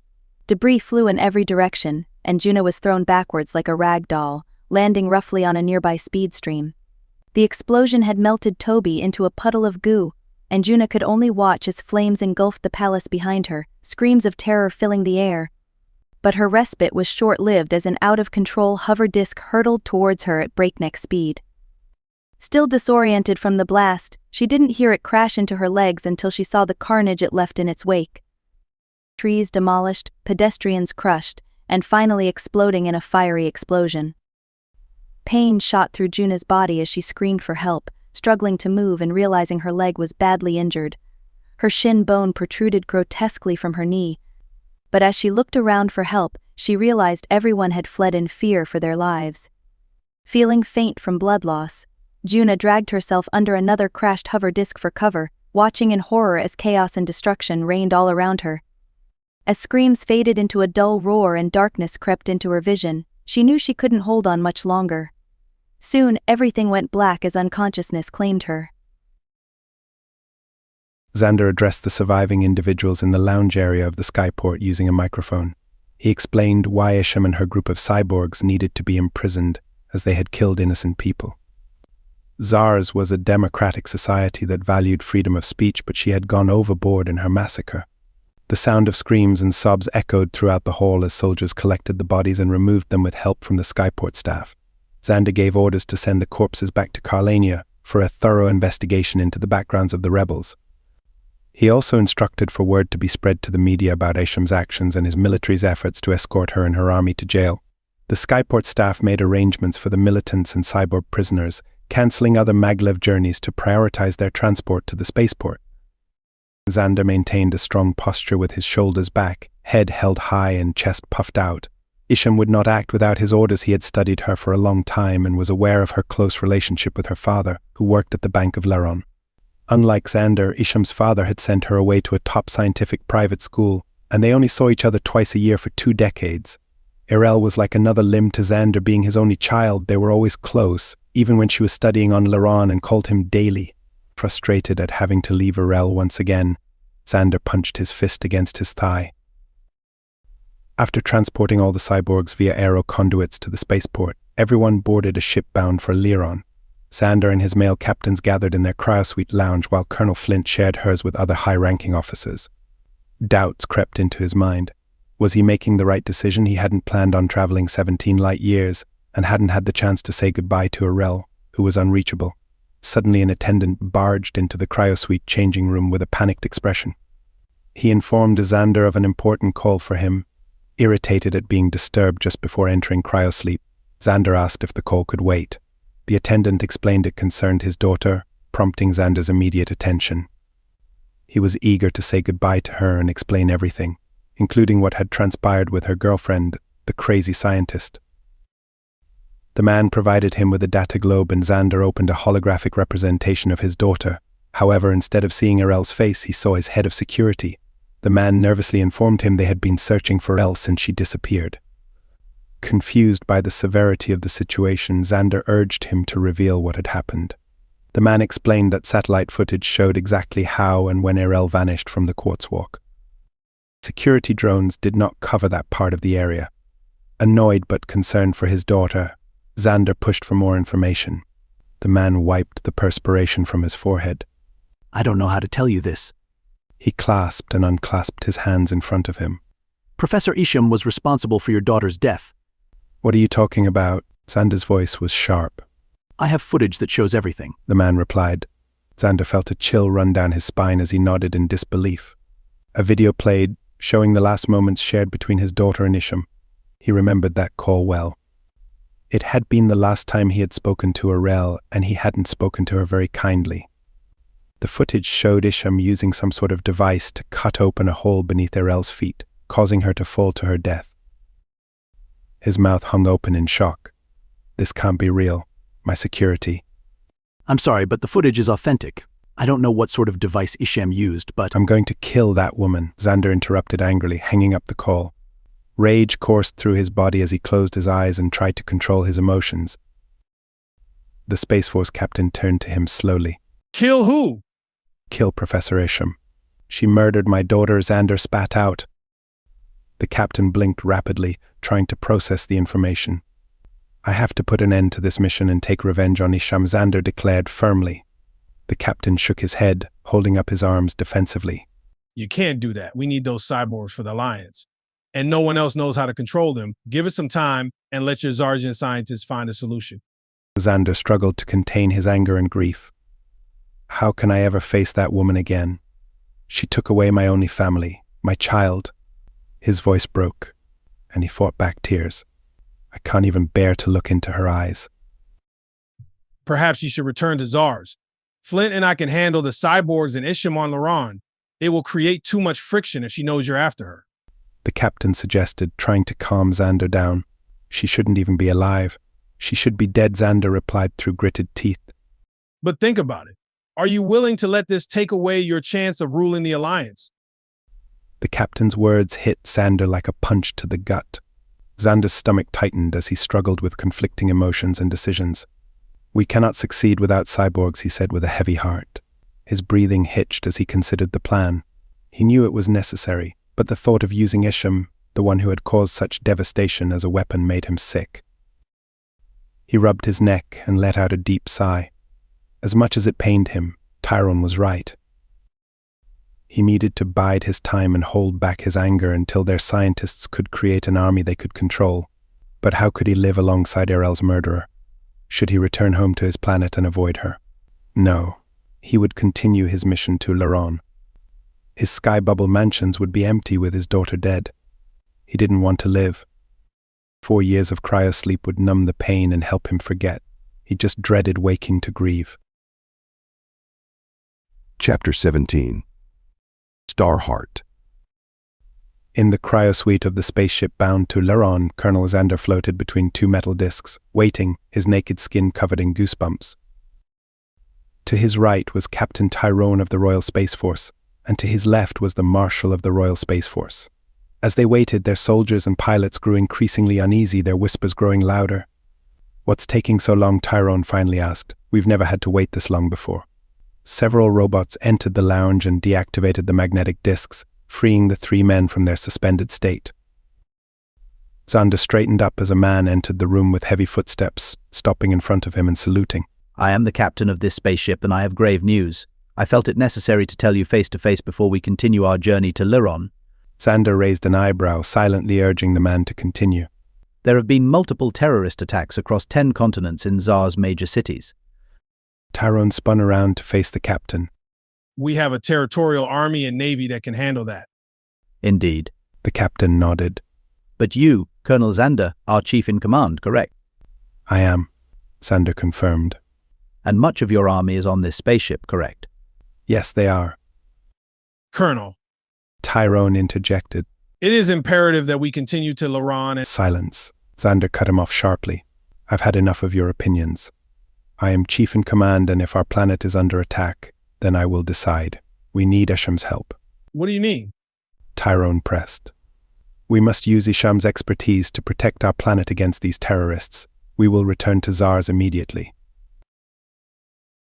Quentin was one of 12 cyborg operatives on board the hover disk, its stealth propulsion system making their approach undetectable as they descended toward the Zenithar Vale region.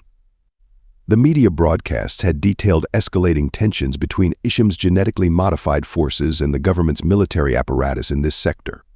After the hover disk touched down, the team disembarked onto the soft, waterlogged sphagnum. The mist shrouded their surroundings, amplifying the tension. Quentin's bio-adaptive boots adjusted to the terrain, displacing water efficiently as he advanced up a rise. Is this the insertion point?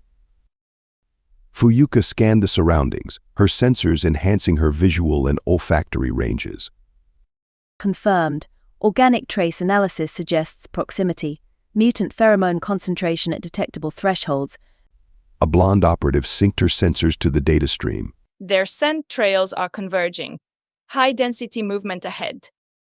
Fuyuka's optical implants flickered as she directed her attention forward. I'm picking up multiple vectors. They moved east. Thermal signature readings are faint but consistent. The cyborg team's enhanced systems synchronized as they combed the area, their collective neural link optimizing search patterns. Fuyuka's diagnostic feed blinked. Olfactory indicators pinpoint human activity. Military designations. Biometric signatures of Saffron and Raphael track the highest signal resolution before system cessation at a nearby coordinate. She projected a visual waypoint toward a jagged cliffside. 3, his titanium-clad limbs gleaming, joined Quentin. His synthetic cortex processed environmental data in real time. Recon protocol. Advance on signal source. Threat potential is consistent with evasive entities. They traversed the terrain, reaching a series of rock formations. 3 scanners flared. Surface-level thermal imprints terminate here. No evidence of subsurface entry from surface scans. Fuyuka's nanoscanners returned identical readings. Negative on deep tissue scan anomalies. Initiating comparative structural integrity test. 3's internal algorithms ran predictive models.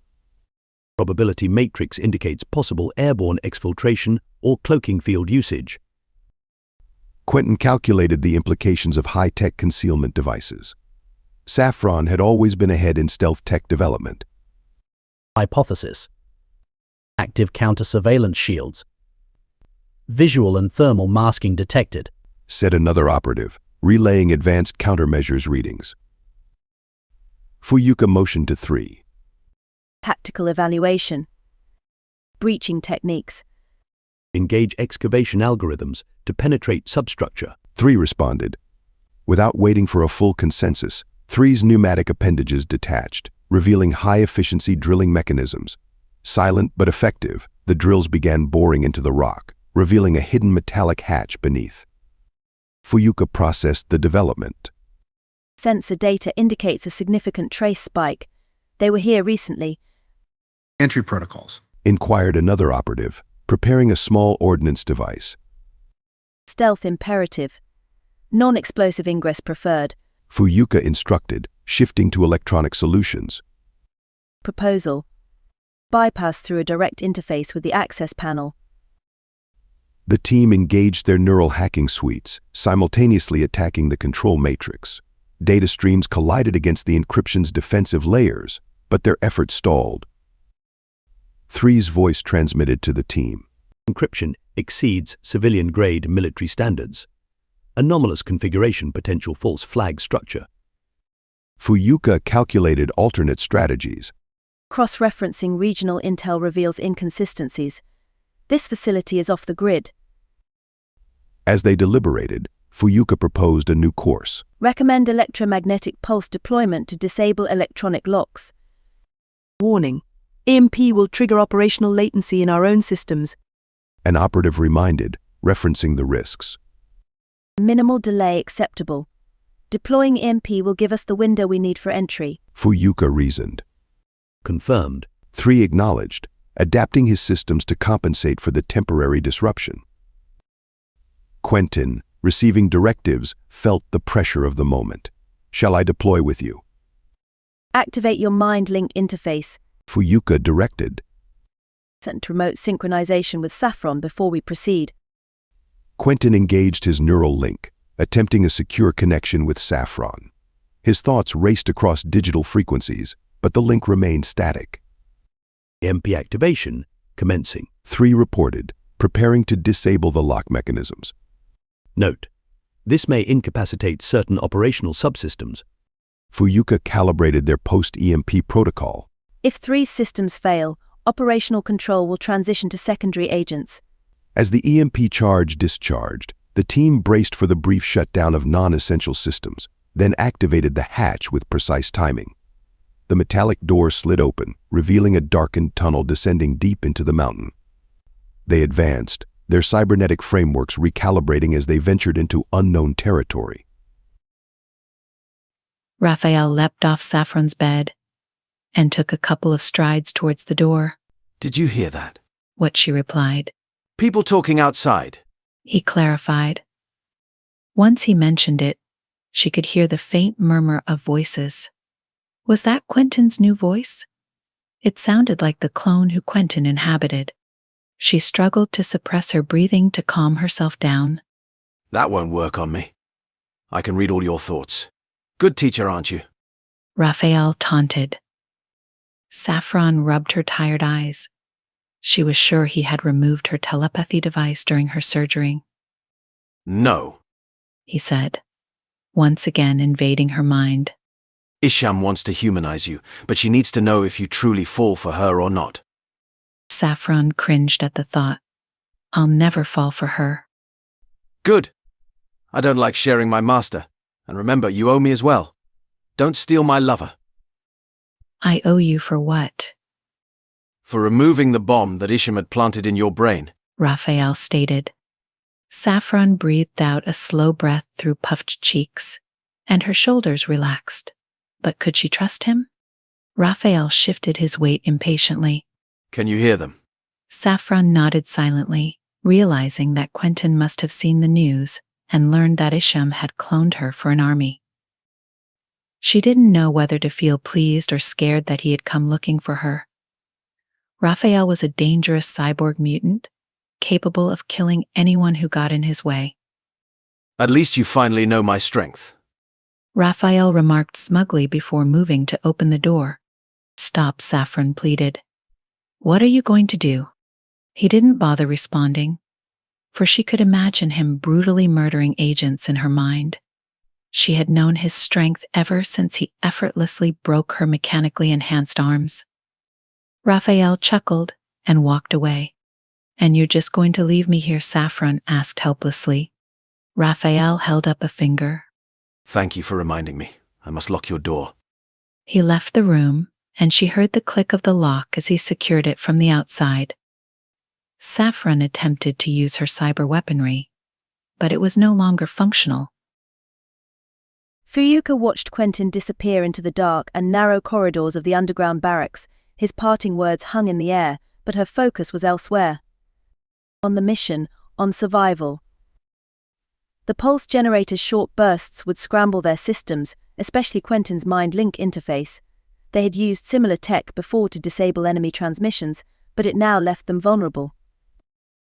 The team had split up, knowing the risks. The interference would mess with more than just communications. Their orb shields were reduced to minimal functionality, and the power failures rendered their bodysuits only marginally effective. Every step forward felt more exposed. Alone now, Fuyuka tightened her grip on her blade arm. The sleek metal hummed silently, responsive to her thoughts. She was acutely aware of her own limitations. Her cyborg components made her faster, stronger, more deadly, but also more dependent on technology. And here, in these corridors, technology was a double-edged sword. Her enhanced senses flickered briefly, then recalibrated. The dark, humid atmosphere gnawed at her. Isham's cyborg mutants were rumored to be here. An evolutionary blend of flesh and tech, like her, but twisted by unknown augmentations. She had no doubt they'd be tracking her too. She extended a metal hand into her pocket and pulled out the small square of intelligent bara glass, a non-electric invisibility shield. As she unfolded it around her body, its nano layers bent light, rendering her invisible to any optical sensors.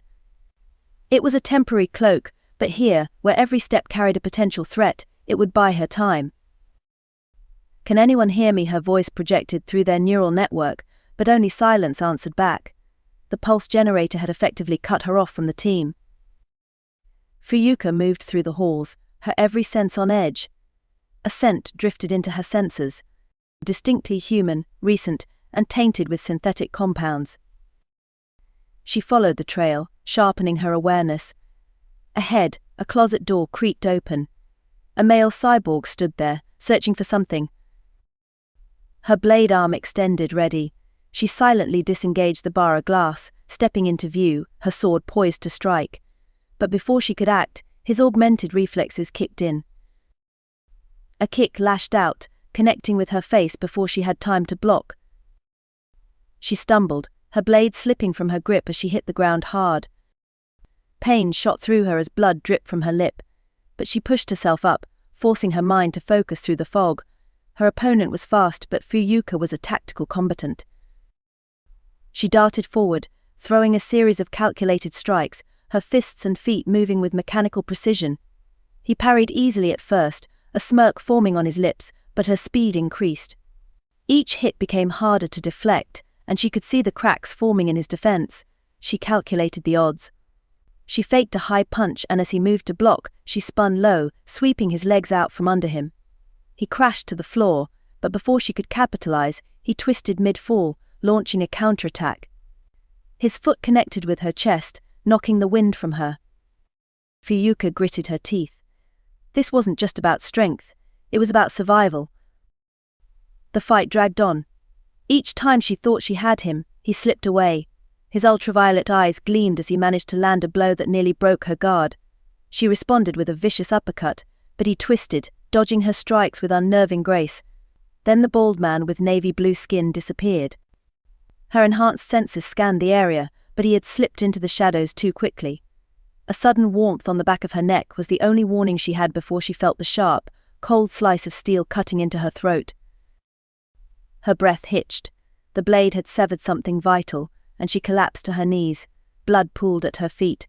She struggled to breathe, her augmented lungs spasming as they fought to draw air. But it was useless. Her systems were failing. In these final moments, her mind reached for clarity, for something to hold on to.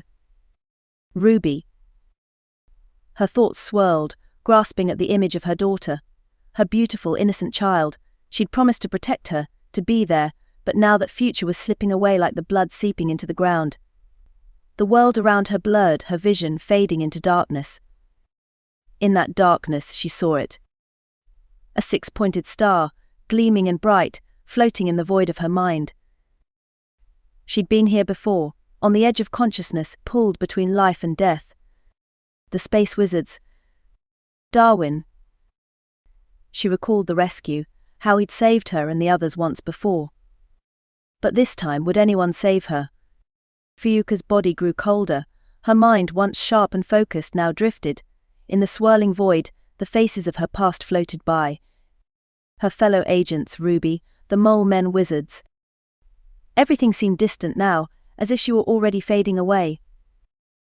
But even in the depths of that void, she clung to one hope. Maybe, just maybe, Darwin would find her again. Chapter 18. Broken Kernel. Raphael's fingers greedily traced the edges of the dead agent's suit, reveling in its superior design compared to his own. As he absorbed the fabric's essence, a surge of excitement coursed through him. He couldn't wait to open her up and study her cyber installations in Master's lab. Struggling with the bloodied material, he finally slipped it over the lifeless cat's shoulders and revealed her exposed small breasts. But a strange green light emanating from within her ribcage soon stole his focus. Its shape was a six-pointed star encased in a circle. His fascination with this star inside her chest surpassed even that of the jumpsuit. He looked forward to cutting into her ribs to uncover its secrets. But when he reached out to touch her again, his hand passed straight through her.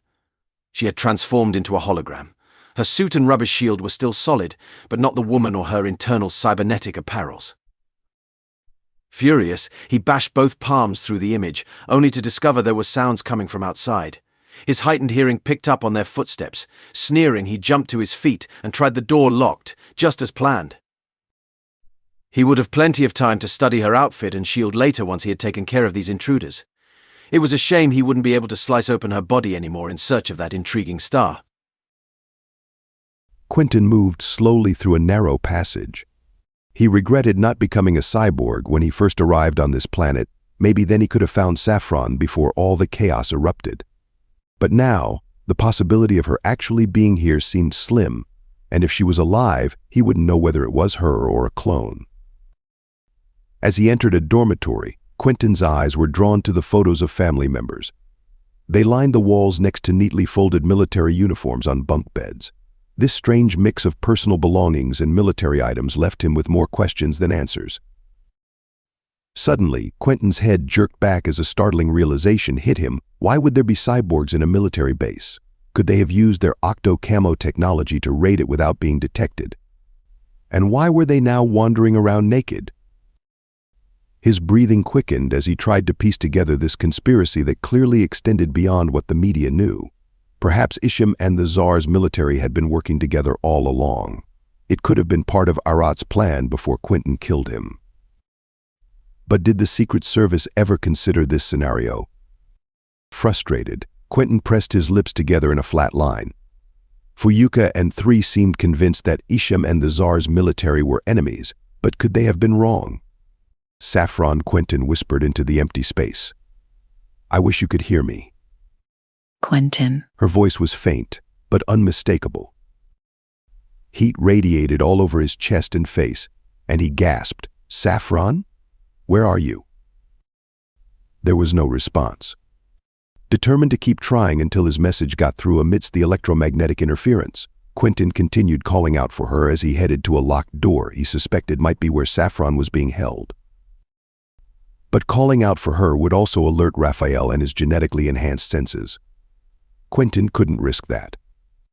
But he had to. She was the love of his life, and he and Lyria both needed her. "Saffron, are you there?" he tried again, hoping for a response. "I'm locked inside," came her voice, weak and fearful. How can I get you out? Don't come any closer. Raphael will find you. He'll kill you.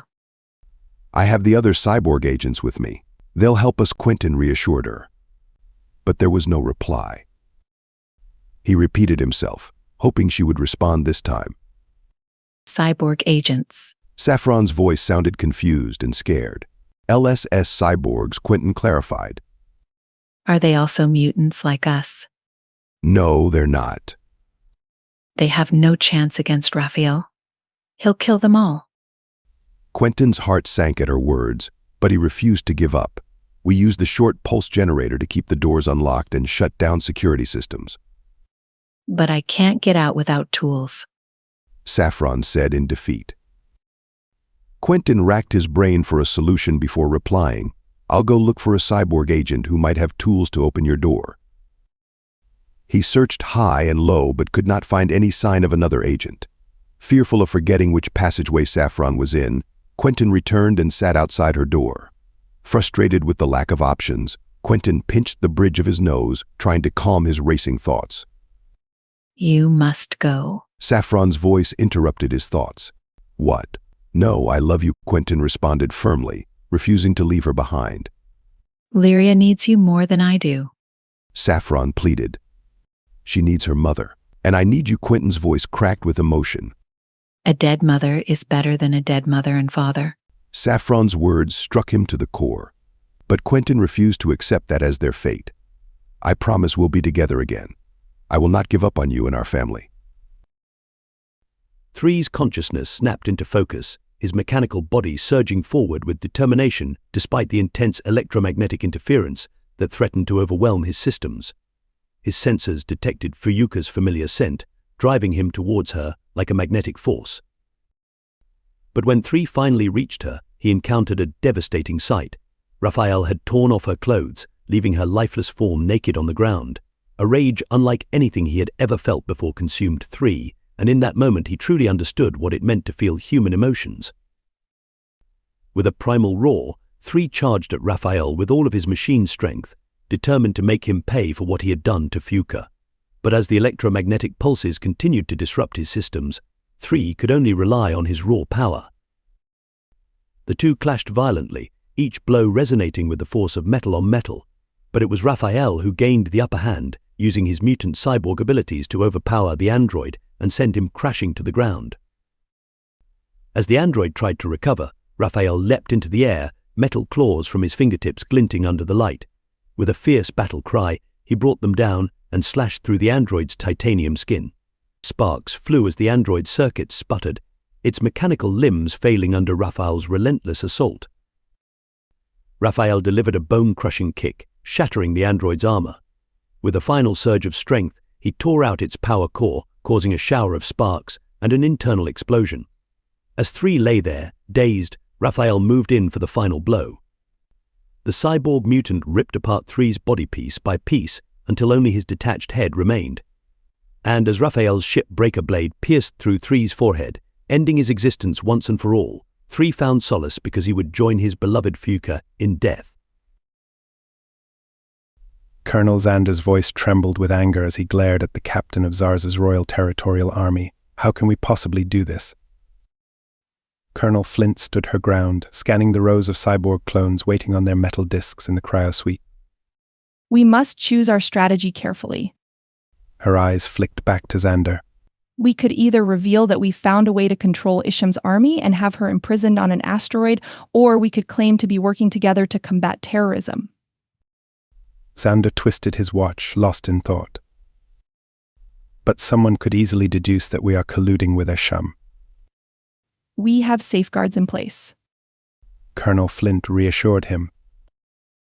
As long as the Zenithar Vale base remains undiscovered, our secrets are safe. She paused and puffed out her chest with a tight inhalation. There is a third option. We could wait for the cyborg outfits to arrive here on the spaceship while keeping them safe in orbit. That may buy us some time, Xander conceded. But I am already faced with a dilemma. Flint raised an eyebrow, prompting him to continue. The truth is, Isham killed my daughter, Irel, before she had the chance to reveal the truth. Xander's words were heavy with grief and anger. Flint gasped in shock. What are you going to do? I want revenge, Xander admitted through gritted teeth, but Isham is also our only hope for controlling her cyborgs and defeating terrorism. Flint's face remained stoic, but she flinched as if wanting to comfort him. But we are both military leaders, Xander reminded himself, pushing aside his emotions. We must remain strong and impartial. Solemnly, Flint delivered the news that would change everything. The Queen has been killed. Xander's heart skipped a beat. How?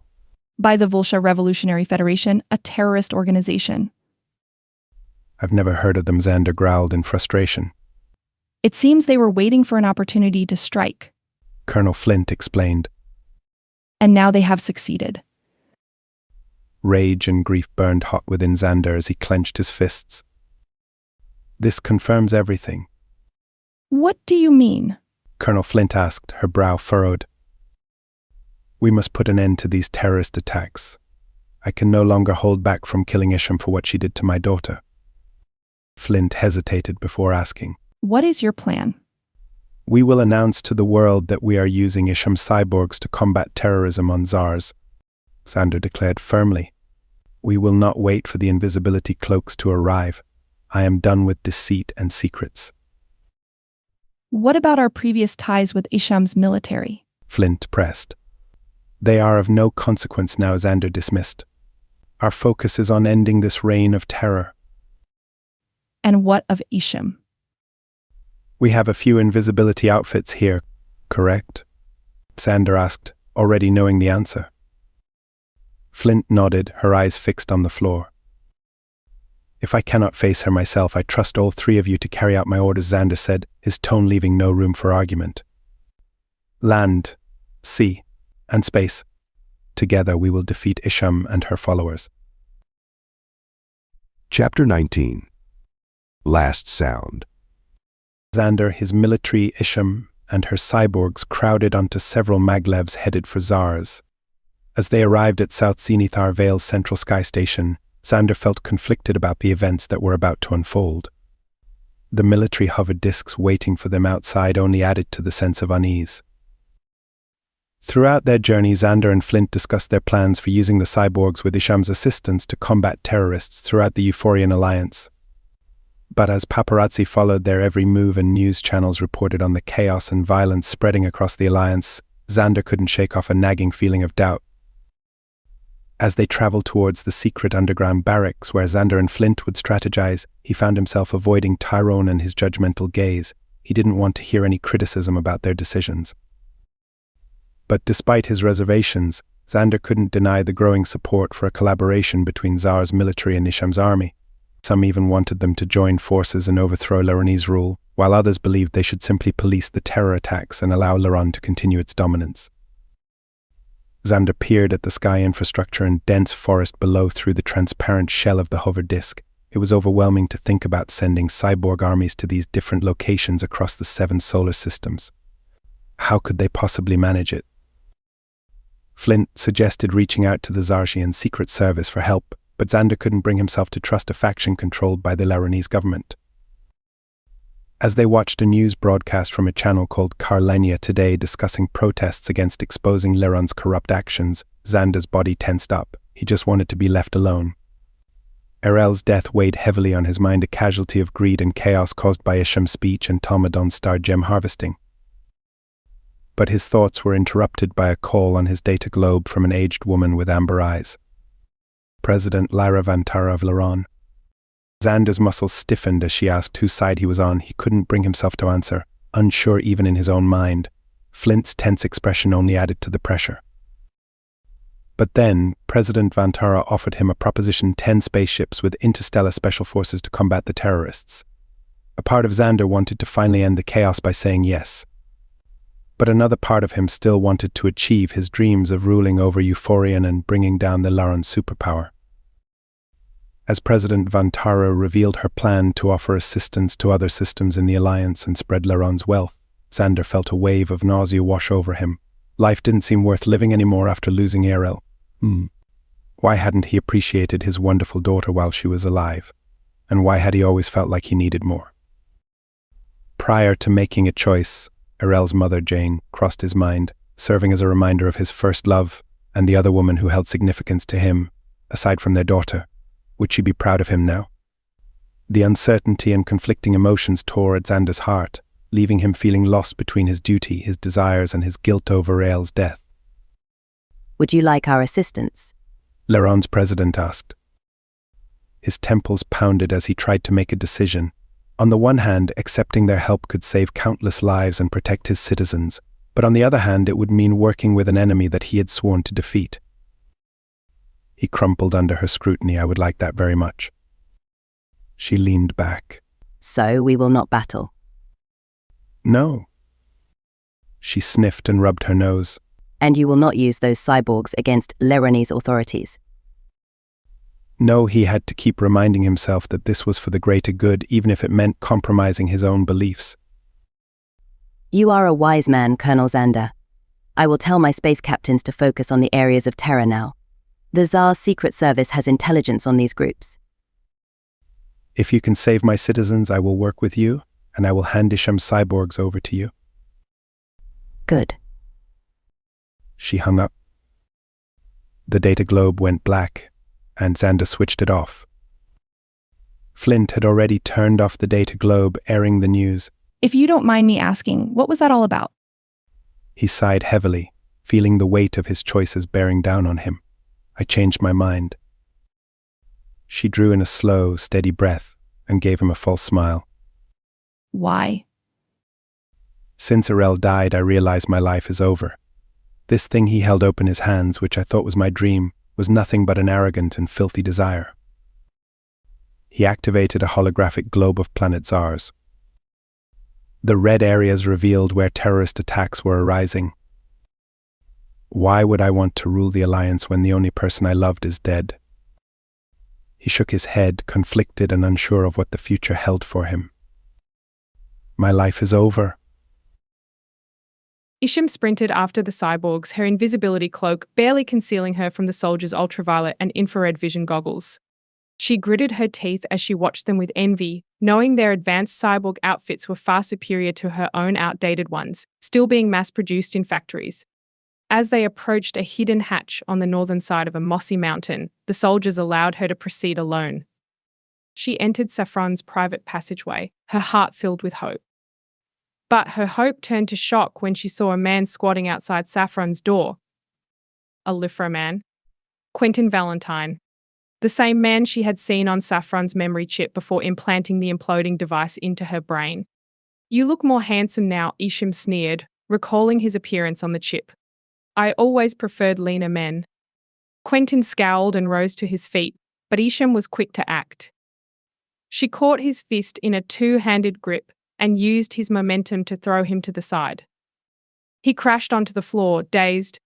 With practiced ease, Isham set her gadget to taser mode and whipped it out towards Quentin's twitching body.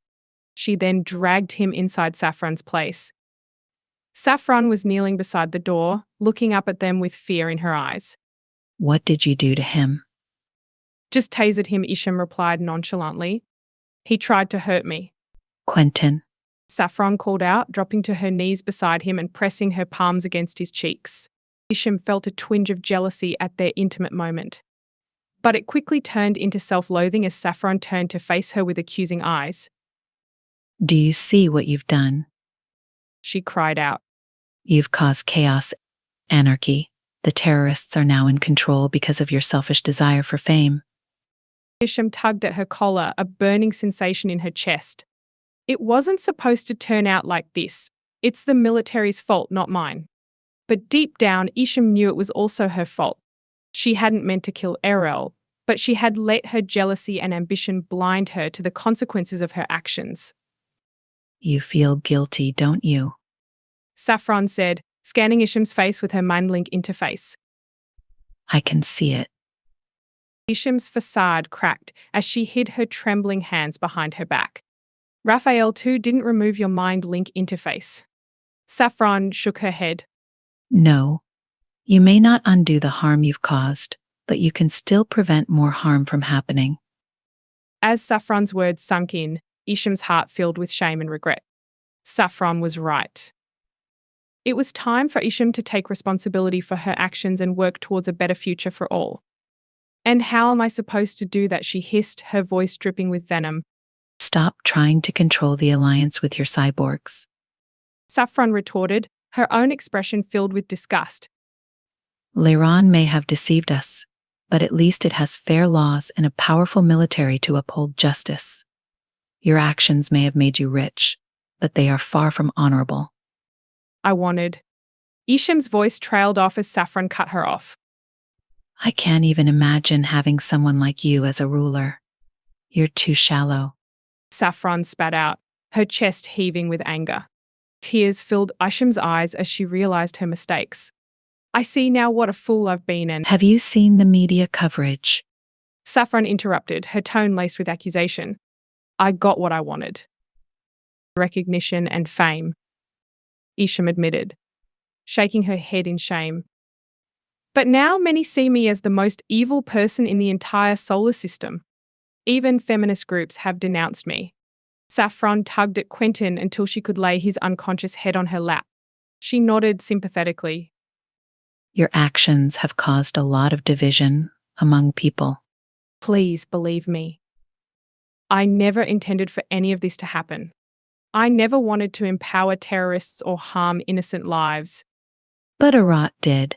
Saffron pointed out, causing Isham to flinch. He had plans to kill innocent people and create a stronger human race. And you stood by his side.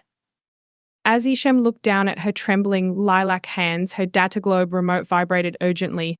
She answered it to find Flint, the colonel of the Royal Army, appearing in the orb. A look of pain and concern marred her face. What's wrong? Isham asked. Are you back? Flint asked, ignoring Isham's question. Isham nodded silently. I have news, Flint said grimly. Xander has changed his plans because of your actions, specifically the murder of his daughter. In shock, Isham covered her mouth. Xander knows? She thought frantically. It seems you do not deny this accusation, Flint said coldly. Isham swallowed hard. I did it, she admitted. He is in an unstable state and has formed an alliance with the Lleronese president to bring down the terrorists. He has also agreed to hand over your cyborgs to her. Flint continued, causing Isham's heart to race even faster. Why are you telling me this? Because I want us to form an alliance without him, Flint replied, her tone serious. Together, we can take down the Interstellar police, the Lleronese and Tsar's military. We don't need them. A dark smirk spread across Isham's lips as she laughed bitterly. You must be the most foolish army colonel I've ever encountered. Do you really think we could pull off such a feat? Flint's face flushed with embarrassment and anger at being insulted, but she remained resolute. I believe we can, she declared firmly. My cyborgs are no match for the terrorists and multiple military forces. Even their enhancements can't save us. Flint's mouth dropped open in shock. Are you really giving up everything you worked for? Isham let out a heavy sigh before nodding in resignation. I don't know what got into me. I screwed up. She headed to the door, opening it and turning to face Saffron one last time. Just stay safe. Don't escape on your own. Wait for someone to rescue you, or for Quentin to wake up. Saffron shot her a sharp look. No, I won't just wait here. You made me undergo another surgery under your orders. I know, Isham admitted with remorse. She locked the door behind her. As she hurried past soldiers, they nodded in acknowledgement. Spotting Colonel Xander entering his office, she quickened her pace and caught up to him. Wait, I have something to tell you. He spun around, his eyebrows raised in surprise. Taking a deep breath, Isham blurted out, I'm sorry. Xander tilted his head back and studied her with his cold blue eyes. Sorry for what? For killing Errol, she confessed in a broken voice. Clamping a hand over his face, Xander let out a frustrated groan. You achieved your dream of becoming a monster. All this death and destruction is because of you. Falling to her knees, Isham sobbed uncontrollably. I'm sorry. The last thing she saw was the barrel of Xander's laser gun pointed at her. And the last sounds she heard were footsteps pounding against the floor, Raphael's desperate scream of, No. and the deafening roar of plasma. Chapter 20. Optogenics. Saffron's hands trembled as she cradled Quentin's head on her lap, the pain from the triangular emblems branded on her thighs pulsing with each beat of her heart. She could hear Isham's maniacal laughter echoing in her mind as she whimpered in agony. Suddenly there was a knock at the door, and her breath caught in her throat. Who could it be? Xander, the ruthless chief in command of the Tsar's military, demanded to be let in. Fear clenched Saffron's chest as she remembered his reputation for torture and cruelty. "No," she cried out, her voice shaking with terror. "You'll hurt me." But Xander persisted, revealing that Isham had killed his own daughter and now lay dead herself, along with all of his cyborgs frozen in place. Saffron tried to make sense of this new information. Was it a trick? Did Xander know about the deactivated and removed cyborg gear hidden under her skin? Her fingers tapped frantically against Quentin's shoulder as she listened intently to Xander's words. But when he mentioned collaborating with Lleron, despite its treasonous nature, Saffron's suspicions were confirmed. He had been planning a takeover with a rot from the very beginning. As if sensing her hesitation, Xander continued speaking, his voice trembling with desperation. He revealed his intention to turn over Isham's cyborgs to the Lleronese Interstellar Police and begged for forgiveness for his treacherous actions. Before Saffron could respond, a high-pitched voice rang out from outside the room, declaring Xander's arrest for conspiring with a rot and Isham to overthrow Lleronese rule. Saffron pressed her ear against the high-security door to hear more clearly. "Shoot me," Xander cried out, his words filled with bitter resignation. "End it now." The roar of plasma burning air rang out from the passageway outside. Saffron shivered with dread. Silence descended upon the scene, filled only with the sound of heavy breathing and the occasional whisper. A hand reached for Saffron's door handle, testing it. "Who's in there?" "The true Saffron and Quentin Valentine," came the reply. The whispers grew more frantic as they discussed their next move. "Stand back. We'll blast a hole through the door." "No, don't," Saffron pleaded. "Quentin is unconscious and too heavy to move." "How is that possible? You're a cyborg." "Isham's male cyborg operated on me and took out my weapons. He deactivated the rest." "But your genetic code..." "He managed to deactivate parts of it, too." With a loud screech, a blade pierced through the metal door and agents flooded into the room. They effortlessly lifted Quentin and Saffron onto their shoulders, making their way out of the complex. Along the way, dead soldiers littered the passageways and doors stood open to reveal those who had surrendered on their knees. Red-skinned Saffrons and navy-skinned Raphaels remained frozen in mid-movement, a haunting sight of their last moments before being defeated by the relentless force of their enemies. As they exited, Saffron didn't see the army chief with the peach mustache. Perhaps he had been vaporized, after all. Quentin's senses returned to him slowly, the sound of voices pulling him out of a hazy fog. He blinked and lifted his head, finding it resting in Saffron's lap. As he pushed himself up and looked at her, relief flooded through him. But before he could fully process the situation, a heavy weight settled in his chest as he took in the grave expressions on the agents' faces, led by Maria. "We found your daughter, Juna," Maria said solemnly. At that moment, Quentin's world stopped spinning. Frozen with fear, he could only stare back at Maria, unable to form words. "She's in the hospital," Maria continued. The world rushed back into motion, and Quentin felt himself begin to rock slightly, his mind reeling with worry for his daughter. "What happened?" he choked out. Maria held up her hands in a calming gesture.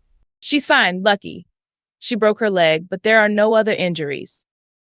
Tears pricked at Quentin's eyes, and he leaned heavily against Saffron. I have to see her, he said desperately. We'll escort you after our meeting. Maria assured him. Juna knows you're safe and she's expecting you. Lyria also knows her mother will be coming home to see her. Saffron squeezed his hand tightly. It's over. Isham is dead, as well as the commander-in-chief Sandar, who she was conspiring with. And the cyborg army has been frozen, Maria confirmed. Quentin's mind churned with questions and fears, but he was quickly brought back to reality by Maria's next words. I have bad news, She said quietly. What is it? Your friends died. Maria said bluntly. Fuyuka, Quentin asked, already knowing the answer. Maria nodded sadly. And Android 333. 3? Quentin couldn't believe his ears. Yes? Maria confirmed. His throat constricted, and he gripped Saffron's hand tighter. How? How did they die? The Tushwa cyborg mutant killed them, Maria said grimly. Quentin's heart felt like it was being squeezed in a vise. Raphael, he asked, dreading the answer.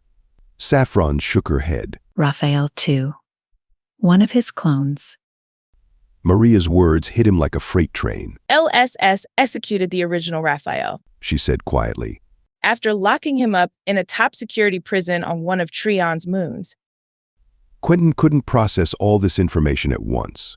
Memories billowed at the forefront of his mind of his encounter with Raphael on Lleronese before Isham's arrest. How did he capture you? He asked Saffron, while clenching his fists. Let's talk about that later. Saffron said, her tone pleading for understanding. Right now, I just want to see Lyria. Maria turned to Saffron. Will you be taking a new body? Saffron nodded resolutely. Quentin's discomfort grew at the thought of Saffron changing her appearance. She was perfect the way she was. Why? A blonde agent rolled her eyes at his naivety. Why do you think? She retorted. I suppose she's famous now, Quentin mumbled, feeling overwhelmed by everything that had happened. Saffron pressed her nose against his cheek, her warm breath bringing a sense of calm to his tormented mind. I accepted your new body. She whispered. I hope you can accept mine. Quentin has the option to reclaim his original body. Maria stated. He is no longer a fugitive since Isham has exposed all of their secrets. He is known by all to be innocent, even during the time he was the mass killer, Quinn. But not SS, Quentin clarified. Pardon? Maria asked. They don't know about sky-water shifting. No. Thank goodness for that, Saffron said. But if I go back to my original body, I'll also become famous, he mentioned. I'll prefer to remain anonymous. As will I. Saffron added, turning her head towards Maria. But before I make a decision about which clone to use, can I see Lyria in person? She may be able to help me in choosing. Of course. Maria replied, rubbing her hands on her legs. There's something else you should know, Quentin.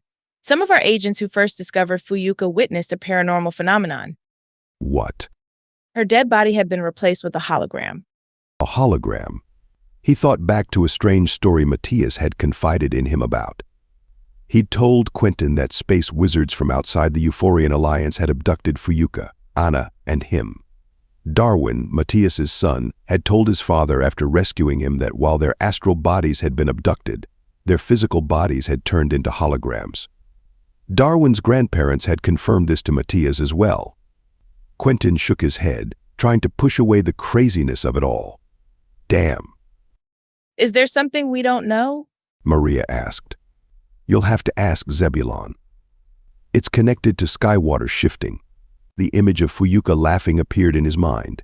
Who would tell her 4 daughters? Can we bring her back? Maria inquired. Not unless the portals reopen. He let out a sigh. Out of all the cyborg mutants, Raphael too didn't freeze in place. Maria stated. What will happen to him? Saffron asked. He will be taken to a prison on an asteroid.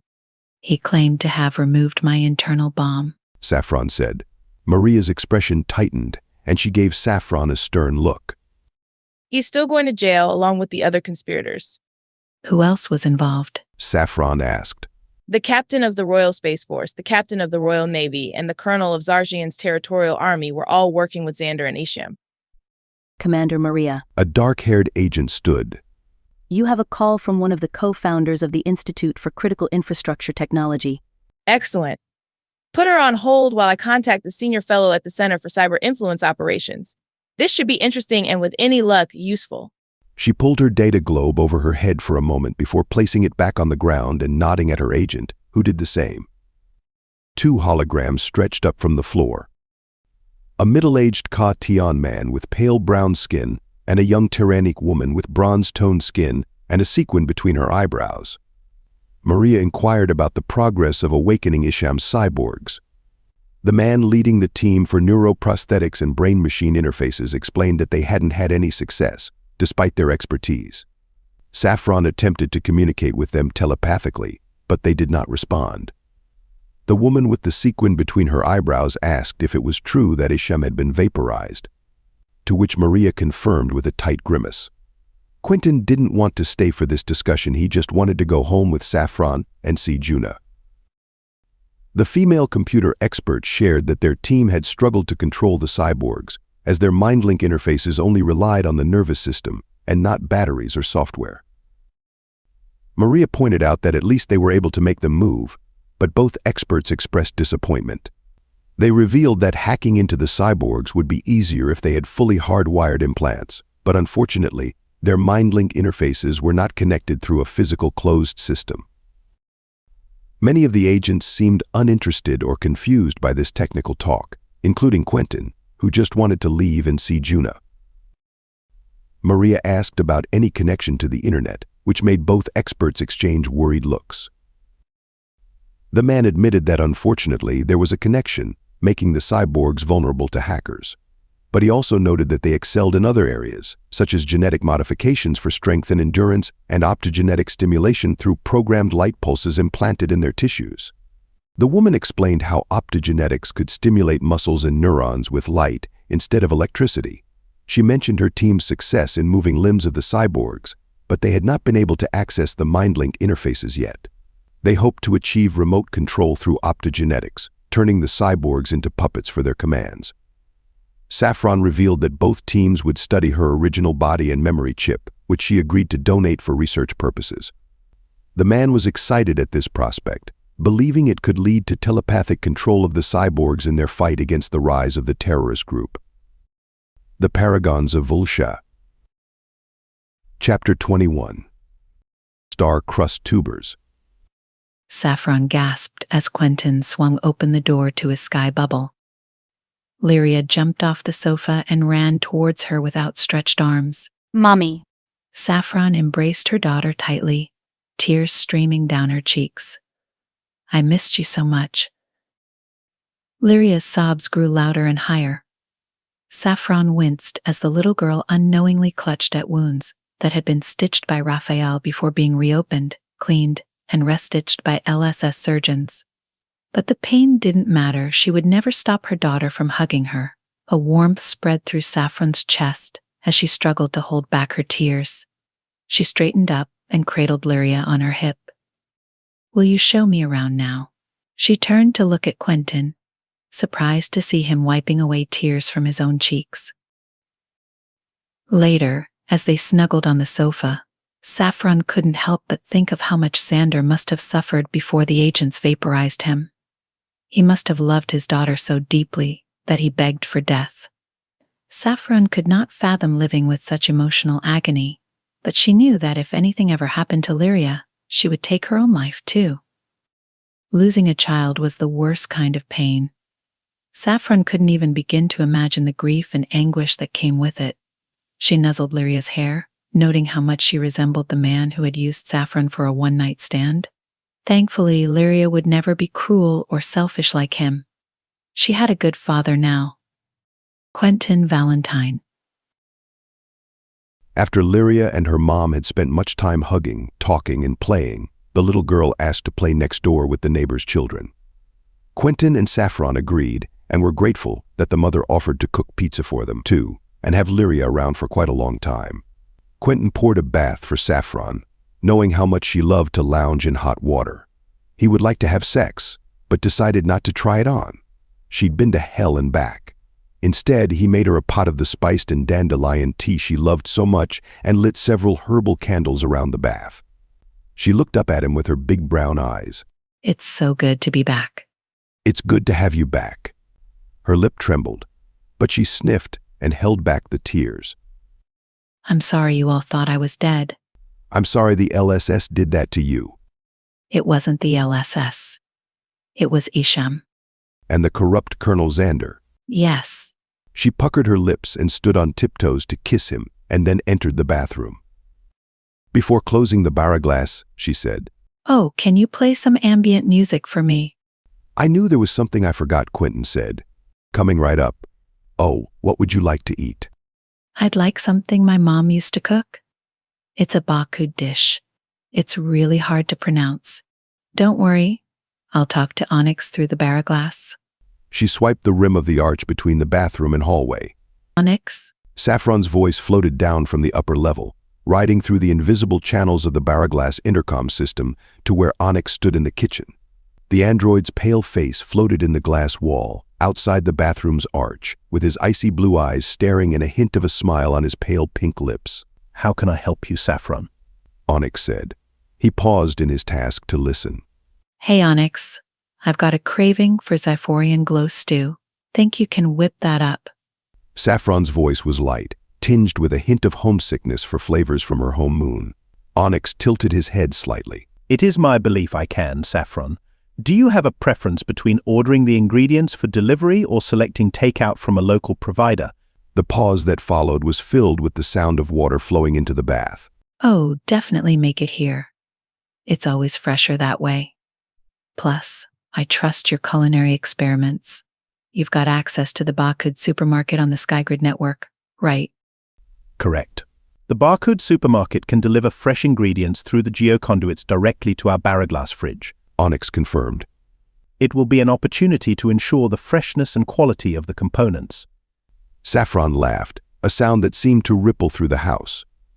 He couldn't believe his luck. He had his red goddess back, and she was happy. When she smirked at Quentin, a dimple appeared in one cheek. Have you ever made Zyphorian glow stew before, Onyx? No, I have not, Onyx admitted without a hint of concern. However, I am confident in my ability to learn and execute the recipe flawlessly. Great. Can you double-check if they'll send us blue light mushrooms and nebula peppers? It's amazing we can even get those here. There aren't many Lleronese citizens on Zars. Allow me to initiate a direct interface with the SkyGrid network through my integrated processing unit and commence a comprehensive analysis of the Bakud supermarket's inventory database. There was a pause before he nodded. Both blue light mushrooms and nebula peppers are available for delivery, along with star-crust tubers, galactic lentils, void salt, cosmic broth, and solar leaves. Every ingredient for the Zyphorian glow stew.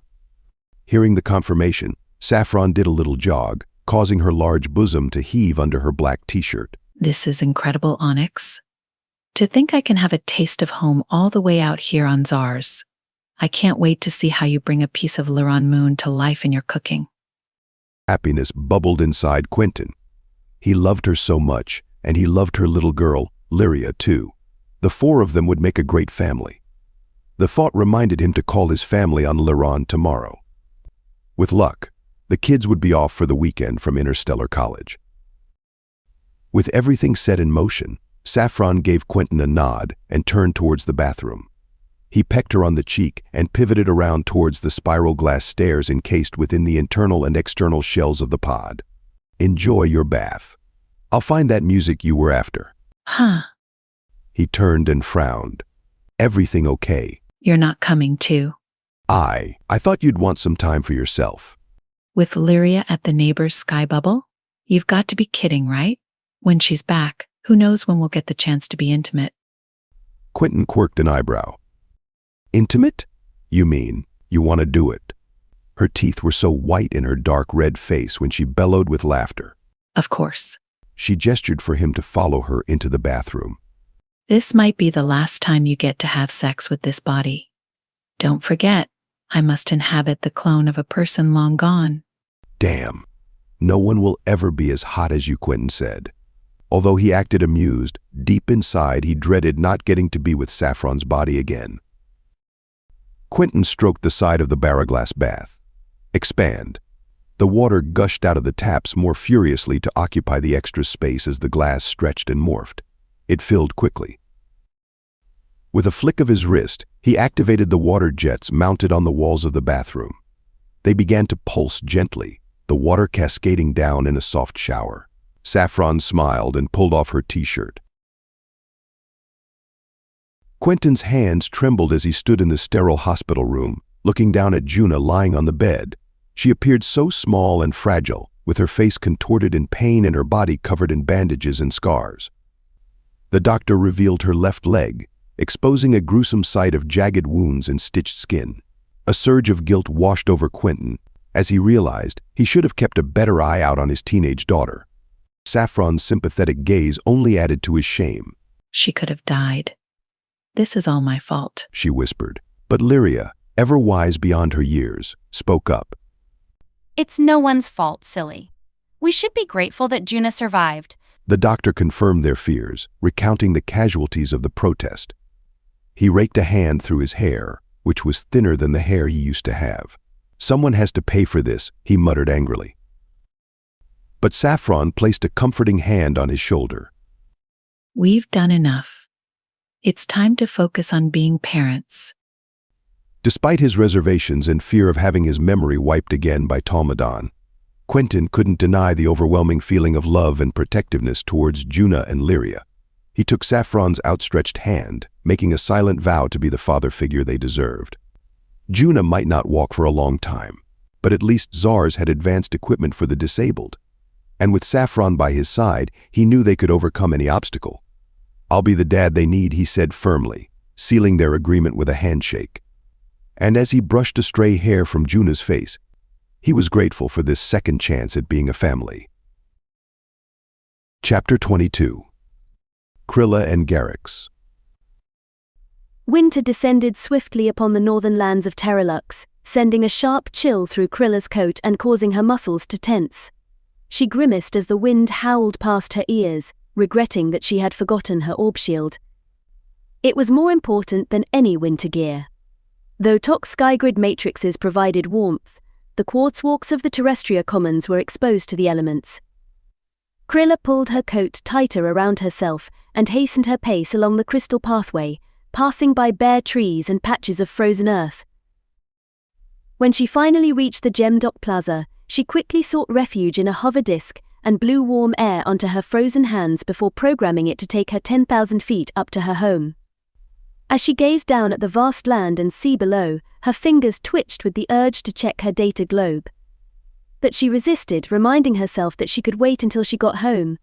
Or maybe she shouldn't even check at all today or tomorrow. What good would it do?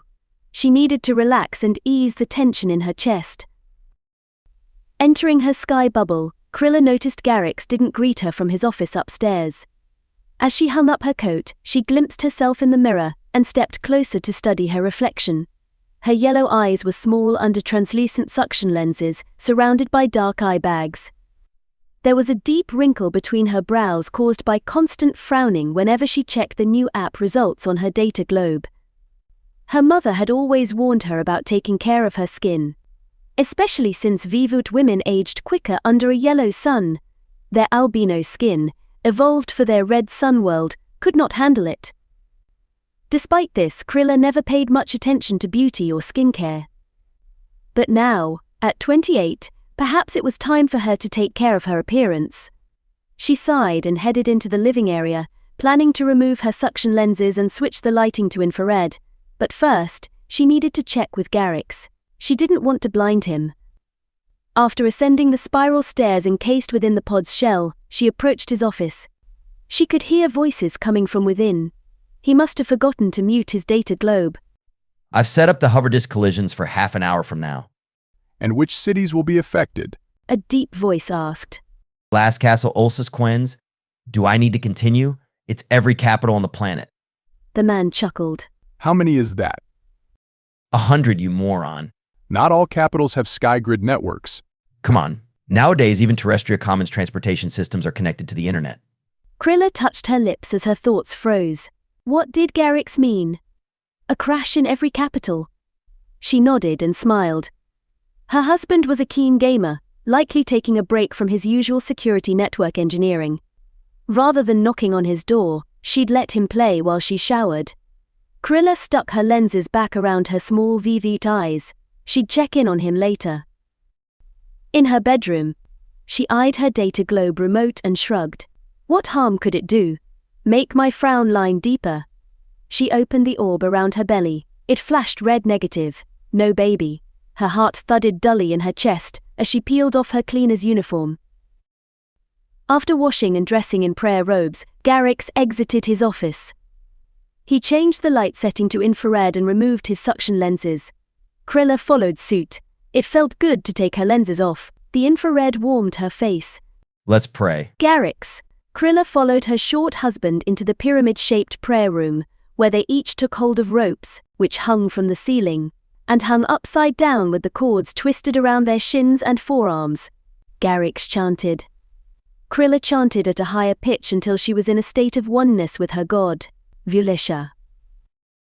After meditation and worship, Garrix cooked a delicious Unarelandian curry and served it under the red lamplight. They polished off the food, and Krilla settled on the settee with a glass of wine. Garrix pushed the dirty dishes into the barra-glass kitchen counter to be cleaned and recycled. That was delicious, she said. What's the occasion? Garrix swaggered over and lowered himself into the cushions, then curled an arm around her. Thought you deserved something nice. I can see that trying for a baby's taking its toll. Let's leave it for a couple months. She frowned. You want a baby, don't you? He held up his hands in defense. Sure I do. But it won't be easy if you're stressed all the time. Her posture became rigid. Stressed. Who said I'm stressed? Come on. Let's not argue. She blew out a deep breath. Yeah. Sorry. I've been on edge lately. Let's watch the news. He rubbed his hands together. Oh, that's romantic. Just quickly. I've missed it the last few days. He expanded the data globe after it popped open in his hand, and then he threw it against a wall. It collided into the corner of two facades. Krilla jumped to her feet and peeled it off before smoothing the circle onto one wall. Thanks, gorgeous. She smirked and returned to the comfort of the settee. Garrix fiddled with the remote, but her body movements froze as she listened to the headlines. Live reports stated hover disk collisions had taken place in capitals all over Zars. Transport safety mechanisms had failed. The presenter's dark eyes flashed with fear. Officials do not yet know the cause of these tragedies. Transport secretaries from every country agree that the devastations coincided in unison. 244 deaths have been accounted for, and 500 are seriously injured. Krilla swallowed and turned towards Garrix. While his yellow eyes stared at the screen, a slow smile spread across his bone-white face. Chapter 23. Sky Grid Chaos. Quentin frowned at Juna's surgeon as she tried to persuade his daughter to accept a bionic leg. The breakage is not healing around the pin. It could take several more operations and a bone marrow transplant before we see results. Juna shook her head. Well, I'll just have to wait, won't I? She glanced at Saffron, who wore an LSS Intelligent Barraglass bodysuit, which disguised her as a tall Jezzo. Juna grimaced. I don't want to be a cyborg, not ever. The surgeon shook her head. You won't be a cyborg. Yes, I will. Cyborg's a broad term. You won't have computers put into your body or brain, just a new leg with mechanically enhanced neural connections. Your leg will look perfectly real. There will be no scars either. Wouldn't you like that? Quentin cringed as he thought about Juna's scars. A wide one ran down the side of her left thigh, then separated into three, which splayed across her knee like talons. She'd had 3/4 of her kneecap removed, though doctors said it would grow back. He couldn't imagine her wearing that skimpy red dress again. Her leg was deformed, and her scars looked fiery and inflamed. Why don't you think about it, sweetie? If you have a bionic leg, you'll be able to walk straight away and can have your old life back again. I don't want a bionic leg, she yelled. Why doesn't anyone get it? I want to keep my own leg. Quentin glanced at Saffron, but it looked as if her mind was elsewhere. Her borrowed pink face frowned as it peered out of the window. If you're adamant you don't want that bionic leg, you can go home today, another doctor said. Once the pharmacist gives you painkillers. Finally, Juna said. After they left the hospital ward, Quentin cringed every time Juna winced. He wanted to pick up his baby girl and carry her to the hover disk, but had to watch her hobble on her crutches. The LSS hover disk took them the long way home from Glass Castle, rather than going by an aero conduit. The so-called speed stream was gridlocked. Saffron didn't say much on the way back, likely anticipating exchanging her body for that of a dead person's clone. I'm so glad you're coming home, Lyria said to Juna. It's been boring without you. I've missed you too, Juna said to the little girl. I've missed our bedroom. Lyria shot her a gappy grin. Yeah? Don't you want to have your own room now you're sick? Quentin didn't mention he'd set up a bedroom for Juna on the first floor. I'm not sick, Juna said. Quentin swallowed. She looked sick. Her pale yellow complexion no longer glittered. Regular morphine had hollowed out her eyes, so her cheekbones jutted out. Juna's jaw had a sharp edge to it, too. When Fuyuka was alive, she'd felt guilty the LSS hadn't posted backup in their home during the fiasco. He'd wanted to tell her it wasn't her fault. With a heaviness in his limbs, he stared at his palms. Now Fuyuka and 3 were dead. While 3's metal corpse looked like scrap metal, Fuyuka hadn't even left behind a material body to bury or cremate. Saffron slipped her hand into his and gave him a sympathetic look over her fake hooked nose. Mummy's getting a new body, Lyria said to Juna. She's famous in a real bad way now, so she's got to look like someone who nobody knows. Juna glared at Saffron. Dad has a new body too. He used to look much more handsome. Doesn't even look like my dad anymore. Quentin lowered his head. Would he get to make love to Saffron in her original body one more time? He'd miss her curves and her big butt. Would she smell different? She was exotic and beautiful. When will you get your clone? I don't know. Maria's waiting at home with a couple of agents. She'll no doubt have all the plans. Saffron gazed at Juna's sulky face. I'm surprised the hospital didn't give you a hover chair, Juna. Dad's getting me a better one, aren't you, Dad? That's right. I talked to my friend in Lleronese who got Juna her apprenticeship. When his daughter Anna was paralyzed, he invented a kind of rod to help her move. Oh, yes. Saffron peered at her fingernails. You mentioned that before. But Juna's not paralyzed. I know. She won't be using the rod. He has a friend who hires out hoverchair models made entirely from baraglass. Lleronese hover chairs. Exactly, but a Tsar's brand instead. Hover chairs here suck otherwise, Juna said. Baratech's much better than metal. I'll buy you an intelligent baraglass bed too, sweetie. Juna gaped. Those are expensive. You're worth it, Quentin said. When they arrived at home, Maria and 2 ninjas looked tense, sitting around a small table. They stopped talking and gave them tight smiles. Onyx had already prepared 2 hot chocolates with cream and marshmallows for the girls. He placed them on a table and stamped to command the baraglass floor. Settee for 2. Like a large, transparent bag of water, a sofa arose from the baraglass floor. It billowed and sagged, waiting for the girls to sit. Juna hobbled on her crutches to reach it. Easy now, Quentin ran over to help lower her onto its surface. I wouldn't do that if I were you, Maria said. You'll need to change the mode. It must solidify before Juna sits. She's not capable of acquiring the correct posture while her leg is immobile. Onyx, can you help? Looking into it now. Onyx closed his eyes and worked his fingers in the air. All done. Quentin peered at the sofa. It had solidified into an upright position. That doesn't look very comfortable, Juna said. It might be better if you buy some old-fashioned furniture. Saffron sipped her coffee with the agents. Quentin nodded. You can't make old-fashioned furniture disappear into the floor. Lyria giggled and sat. Quentin helped lower Juna beside her. I can recline it for you, Onyx said. Yes, please. Quentin cringed. Juna was polite to everyone except him and Saffron today. Hopefully she'd forgive them for whatever wrongdoings they'd done. He'd just have to apologize for anything she accused him about.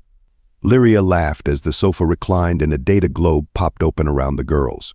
It swirled in pink and blue on the outside. No doubt, they'd watched something on virtual scope. Despite Juna's anger at him, she still acted kindly towards Lyria. She'd usually do something different while Lyria watched kids' stuff, but not today. Lyria had all of Juna's attention, and she loved it. Maria's frown was more sincere than usual. Quentin joined the operatives around the now expanded table, which held 6 cups of steaming coffee. Quentin frowned at Onyx, who stood in the kitchen. "Join us, Onyx." The android accompanied them, and Quentin stamped twice. 2 seats arose from the floor, though they were not soft and transformable anymore, but hard and erect. Quentin sat and reached for his coffee. It smelled strong. Maria glared at him. Have you heard about the terror attacks? Quentin took the cup away from his mouth without sipping. "Today?" Maria nodded. I didn't want to say anything in front of your daughters. That's why you took the long journey home, over ground. What happened? Saffron asked. Major disk collisions throughout Glass Castle Skygrid network, as well as similar accidents all over the world. Was anyone hurt? Saffron asked. Yes, hundreds have died. Quentin sucked in a harsh breath. I'll tell you more on the way to the headquarters. The short, brown-skinned woman stood. Are you ready to leave, Saffron? Quentin's gut clenched. Saffron shot him a fearful glance. Can't I spend one more night with Quentin in my own body? It's too risky. Even taking off your disguise here could be a risk. Saffron's laugh came out harsh. Come on, Saffron. This isn't a laughing matter. Maria drained her coffee and set the cup down with a clink. Her ninjas did the same before standing beside her. And what will you do with my body when I occupy a new one? Hand it over to computer specialists like you said LSS could. They'll work out a way to control Isham's army. Saffron chugged her coffee and reached out for Quentin to embrace her. It felt strange for him to hug Saffron, seeing as she was disguised as a tall and unattractive Jezo woman. Would it feel the same when she returned home as yet another stranger? How about Lyria? Saffron asked. She wants to come too. Maria crossed her arms. But you've already chosen the Talishwa together. Saffron nodded. Quentin flinched. I haven't seen her yet. Saffron flicked open her data globe, then stretched it around his eyes. A Talishwa woman faced him. Like Lyria, she had purple-pink skin, straight black hair, and purple-blue eyes which slanted upwards. She looked ultra-slim and had none of Saffron's curves. Saffron switched the orb off and guffawed. I'll look like Lyria's real mum now. People can finally stop thinking I'm her childminder. You'll get as much attention as before for being a foreigner, Quentin warned. It'll be the right attention. Maria pursed her lips. Can we go? She nodded towards the orb where the girls sat. I'm sure Lyria won't make a fuss. She's got her sister back now. Saffron pouted. I had hoped Quentin and I could get some private time together, just one last time. I understand your frustration, but it's for your safety. For your daughters, too. After transferring my memory chip, will you ask the brain surgeon to look for an internal bomb? I thought Raphael too removed it, Maria said. He said he did, but I'd like it if someone could double check.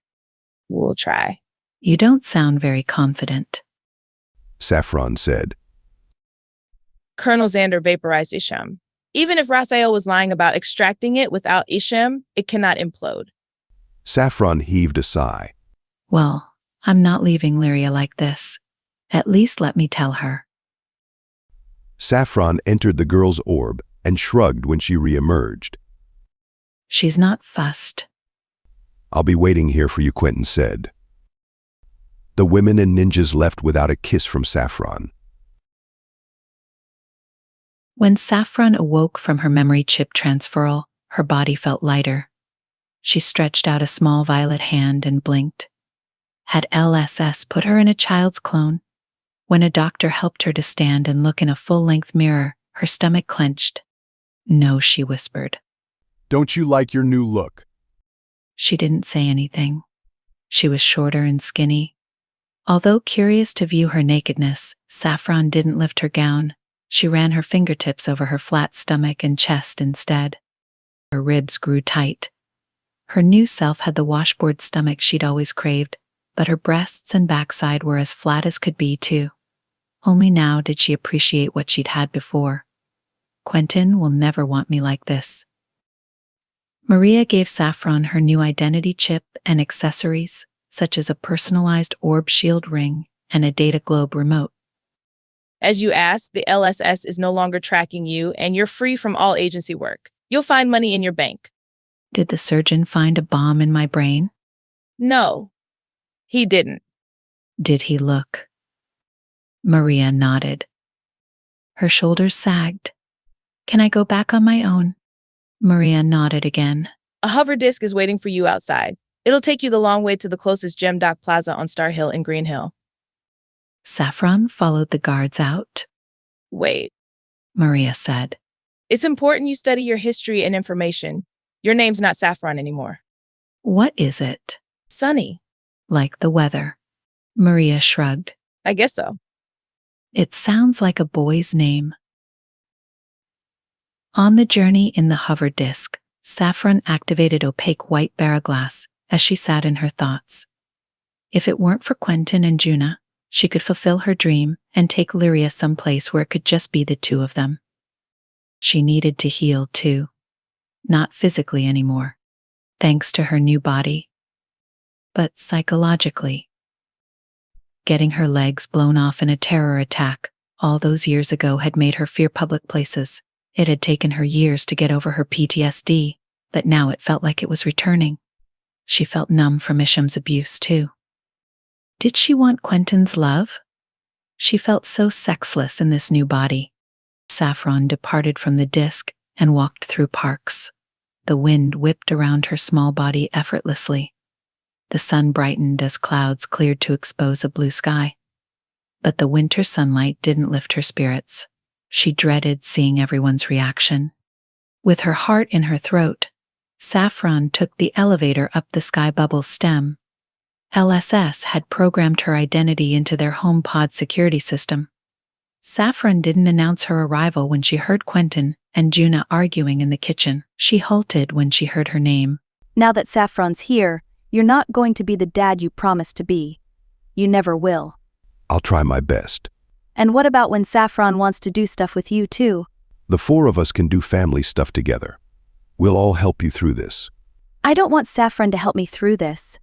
I don't even like her. How can you say that? You don't know her. She took you away from Mom. Quentin's voice came coarsely. Your Uncle Gary did that when he jumped into your mom's bed. That's not their fault. We all thought you were dead. So you supported their affair. We didn't know they were sleeping together. No one did. But you sure as hell all accepted him as your new dad. No, we didn't. Juna's sobs burst in and out. Only the boys did. They were little. They needed a dad. We girls missed you every day. You don't know how hard it was on us, even if we didn't see you much as kids. We still loved you. We still love you. Sorry. I thought this was my chance. I thought it would just be the two of us. You said it was okay. That's because I was thinking of you. But now my leg's mangled and I can't walk, I'm thinking of me. It's not fair Saffron's living here. Please, Juna. Give her a chance. You'll still get my attention. Wringing her hands, Saffron stepped into the stairwell and climbed the spiral. Thankfully, the inner shell wasn't transparent. Lyria's voice chatted happily upstairs. When Saffron reached the top floor, she noticed Lyria had changed the room's decorations. This time, holographic flower fairies flew around and holographic trees grew up the insides of the shell. Mommy? Lyria ran and hugged her legs.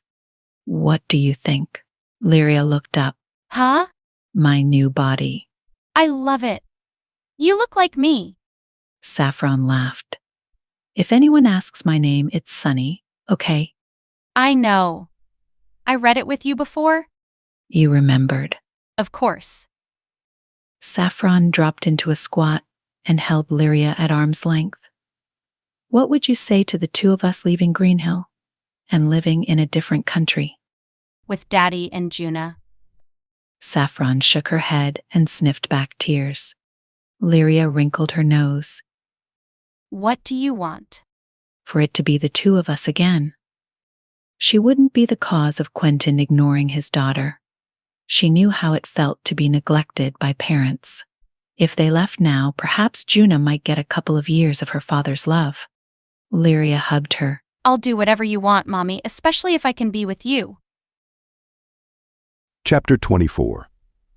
Social media. Staring into his black coffee, Quentin hunched on a kitchen stool. The bittersweet fragrance didn't lift his mood. Juna had said he was a lousy father. Was he selfish? Lyria was also his daughter now, and she was Juna's sister. In the short time they'd known the little girl, they'd come to love her. Juna didn't mind his attention towards Lyria, so why did she dislike Saffron? Juna was being selfish, not him. She was jealous. A lump formed in his throat. A psychologist had warned him Juna might have post-traumatic stress disorder. Not only was she hurt, but she'd seen all those protesters mutilated. Shall I make dinner now? Onyx entered the kitchen. Yeah, I don't feel like cooking. Rice? Curry? No, something Juna's mom used to cook her. Creamy fish pie with boiled new potatoes and a salad. Quentin opened his data globe to look at the time. Saffron should be back. When the food was on the table, Quentin cut up Lyria's pie and potatoes for her and blew at the steam. He opened a 3D map to locate his daughters, but he could only see Juna's silhouette in her new bedroom beside the living room. Onyx? I can't see Lyria here. Can you locate her? Onyx touched the barraglass and closed his eyes. She's gone. Saffron took her. Saffron? Did she return? Onyx opened his pale blue eyes. Yes. She returned as a Tlishwa. That's strange. I didn't see her. It appears you were having a heated discussion in the kitchen with Juna. His eyes narrowed. Had Saffron heard Juna's complaints?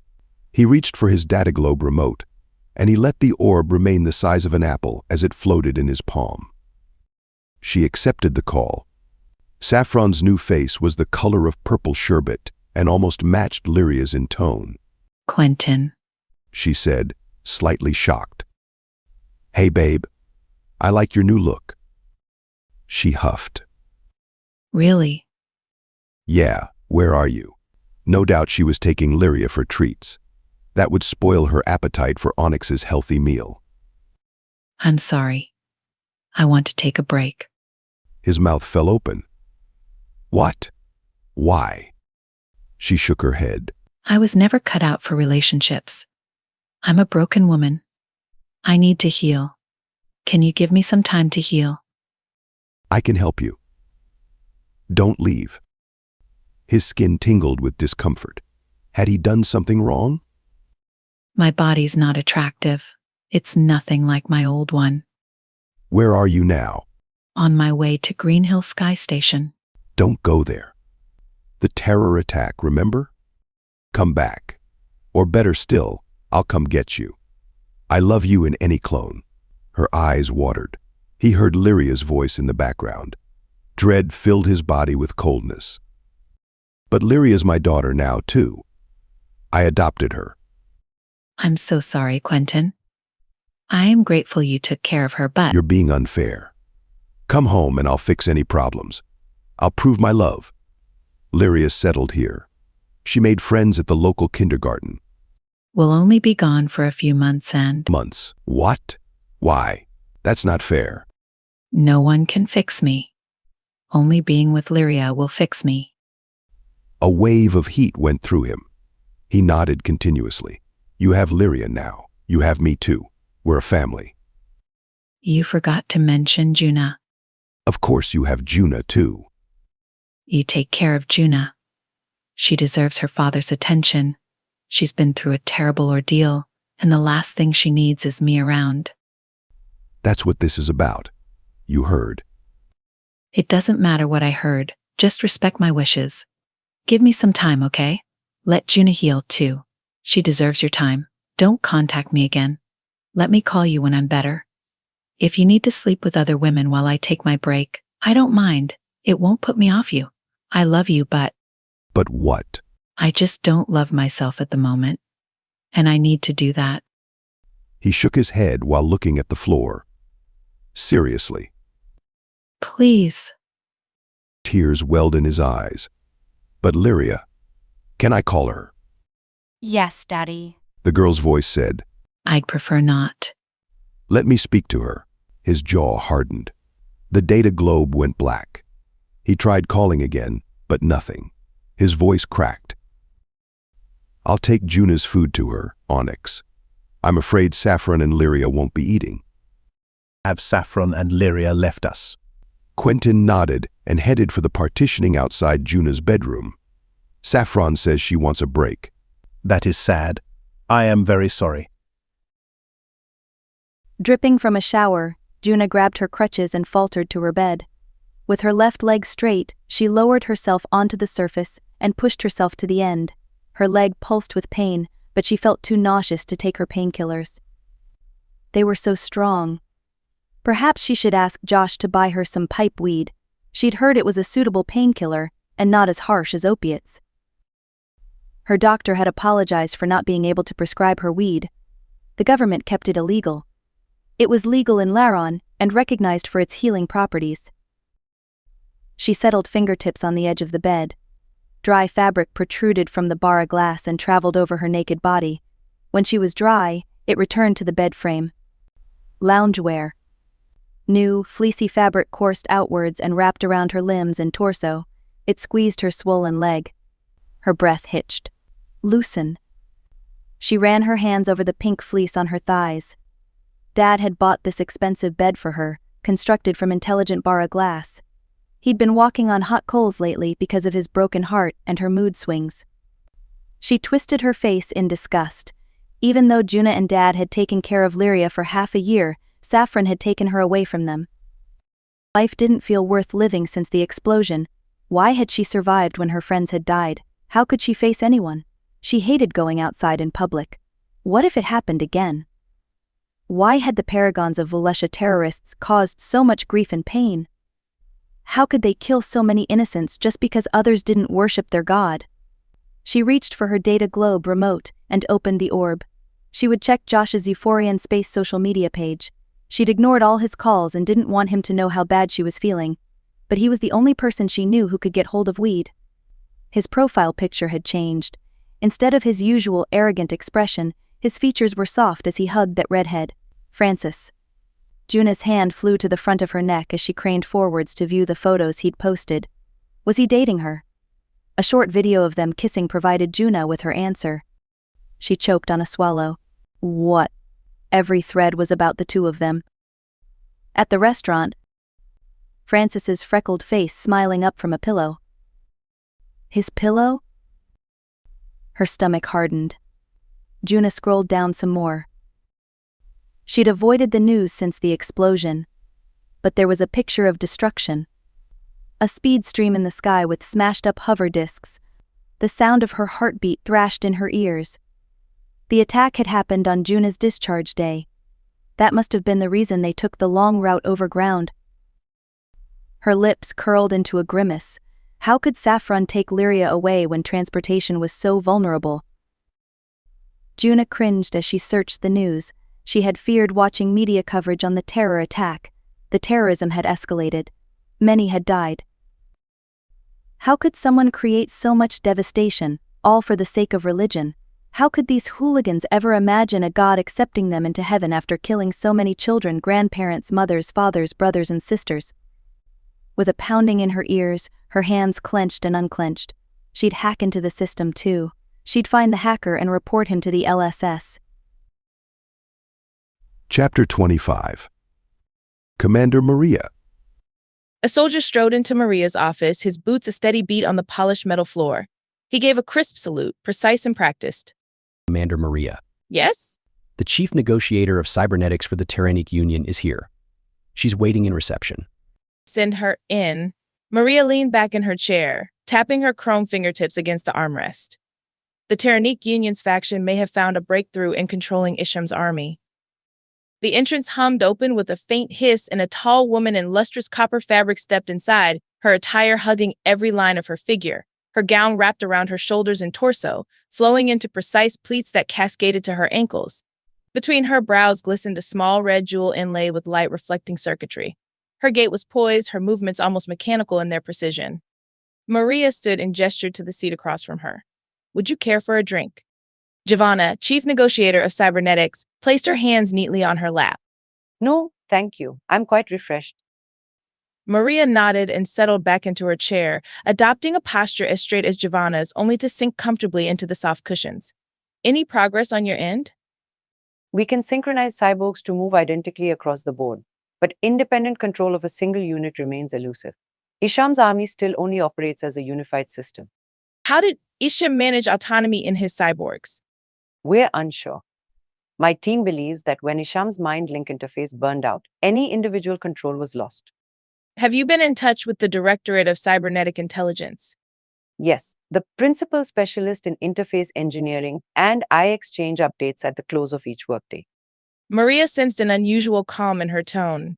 "Principal Daru?" "Yes, Principal Daru." Maria swallowed and nodded. "Is his team seeing more success?" "No." Maria's eye twitched almost imperceptibly. "You told me before that Saffron attempted telepathic contact with the cyborgs, but they ignored her." "That's true." Daru heard a rumor that Saffron's memory chip was transferred into a Tlishua clone. Maria gave a curt nod. She wanted to disappear. "Understandable. What will you do with Saffron's physical body?" "I'll hand it over to either you or Principal Daru." Giovanna's lips curved into a soft smile. Daru's team believes that the mind-link interfaces in the cyborgs draw entirely on the nervous system. If someone else were able to connect with the cyborgs, it could prove successful. Not an easy task. Saffron trained for years to handle her cyberware, and much of it was removed by Isham's lieutenant. Giovanna's brow arched, catching a gleam from the overhead lights. "Are you referring to Raphael too, the Tlishua cyborg?" "Yes. We have him and his army under control." "Are you a cyborg yourself, Commander?" Maria's cheeks colored faintly. "I was." "And do you possess a memory chip?" "All Lleronese Secret Service operatives do." "Would you consider a transfer of your memory chip into Saffron's body?" Maria held her breath, a sudden tension in her posture. "If required." "We may need someone with your expertise. I reviewed your records from the nuclear conflict on Hukyo Shugon." Maria's eyes narrowed. "That information is restricted." "Your director granted me clearance. You're considerably more experienced in combat than Saffron. And I read that you were only 12 when turned into a cyborg." "Yes, but..." "Malix himself recommended you." Maria's controlled smile fell away. Her voice wavered, but the mind-link interface was calibrated for a different cyborg type. Isham. Isham never replaced Saffron's chip. She was able to manipulate it. Did you know that Saffron served as a Marine on this planet before becoming a cyborg, after she lost her legs? Yes. Giovanna's calm gaze didn't falter as she crossed her arms. Her mind-link interface was developed by Dorsey Dynamics, in north of the Zenithar Vale. I hadn't known that. I learned of it just yesterday. Will you consider testing Saffron's body? I must consult with my director. The master architect of cyber operations is right outside. Should I call him in?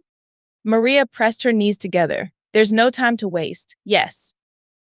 Maria and Giovanna rose as Malik's master architect of cyber operations entered. She noted that Giovanna, even in her poised elegance, stood a good 2 inches taller than Malik's, whose presence was as solid and formidable as reinforced steel. A chill traced down Maria's spine. "Malik's. Giovanna tells me you want my memory chip transferred into Saffron's body." Yes, your name came up the moment Giovanna mentioned the experiment. Malik's lips quirked in a brief smile as he glanced toward the open doorway. Shall we proceed with the transfer? Now? There's no better time. Shouldn't the agency focus on tracking cyber intrusions? Activating mutant cyborg troops won't bring down extremists. Malik's brow furrowed in a dark line. That's already in progress. Our cyber division has it under control. Questions reeled in her mind, but Maria held back. And what will happen to my body? Our scientists will keep it in cryosleep. Malik's looked at Giovanna. That's correct, isn't it? Absolutely. Your body will be preserved and ready for reactivation. Maria's lover's face briefly clouded her thoughts. If she contacted him now, it would raise suspicion. She swallowed her reluctance. I need a moment. Malix and Giovanna exchanged a knowing look. We'll wait, Malix said. In the bathroom, Maria took out her data globe remote. It was prayer time for the paragons of Vulsha, and Falcon would be upset that she was calling him now, but she didn't have the choice. Falcon's albino face appeared, bathed in a red glow from his prayer room. His small yellow eyes narrowed as he glared at her through the haze. Why are you calling me now? I won't see you for a while. For how long? I don't know. Days, maybe longer. It's classified. Is it about the cyborgs? She nodded, regretting the slip. What's going on? I can't say. Will you do something for me? What? Go to my quarters and reset my android's memories. Both. Yes. Why? Better this way. For both of us. He rubbed his temples. Fine. Then set them to sleep mode for a few hours. They shouldn't see you leave. So you're leaving? Yes. Maria's eyes fluttered open to a metallic taste on her tongue. Fragmented images swirled in her mind. An entrepreneur from Lleronese, Arad, and sterile labs beneath the cityscape. Giovanna sat nearby, peering at her intently. You woke up sooner than expected. I'm seeing some of Saffron's memories. Giovanna nodded. It's not uncommon. Memories can embed across neural pathways, even the aura, according to some researchers. Sounds implausible. Giovanna leaned back, crossing her arms. How do you feel? Good. Strong. Interesting. I wouldn't have thought Saffron was stronger than you, even with the assemblies she lost. You were a trained assassin, weren't you? That was decades ago. Now I coordinate agents. I've grown older. Older? Yes, I'm 55. Another reason her 20-year-old boyfriend remained a secret. You've kept in shape. But cyborg parts don't age. Why feel stronger? This body is young and capable. I had some cybernetic assemblies removed. She marveled at how a well-tuned body could elevate her spirits. We'll give you a few days to adapt. Then Daru and I will test your ability to communicate with the army. Where will I stay? These headquarters or the OmniGuard facility are the most secure. I suggest the OmniGuard facility. Where is that? North Glass Castle. Not far. Giovanna nodded. Are the cyborgs housed there? Yes. Would you like to stay in the cryo seat with them tonight? You may find it easier to connect with them through Saffron's memories. A flush of warmth surged through Maria as the image of Raphael's dark, muscled figure rose in her mind. She looked away. Are Raphael's cyborgs there? Giovanna's face darkened slightly. No, they're in a separate location. Where? It's classified. Even for me. You're in Saffron's body now. We'll test the Saffron cyborgs first, then assess your influence over the male units. An odd sensation clouded her mind. A hazy memory of Raphael, too. Why did she feel this way? Had Saffron been involved with him? The clone vault didn't look as she'd imagined. It was neither cold nor sterile. Cryobuds stretched endlessly, lined with bioluminescent strips. 5 of the nearest Saffron clones lay on life support platforms, their skin illuminated from below. Giovanna gestured toward a sleek kitchenette. Everything you need is here. The Bara freeze cabinet connects to the maglev food service. Is there somewhere to sleep? Giovanna nodded. Follow me. She led Maria behind the kitchenette and through a clear divider into a compact bedroom. She nodded toward another wall. Test it before I leave. Maria placed her hand on the surface. Open! An archway unfolded, revealing a streamlined bathing pod, a compact toilet, and a sleek shower chamber. Perfect. Good. Giovanna stifled a yawn. Anything else? No, I'm set. Once alone, Maria stretched, then gazed at the nearest clone. She'd never found the red-skinned woman appealing before, but now the Baku looked strangely captivating. An unexpected thought stirred in her. Wake up, my red saffrons, wake up. A shiver crept over her as the words echoed in her mind, unfamiliar and alien. Saffron, are you there, she thought. Silence. The shadows of hundreds of cyborgs in their pods shifted. Her eyes widened as 5 clones pulled tubes from their arms and swung their legs down. Can you hear me? That strange voice resonated in her mind. Yes, master. The clones responded in unison.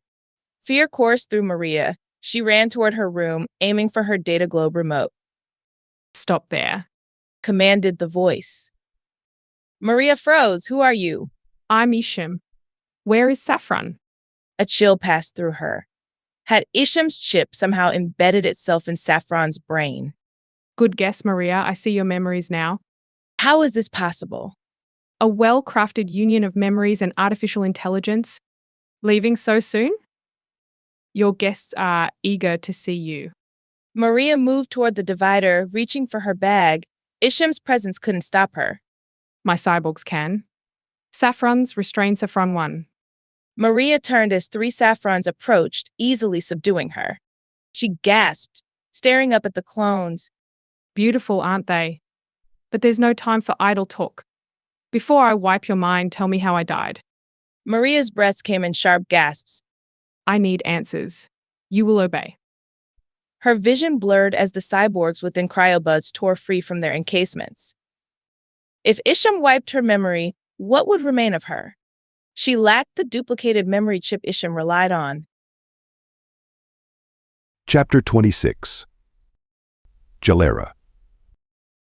Saffron's feet gripped the wet tiles as she wrapped a sarong around her narrower frame, feeling the damp fabric cling against her skin.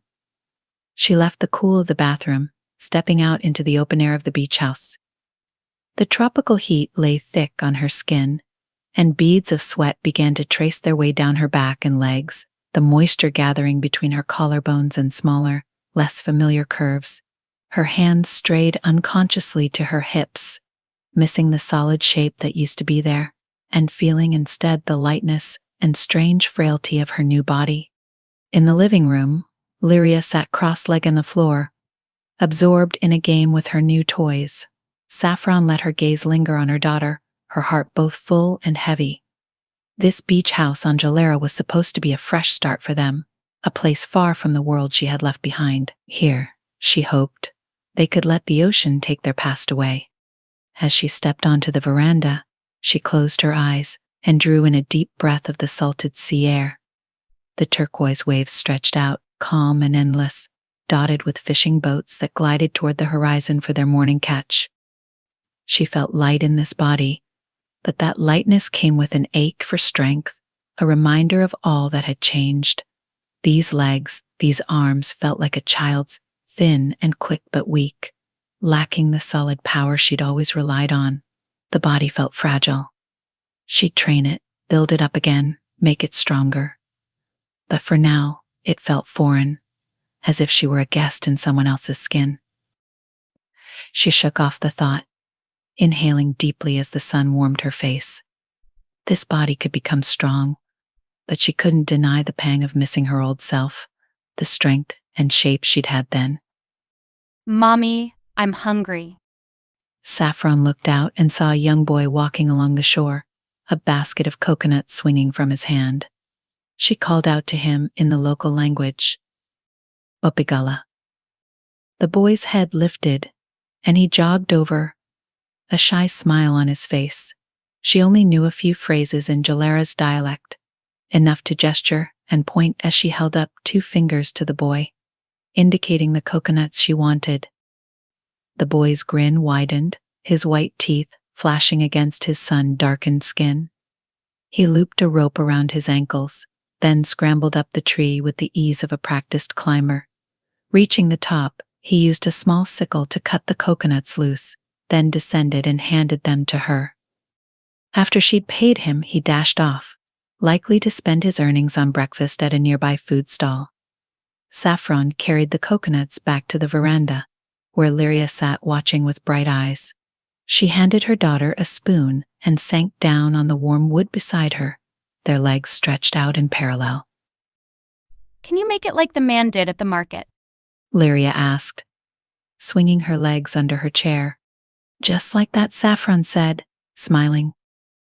She returned to the kitchen, fetched 2 glasses, and spooned out the coconut flesh, filling each glass before adding the fresh coconut water. Lyria took a sip and gave her a big smile. I wish Daddy and Juna could try some. Saffron looked down, a sudden ache tightening in her chest. She hadn't meant to hurt Quentin, hadn't wanted to be another disappointment in his life. He'd already been worn down when she left, his spirit cracked and fragile. She closed her eyes, hoping he'd find someone to fill the space she'd left, someone who could bring him peace. Yet, a part of her held a quiet, selfish hope. That maybe one day, when her own scars faded, she could return to him. She missed him, even now, missed the way he could look at her and see beyond the soldier to the woman beneath. But she wanted Juna to have him too.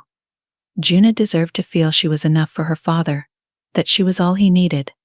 Saffron hoped Juna would feel stronger, more loved, without her around.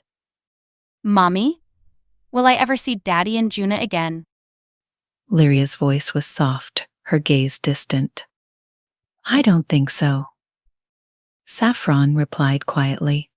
Quentin deserves to be free. I want him to find someone else, someone who can stay with him. I don't want to be part of the world of spies or cyborgs anymore. Lyria gave a small nod. I understand, but I still miss them. Saffron set her glass down, wrapping an arm around her daughter's small shoulders. She could feel Lyria's quiet trembling, the sadness that simmered just below the surface. I'm so sorry, Lyria. Truly sorry. The little girl turned and gave her a brave smile. Why can't I see Juna? Saffron sighed. Because Juna belongs with Quentin, and I don't want to see him. But if Daddy came here, there wouldn't be any cyborgs or spies. We'd be safe. Saffron stroked her daughter's cheek, torn between her own pain and the quiet longing she saw in Lyria's eyes. I know, sweetheart. Just give me time, all right? You only need time.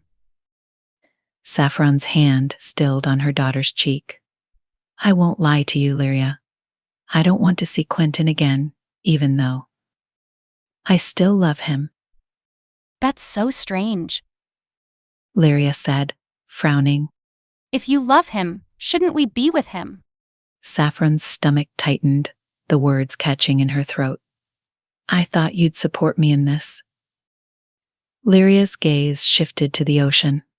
I do. I'm sorry, Mummy. Saffron pulled her close, feeling the warmth of her daughter's head against her chest. She didn't want to tell Lyria about the loneliness she'd left behind, or how hard it had been for Quentin, how fragile he'd seemed when she left. Instead, she simply held her, hoping the sun's warmth would chase away some of the shadows they carried with them. That afternoon, Lyria tugged at her hand, pleading for another trip to the market. The man's coconut milk is so much better than yours. He adds sugar. Saffron chuckled. Are you trying to make me fat? You don't need to worry about that. Lyria wrinkled her nose, swinging her hand in Saffron's. You're too thin. Saffron pressed her lips together, glancing down at her violet legs, small and thin beneath her shorts. This new body felt strange and hollow, like a shell. She tried to put on muscle, but it seemed this body wasn't made for it.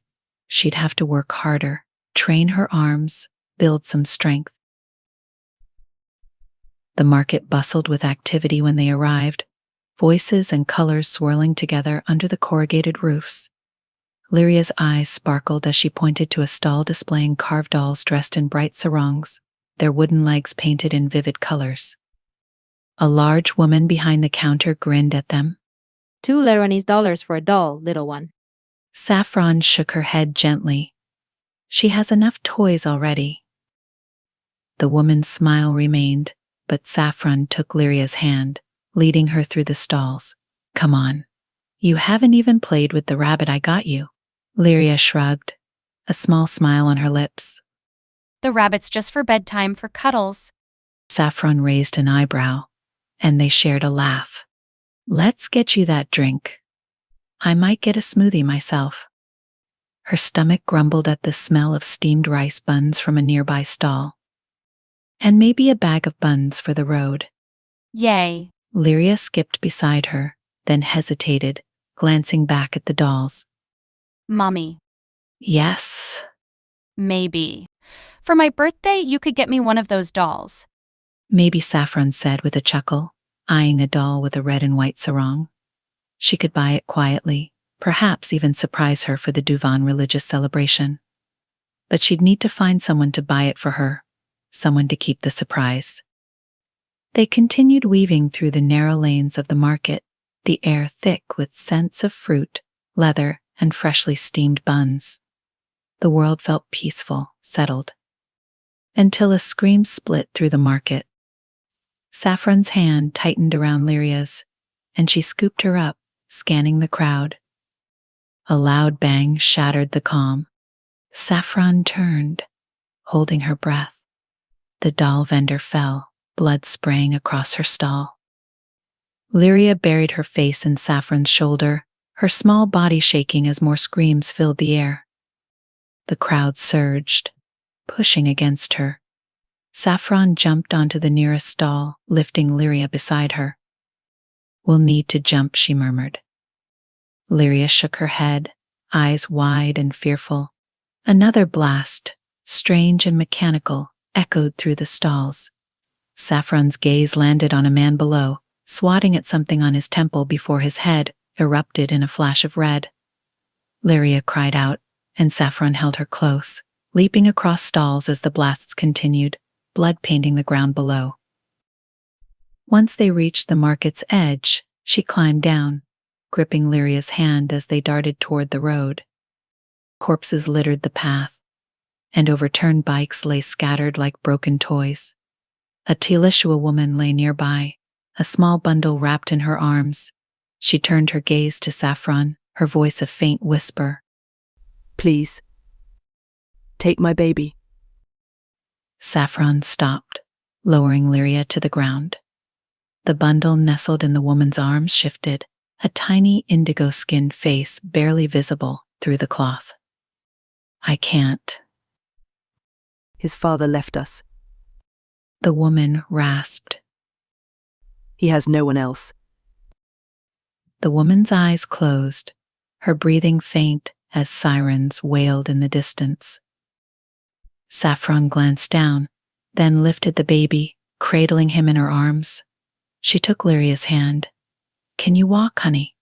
Lyria nodded, her eyes wide and tear-filled. They'd go home for now, she decided, and later she'd take the baby to someone who could help. For now, they needed shelter. An hour later, Saffron lay on the bed, her arms wrapped around Lyria, rocking her gently as she sobbed. Her daughter's quiet, tired cries finally softened, though Saffron felt the shivers running through her small body.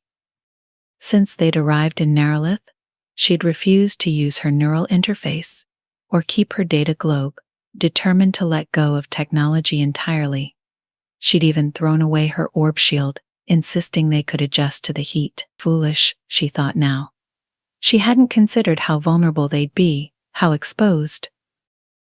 The baby's cries grew louder, his tiny fists clenching and unclenching as he squirmed in the blanket she'd set on the floor. He needed something. Food, comfort, his mother. "What are we going to do, Mommy?" Lyria whispered, looking at the baby. Saffron lifted him into her arms, feeling his small, warm weight against her chest. She hadn't wanted this. She'd wanted a quiet life, a chance to forget everything that had come before. But she couldn't ignore the world, couldn't pretend these dangers didn't exist. She rocked the baby as his cries softened, meeting her daughter's worried gaze. "I don't know, Lyria," she murmured. "But we'll be all right. Somehow we'll make it through." Chapter 27. Beneath the Surface. He'd done it again. The bastard. Garrix had forgotten to activate his data globe privacy mode. How could a supposed top hacker leave his trail open for anyone close enough to catch? A flush of heat rose in Krilla's cheeks as she clutched her coffee. She knew he wiped their HomePod's security system every night, but didn't he understand she could still hear him? She thought back to the attack on Narrowlith's market, an explosion that had shattered lives by the hundreds. Garrix had laughed with his fanatic friend about the casualties as if they were nothing. But Krilla knew some of those victims had been families, children. She set her coffee down, clenching her hands into fists as anger knotted in her stomach. All right, love. Garrix's voice rang out cheerfully as he descended the staircase, a bounce in his step as he entered the room. His smile faded the moment he caught sight of her face. You haven't been glued to that pregnancy app again, have you? No, she replied tersely, willing herself to stay calm. What's wrong? Krilla bit back the words she wanted to hurl at him. Confronting him wouldn't change a thing. I'm just sick of this endless winter. I wish we lived somewhere tropical. He laughed, the sound carefree. Maybe we can. I'll be getting a raise soon, remember. She tightened her grip on her mug, feeling the heat through the ceramic. A raise from the Vulsha Revolutionary Federation, she wondered. You could quit that cleaning job, you know. It's not worth the money. He added casually, grabbing his orb shield remote as he headed to the door. I'm off to the shops. Need anything. What are you getting? Just groceries. Why not order them through the Barafreeze? They'll arrive in the delivery tubes. He shrugged. I feel like stretching my legs. She forced a tight smile. Okay. With a grin, he waved his remote in the air. I'll be back soon. Don't worry, I won't forget to activate this. He pointed to his orb shield remote. Right. Good to know. After he left, Krilla downed her coffee and stared blankly at the tabletop. She'd known what kind of man she was marrying, a man set in his ways. But his faith in the ancient Vulshan texts was something she'd never imagined could run so deep. Garrix's belief in those cryptic hieroglyphs was unshakable, even though they came from a religion belonging to an alien race on another planet, far removed from anything remotely human. Krilla traced a finger along the table's smooth edge, wondering how he could buy into it all. She wasn't uneducated, even if her mother couldn't afford to send her to Interstellar College. She'd read enough to know that Vivuts and Cat Eons, the aliens whose symbols the paragons of Vulsha worshipped, hadn't even evolved until long after a meteor impact had reshaped Hukyo Shugon. After that ancient disaster, the Satsang people, known as the Sky People, had vanished. They'd built vast amethyst pyramids, leaving only the cryptic hieroglyphs, remnants of a mysterious civilization. The paragons of Vulesha liked to claim those ancient artifacts as their own, interpreting the symbols to fit their doctrines. But history told a different story. The Sky People had disappeared, leaving questions even the archaeologists and historians of today couldn't answer. Why had her mother insisted that she and her sisters follow Vulesha's doctrines after their father's death? He'd converted her from Caidanism, but what reason had she had to pass it on? Krilla's thoughts flickered briefly to the future. If she ever had a child, she wouldn't push any belief on them. They'd make their own choices. She exhaled and moved to the kitchen, pressing her empty mug onto the bara glass counter. It melted instantly into the countertop, and the coffee stains vanished without a trace. She imagined bringing a child into this world with Garrix. A child who would be taught to accept the violent, rigid beliefs of a man she was beginning to see in a darker light. The thought left her feeling hollow. Garrix frowned as he stared through the quartz walk, his gaze sweeping over the grids of the sky grid matrix. 2 miles below, fresh snow dusted a forest of evergreens, a muted gray under the thin layer of white. His thoughts drifted to Krilla. Her mood had grown colder, distant. Her desire for a child seemed to fill every corner of her mind, consuming her. Maybe she'd gotten her period again, another reminder of the emptiness in her womb. Poor thing. If he could fix it all for her, he would. When he returned to their home pod, he set the groceries in the bar freeze, then retreated to his office with snacks and a cold beer. He had work to do, a list of systems to breach, to chip away at Lleronese's financial network and reroute funds to his own off-planet accounts. The coding interface glowed, a crisp blue against the dim room. Garrix leaned forward, tension in his shoulders. Lleronese's financial district was locked down with security protocols most hackers wouldn't bother attempting to breach. Ristev, leader of the Vulesha Revolutionary Federation, had no idea how complex the defenses were. Garrix had sent phishing links to over 200 CFOS, but only one had clicked, and that had been a minor official. Even then, the small gain was hardly worth the effort. The security layers went far beyond simple passwords. DNA scans, iris recognition, fingerprint matching, Ristev's demands were absurd. Garrix leaned back in his chair, rubbing his temples. He'd promised Krilla's mother that he'd get this promotion, secure their future. He needed results. Otherwise, his place in VRF would be as shaky as his marriage. His data globe buzzed, breaking his focus. Matt's red-tinted face filled the orb. The hacker from Voria wore his usual purple turban, the bright color clashing with his sallow skin. Matt grinned, lopsided. How's it going, Garrix? Rough Garrix replied, taking a swig of beer. Ew. Just drained 3 billion international Lleron credits from Sunset Hotels. Garrix choked on his beer. 3 billion? That's insane. Matt laughed, eyes glinting. I'm heading to Zars now. I can afford tachyon thrust travel. Who are you working on? Garrix shrugged, forcing a grin. Banks. Matt chuckled. You serious? Garrix bristled. Wish I'd gotten something simpler. Why not tell Jay it's too hard? He shook his head, ending the call with a sharp tap. That night, Garrix slipped into bed, reaching for Krilla, only to find her still as ice. Your period come yet, he asked. No. Her voice was flat. Then let's give it a try. She didn't respond, turning her face to the side. What's going on, Krilla? Nothing. She replied tersely. A familiar frustration crept into his voice. You know we won't have a baby if we don't try.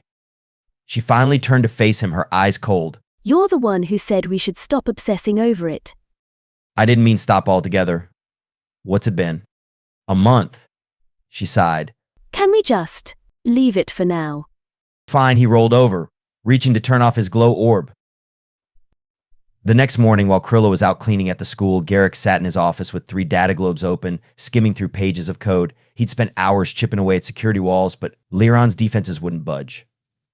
Movement on his holomap caught his attention. Krilla had returned early. He stood, stretching, and headed down to greet her. He found her in the hallway, gazing at her reflection in the mirror, adjusting her scarf. He wrapped his arms around her from behind, hands resting on her waist. Miss me. She tensed, pulling away. Not now. He sighed, stepping back. All right. She lingered by the counter, biting her lip. I was thinking of staying with Mother for a couple of weeks. He paused, surprised. When? Today. He poured her a cup of tea, handing it to her. Are you sure you don't want to stick around? Maybe we can just relax. She took the tea without meeting his eyes. I think it'll be good to spend time with her. She can make my favorite dishes. He managed a thin smile. What's wrong with my cooking? Krilla's expression softened, but the sadness was unmistakable. I love your cooking, Garrix. After she left, Garrix pulled up his holo and called Era. Her face appeared, framed by silver hair that fell in loose curls. Krilla's mother was still beautiful, age touching her lightly. Garrix. She greeted him warmly. I hope you don't mind me taking Krilla for a while. No, that's fine. It might be good for her. He hesitated. Actually, I wanted to talk to you about Krilla. Era's expression grew serious. Is everything all right? I think she's down, distant, even. Era looked thoughtful. Has she stopped trying for the baby? He nodded slowly. I thought stepping back would ease her tension, but I think it's made things worse. Era raised an eyebrow. You're not seeing someone else, are you? No, I wouldn't. But sometimes. It feels like she might be. He forced a chuckle half-heartedly. Era's laugh was genuine. Never. Maybe she suspects something. No, he said quickly. I'm careful with everything. Era sighed. It's likely just the stress over the baby. I'll talk to her gently, see if she opens up. He gave her a grateful nod. Thanks, Era. Chapter 28. Echo of the Master. The bare glass wall shimmered, fracturing into an arch at the entrance of the clone vault inside the Omniguard facility. Maria straightened as she saw Giovanna step in, her eyes widening as she surveyed the rows of red-skinned cyborgs standing at attention. You did it. You did it. Giovanna exclaimed, her fingers spreading in surprise. You actually did it. Bloody hell, she's back? Isham's voice rasped in Maria's mind. A strange energy bubbled up inside Maria, pressing her to spill the truth. I didn't. I'll wipe your memory if you dare tell her. Isham's voice cut in sharply. Maria froze, rooted to the spot.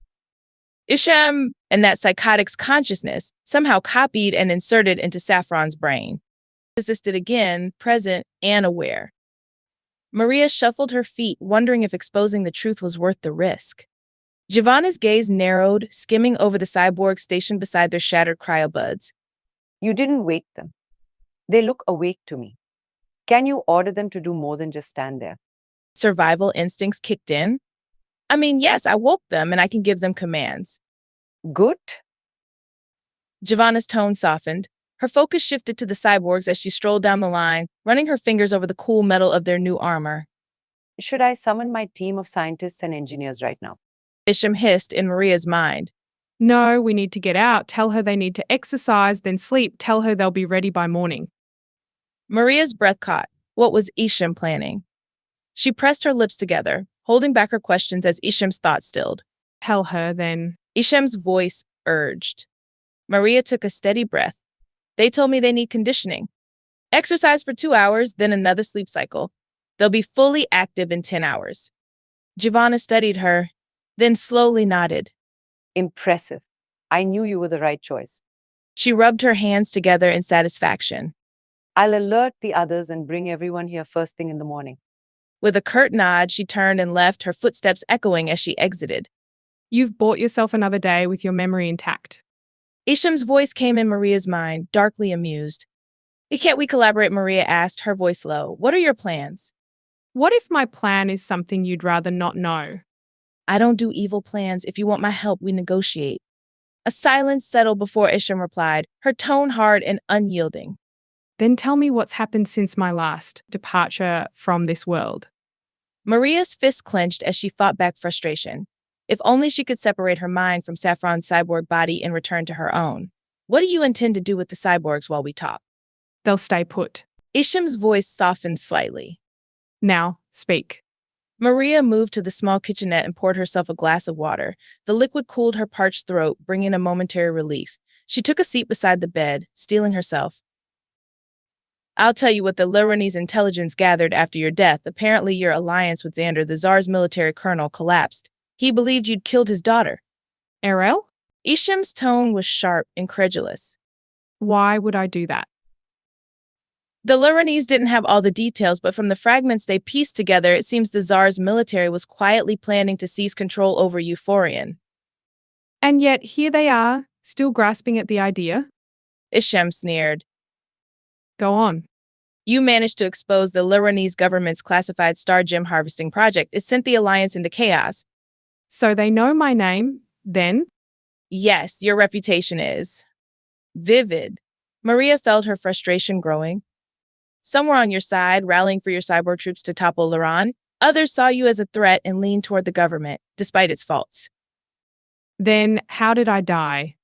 Colonel Xander agreed to turn over your clone cyborg army to the Lleronese government. Isham's shock made Maria's chest heave involuntarily. Hand my army to those bureaucrats. Yes, apparently. Why would he betray me like that? Because he believed you'd murdered Errol. They had a recording from his data globe showing you speaking with him before she fell from the quartz walk. She said something about you following their orders. Isham's voice went cold.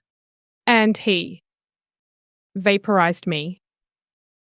Maria nodded, feeling Isham's anger swell within her mind. That's what they say. So they've put you in Saffron's shell just to control my troops. That's their plan, Maria said, her voice steady. I don't care about their plan. I built these cyborgs, perfected them. Each assembly, each implant is a work of art beyond anything Andes has ever done. Maria didn't know who Andes was, but she pressed on. There's a global crisis now. Paragons of Volesha extremists have infiltrated transportation and digital networks. It's terrorism on a scale we've never seen. Your cyborg's brain-machine interfaces could help. Of course they could, Isham muttered. But I can't access my own tech. I feel restrained, limited. Saffron said Raphael too dismantled her core cybernetic components. Isham's irritation spiked. Damn it. The hair on Maria's neck prickled as she sensed Isham's internal debate. If you can assist me. Isham's voice came, suddenly more calculating. I might reconsider my threats. Knowledge is power, after all. Maria drew a shaky breath. My preference is to have my mind restored to my own body. I'd even resign from the intelligence service if I could simply be me again. No, I have other plans for you. Isham's tone hardened again. But if you want to survive, you'll work with me. Not if it involves killing for your agenda. A sudden disintegration sound filled the vault as every barrel-glass wall sank into the floor. SWAT agents flooded the room, their laser guns aimed. 3 agents restrained Maria, pressing the cold muzzle of a gun to her temple. Isham's voice slashed through Maria's thoughts. Command the Saffrons to protect me. Kill them all. Maria's pulse hammered. Who've you been talking to? Asked one of the SWAT agents, Terry, digging the gun's barrel harder against her skull. Maria's heart rate tripled speed, her fingers pressing to her temples as the Saffrons murmured as one. It's no good, Master. Engaging would result in a 98% chance of death. Damn it all! Isham muttered bitterly. Terry's grip tightened. Tell me what's going on or I pull the trigger. Isham's voice turned cold and distant. I'll wipe your memory. Don't doubt me. The rage in Maria crystallized. Saffron had told her what Isham was capable of. She clenched her fists, forcing herself to hold her head high. Isham copied her memory chip into Saffron's mind. She's been controlling everything. A familiar voice cut through the chaos. Can you command the army? Maria's breath stilled as she recognized Falcon, her secret lover, his yellow eyes bright beneath his balaclava. He moved closer, lifting his face covering to reveal the shock in his gaze. Maria held her palms up. Isham can control them. I told her not to make the cyborgs attack, and they refused to obey her. Keep the gun on her, Falcon ordered. His gaze flickened to Terry. Maria met Falcon's eyes. She swore to wipe my memory if I told you. Falcon's eyes narrowed as he adjusted his grip on his own weapon. Order the cyborgs to go dormant. Turning to the rows of Saffrons in their combat stance, Maria spoke clearly. Go to sleep. The army responded instantly, sinking back into a stasis posture. Isham's voice fell silent, for the first time unresponsive. Half of the SWAT team escorted Maria back to the intelligence headquarters, while the rest stayed behind, securing the facility and monitoring the dormant clones. Falcon walked with Maria, his demeanor tense. If Isham's chip activates again, Terry will vaporize you. Comforting Maria replied, trying to mask her frustration. His gaze softened for a moment, his fingers twitching at his side. They exchanged a glance, knowing they'd discuss this later when no one could hear. At the headquarters, Maria was left alone with the brain surgeon, Terry keeping his gun trained on her from a distance. She didn't know what the future held, but she was certain Isham was far from finished. When Maria regained consciousness, the first thing she felt was the familiar weight and strength of her own body. She knew instantly. She was herself again.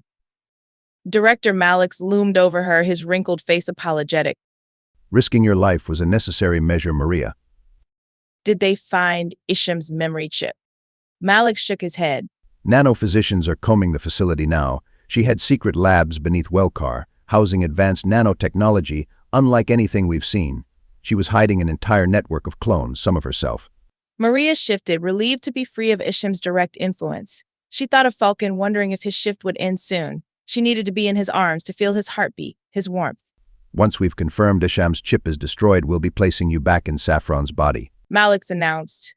Maria's brow furrowed. Me. Malix's lips quirked slightly. Who better? Later, nestled against Falcon's chest, Maria let out a deep sigh. I thought I'd never make it back to you. Falcon stroked her shoulder, his paper-white fingers tracing her dark brown skin. Why didn't you tell me sooner? I didn't want you to worry. He shook his head, clearly still unsettled. And now Malix wants you to go back in. She met his gaze, her expression resigned. Only if they find Isham's chip. Let's hope they never do. If they do, Isham's army could finally take down the extremists. Falcon shifted, skeptical. And you believe that? She hesitated. Yes, they're more advanced than standard systems. They could track every hacker, every criminal to their roots.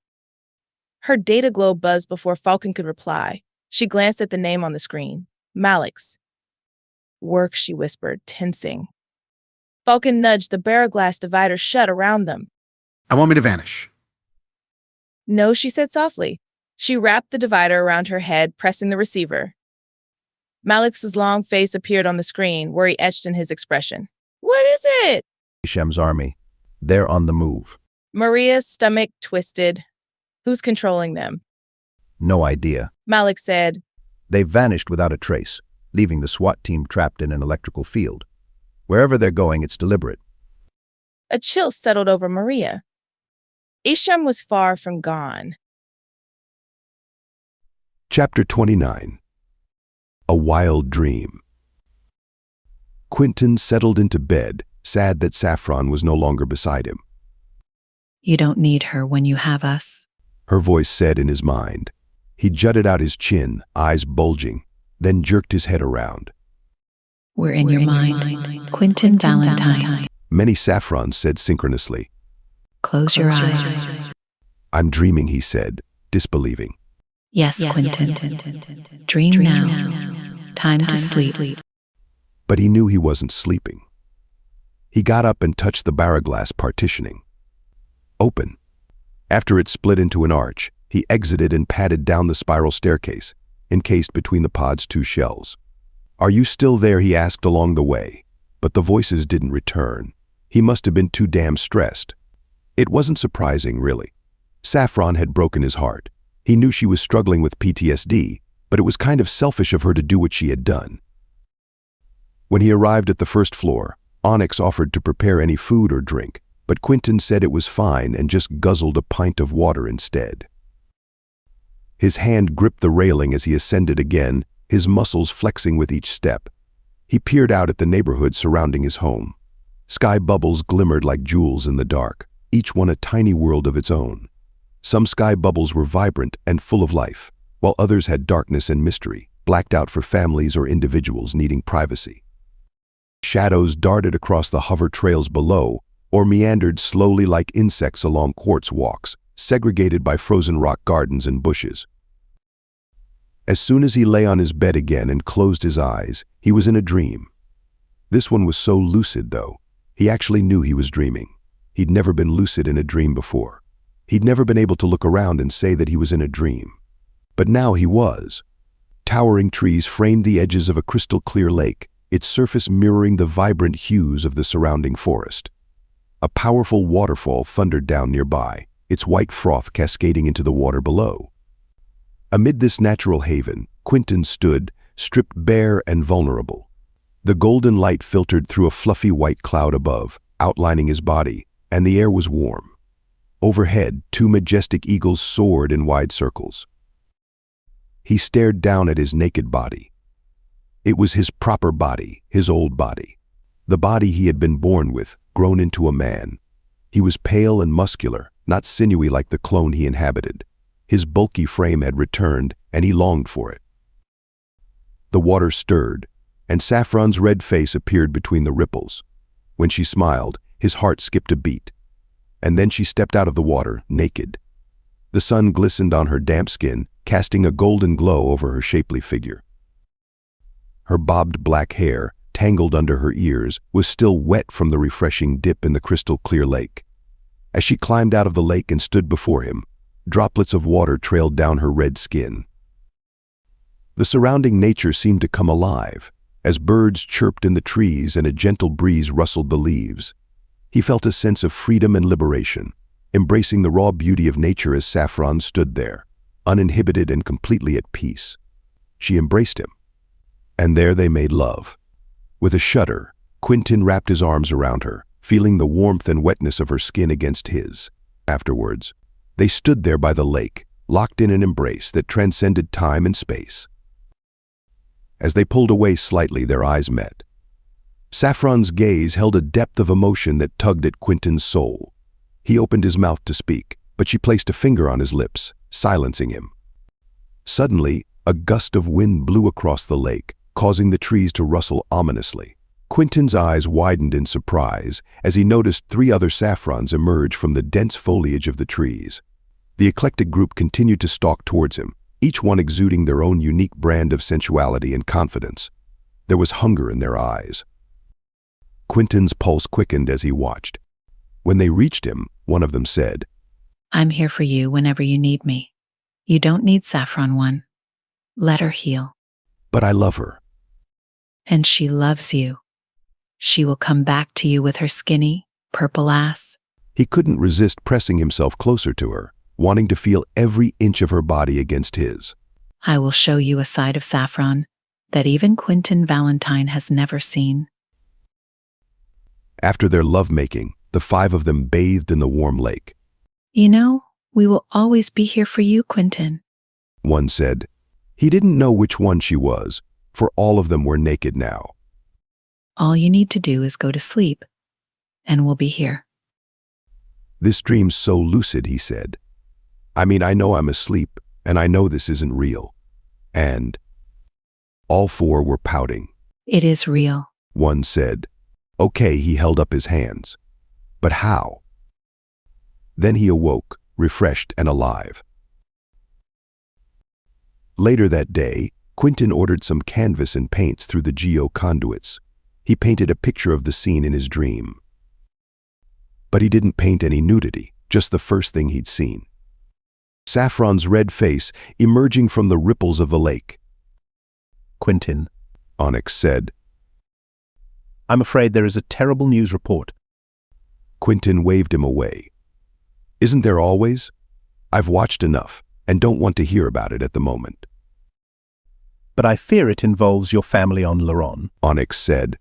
Quentin's lungs contracted under his ribcage. What?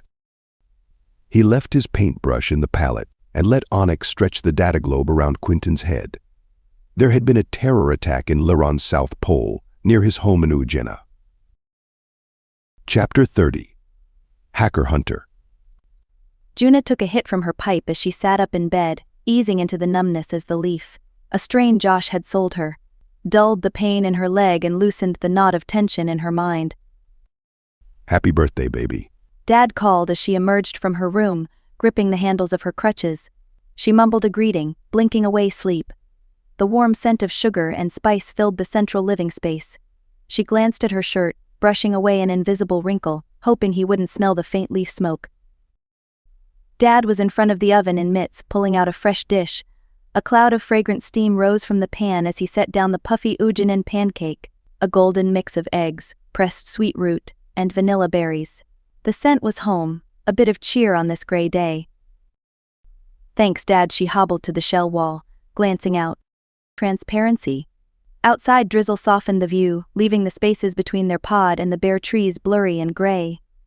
Juna turned back to the table, noticing Dad had minimized his data globe around the pancake. It flashed in shifting colors and played a cheerful birthday tune, making him grin. 19. I can hardly believe it. I'd be 23 if we aged in cryosleep. Dad chuckled. Thank goodness we didn't. You've already grown up fast enough. But his smile faded at the edges, a quietness settling in his eyes that hadn't left since they'd lost Saffron and Lyria. A weight pressed against her ribs. Did Lyria miss them as well? She must miss Dad at least. Lyria had loved him the most. Or had she already forgotten them after a month away? The song ended, and Juna leaned in, balancing on her crutches to kiss Dad's cheek. Thanks, Dad. This looks perfect. A chair lifted from the bar glass floor, and he handed her a knife and fork, settling across from her with a single piece of toast. It's all for you. You'll need the energy. It's a lot for one person. She eyed the pancake, its middle soft and still steaming. Dad reached over, nudging her glass closer, then watched her, propped up on one hand, his face thoughtful as she took a bite. The taste brought back mornings from years ago when Mom would bake, a soft sweetness lingering with each bite. She took a long drink of water before looking up. Anything new on those mosquito drones? Dad's face dropped. Do we have to go there now? It's your birthday. She sighed, food sitting heavy in her mouth. Better than pretending the world isn't burning around us. It's not the end. He replied gently.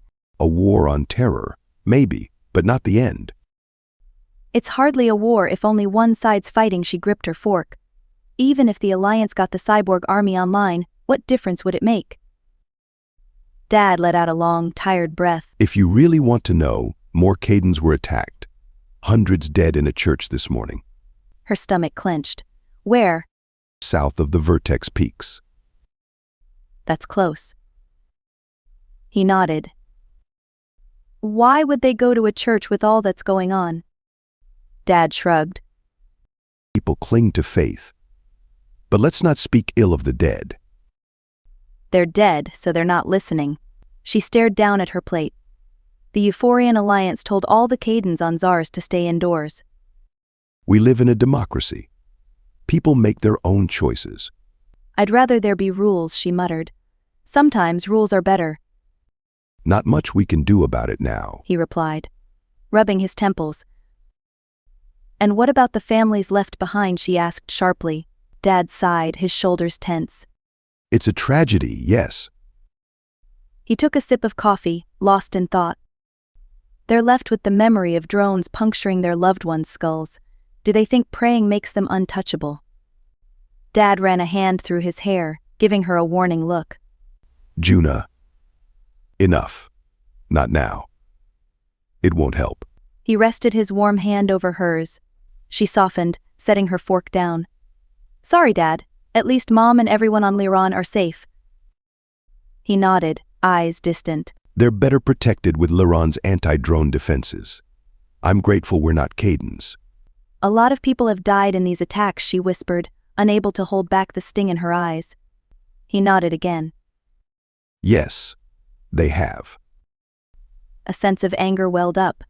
We need a hacker who can trace this network, pinpoint them. Dad looked away, then back with an oddly careful look. Your work called. Said you can start working from home. The anger melted into relief. Thank you, she said, finishing another bite. Rojas is coming around to go over your new project. Something with Android memory caches. She tilted her head, trying to remember. Who's Rojas? Dad's eyes went wide. You're kidding. What?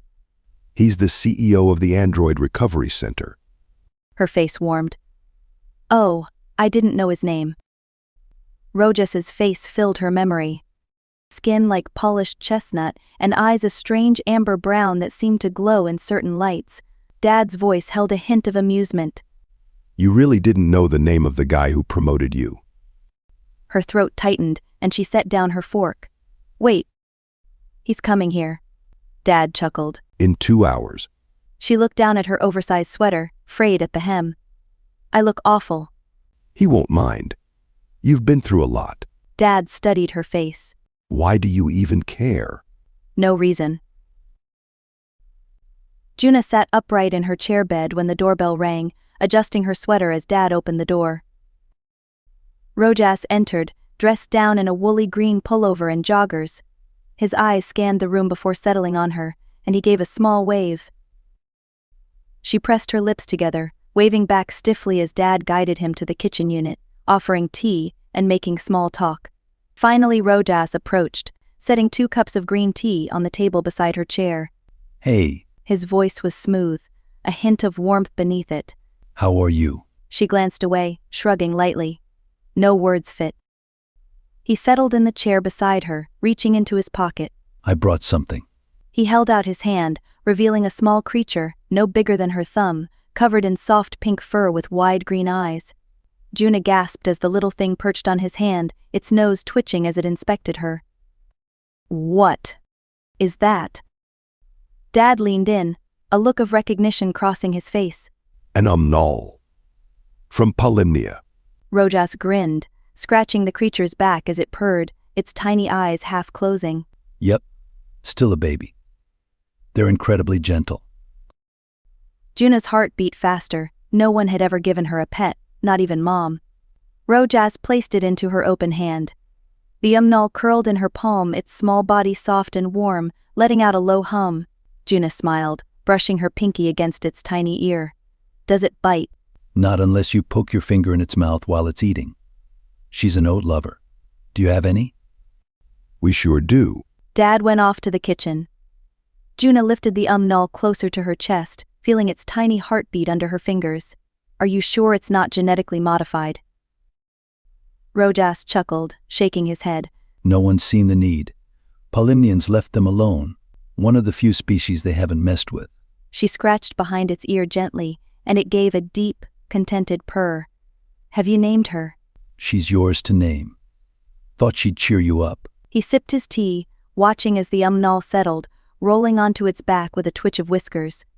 Dad returned with a small bowl of oats, setting them down as he chuckled. Looks like she's taken to you already, Juna. As she lowered the creature to the table, it sniffed around before eagerly nibbling at the oats. I'll call her Pinky, Juna said softly, smiling. After a while, Rojas and Dad chatted in low voices. She found herself unable to stop watching Pinky, who explored the room's surfaces, her tiny feet padding across the smooth glass. That night, after a day of terrible news on drone terror attacks, Juna dove into her programming, letting the familiar code pull her out of the chaos of her thoughts. She worked late, determined to uncover the cyber attackers' footprints.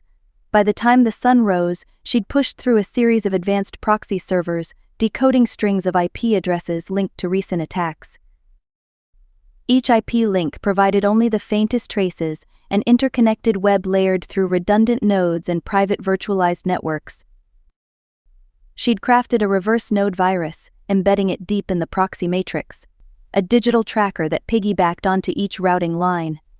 She sent it across the network, each node lighting up on her display like stars, illuminating a pathway toward the physical servers hosting the terror network. Her new tracing algorithm, faster than anything she'd used, now pointed to residences within certain geo-clusters across ZARs.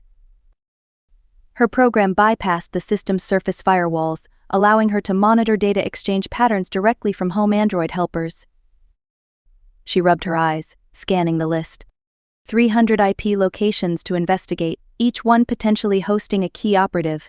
She knew the authorities would never approve of this level of surveillance, but each unexamined lead felt like another attack waiting to happen. By morning she prepped for the day. Her hoverchair floated her over old cobblestone streets as she headed to the Android Recovery Center. The chill stung her face, steam curling from her breath as she gripped her data globe remote. The streets echoed with whispers, fearful stares from cadence all around. She wasn't the only one aware of the ticking danger. Inside the recovery center, she picked up breakfast in the canteen, her tray balanced as she found an isolated lab in the basement. Bar glass doors hummed closed, sealing her off as she activated her data globes, casting them in a privacy field around her. Quentin ordered some canvas and paints through the geo conduits. He painted a picture of the scene in his dream. But he didn't paint any nudity, just the first thing he'd seen. Saffron's red face emerging from the ripples of the lake. Quentin, Onyx said. I'm afraid there is a terrible news report. Quentin waved him away. Isn't there always? I've watched enough, and don't want to hear about it at the moment. But I fear it involves your family on Lleronese, Onyx said. Quentin's lungs contracted under his ribcage. What? He left his paintbrush in the palette and let Onyx stretch the data globe around Quentin's head. There had been a terror attack in Lleronese's South Pole, near his home in Ujena. Juna was deep into the network layers, her mind focused on decryption patterns, when the door clicked open. She froze, her pulse racing, as she turned off the feed. Juna, you're here early. Claire entered, her gaze curious as she scanned the room. Juna offered a tired smile. Claire softened, her face understanding. Rojas was right, you're dedicated. Want to grab a coffee? Relief flooded Juna's chest as she nodded. I could use it. In the cafeteria, early risers gathered in line, waiting for the coffee machine and breakfast dispensers. She noticed Josh alone, staring at his data globe, and glanced away. With coffee in hand, Juna settled at a table, still buzzing from the intensity of the night's work. VRF is a nightmare, Claire said, lowering her voice. Someone's got to get ahead of their hackers. Juna kept her tone even, her mind drifting to the fragments of code she'd analyzed. They say their leader is practically a ghost, Claire mused, stirring her coffee. Juna scoffed. I doubt it's a woman. VRF isn't exactly pro-women. Claire shrugged. It's awful. The latest was from this morning. They hit Lleronese's grid. Juna stiffened. Lleronese? How bad? Claire sipped her coffee, her voice dropping lower. Lleronese's programmed hovers. Several of them careened straight into the ocean. Her stomach twisted as she pictured her family. In Lleronese? Where? Jenna. Juna's breath caught. Her heart hammered as she scrambled for her data globe. She dialed Mom. The line stayed silent. Next, she called Dad. He picked up, his face weary, eyes shadowed. You heard? Her throat tightened. Is everyone all right? I can't get through to Mom. Dad rubbed his forehead, his gaze falling. We lost someone. He looked up, his eyes glistening. Your Uncle Gary. One of the hovers he was in went straight down. Her vision blurred. But Mom's okay. Dad gave a small nod, his face etched with grief. She's all right. But she shut off her data globe. She needs space. Juna's fingers tightened around the edge of the table. She blinked away the burn in her eyes, her voice shaky. Thanks, Dad. He nodded, giving her a weak smile before disconnecting. She lowered her data globe, lost in thought. Family? This endless violence was reaching them all. Later, she made her way to Rojas's office, her mind numb. She rapped on his shell, and the door folded open. Rojas rose, his face concerned. She took a steadying breath. My uncle died in this morning's attack. His hover went down near Ujena. Rojas's expression softened, his voice gentle. I'm sorry, truly. He moved closer, his arms lifting as if to comfort her. She swallowed, shaking her head. Thank you, but it's okay, no need. Take the week off. Go home if you need. Be with your dad. Was he your dad's brother? She nodded, the thought still raw. Yes, he was. Rojas nodded firmly. Your dad could use you now. Though she'd completed her work, her mind spun with unsolved pieces, addresses yet to investigate. She wanted to go home, to be there for her dad, but if she could just find one clue, maybe, just maybe, she could stop another family from going through this. Mom, too, would grieve in silence, coping in her own way. The need to protect them all surged. Juna nodded. Don't worry about the other projects. Rojas said. You've exceeded expectations. But she faltered, wanting to share the truth of her pursuit. You're the best. Better than my senior team even. He smiled, a warmth in his gaze that softened her resolve. She nodded, forcing a smile. I'll go home. Thank you. As Juna turned to leave, a flicker of amber in his eyes seemed to catch the light, a steadying presence, watching her. Chapter 31. The Edge of Control. Under the jagged cliffs of Carlania's south coast, Isham leaned back, scanning the night sky with the measured calm of someone who had everything under control. Above, the stars shimmered against the inky black, and waves curled in rhythmic patterns, reflecting silvery moonlight. The darkness provided her perfect cover, and in this quiet she felt her own power stretch as far as her vision. Her soldiers, her creations, were a generation ahead of anything her former colleague and Dees could have imagined. Their bodysuits absorbed light and sound across all spectrums, rendering them invisible even to the amplified cyborg sensors for scent and motion detection. They moved in sync with her, hidden from any surveillance system, no matter the technology employed. 800,000 clones, though, made a formidable yet impractical force to mobilize in a single sweep. She had ordered a detachment of 7,000 to spread through Carlania's forests, awaiting her commands like phantoms within the trees. We need a new directive, she projected through their neural link. Shall we deploy predictive analytics on the Alliance's data streams? Came their united, voiceless reply, a layered echo from every point across the country. No.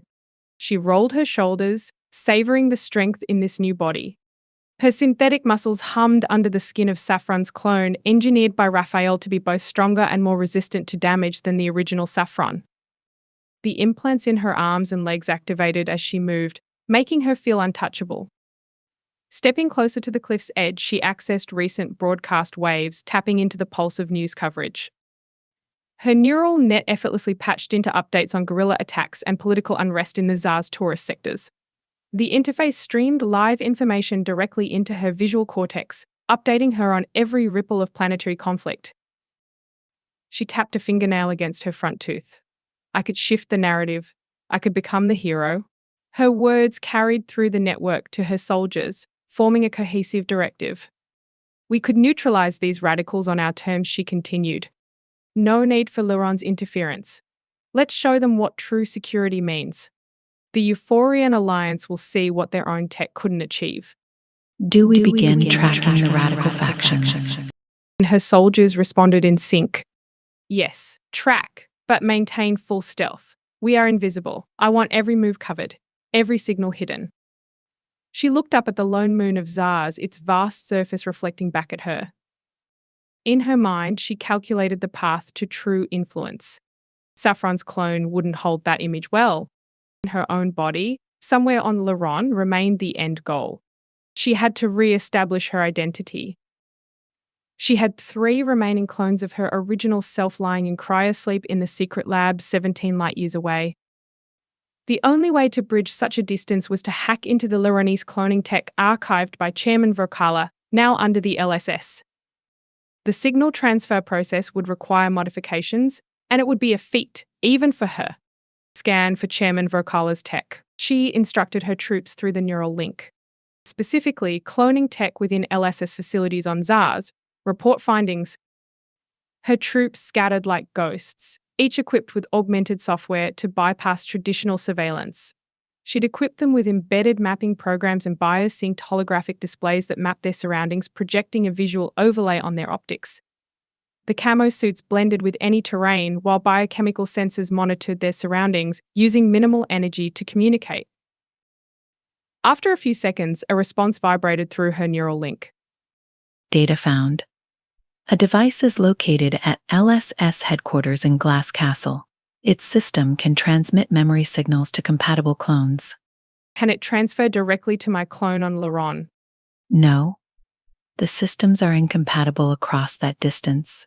She frowned, tapping a fingernail against her lips. If only we had an infiltrator on the other end to modify the transmission relays for Burrow 2 tech. She tilted her head toward the sky, her eyes narrowing. I'll find a way back to Lleron, one way or another. Her thoughts drifted to the limitations of her bioengineered troops. Despite their enhancements, they still required food, water, and rest. An army of androids would have been less dependent on resources. Flesh and blood were weak. Yet the organic interface provided a unique self-repairing advantage that androids lacked. Master. One of her lieutenants transmitted. The Army's stealth capabilities require energy. We also need to replenish fuel levels. Permission to forage. Granted, but keep your suit sealed. Move into the ocean and hunt with maximum discretion. Fish, aquatic organisms, whatever you find. With that, she sprinted toward the water, her engineered muscles propelling her with inhuman agility. She plunged into the waves, diving under, her modified gills processing oxygen. Her sonar radar pinged off a large tuna, and she darted forward, using sharpened claws to latch onto it, sinking her teeth into its flesh. The blood filled her mouth, fueling her hybrid system, recharging her energy circuits. Her soldiers followed suit, surrounding schools of fish and striking. 2 days later, frustration simmered beneath Isham's controlled exterior. The Lleronese cloning system remained tantalizingly out of reach, its technology just beyond her grasp. She climbed a cliffside and perched on the ledge, scanning the distant snow-covered coastlines. The air held a faint scent of iodine and salt, its tang mingling with the aroma of kelp. She breathed in the chill, feeling her purpose sharpen within her. As the sky darkened, she initiated a connection to Euphorian's major news streams, broadcasting across the most watched channels. My name is Isham Hassim. You may have thought me gone, vaporized by the Zarshian chief in command. But I have returned, stronger and more determined. She felt a surge of satisfaction as she projected her voice, echoing through planetary communication channels. I am warning you, President Lyra Vantara. I will not relinquish my army. These are my creations, my soldiers. And we will act. She tightened her fists, her fingernails digging into her palms. You want peace? I am peace. I am the solution. I am the true defense against those who wish to tear our worlds apart. When I succeed, the Alliance will recognize the power it truly requires. She closed the transmission with a grin, her laugh echoing against the cliffs, scattering seabirds into the evening sky. Suddenly, her senses shifted. A flash of control slipped from her grasp, and her neural interface buzzed with unfamiliar interference. She froze as her limbs began moving on their own, controlled by an external force overriding her neural commands. A tremor ran through her mind. Someone, an outsider, had taken control. The end. You just listened to Book 2 of the CyberStars Saga, Code Red. Don't forget to listen to Book 3 of the CyberStars Saga, Cold Fire. And please don't forget to like and subscribe.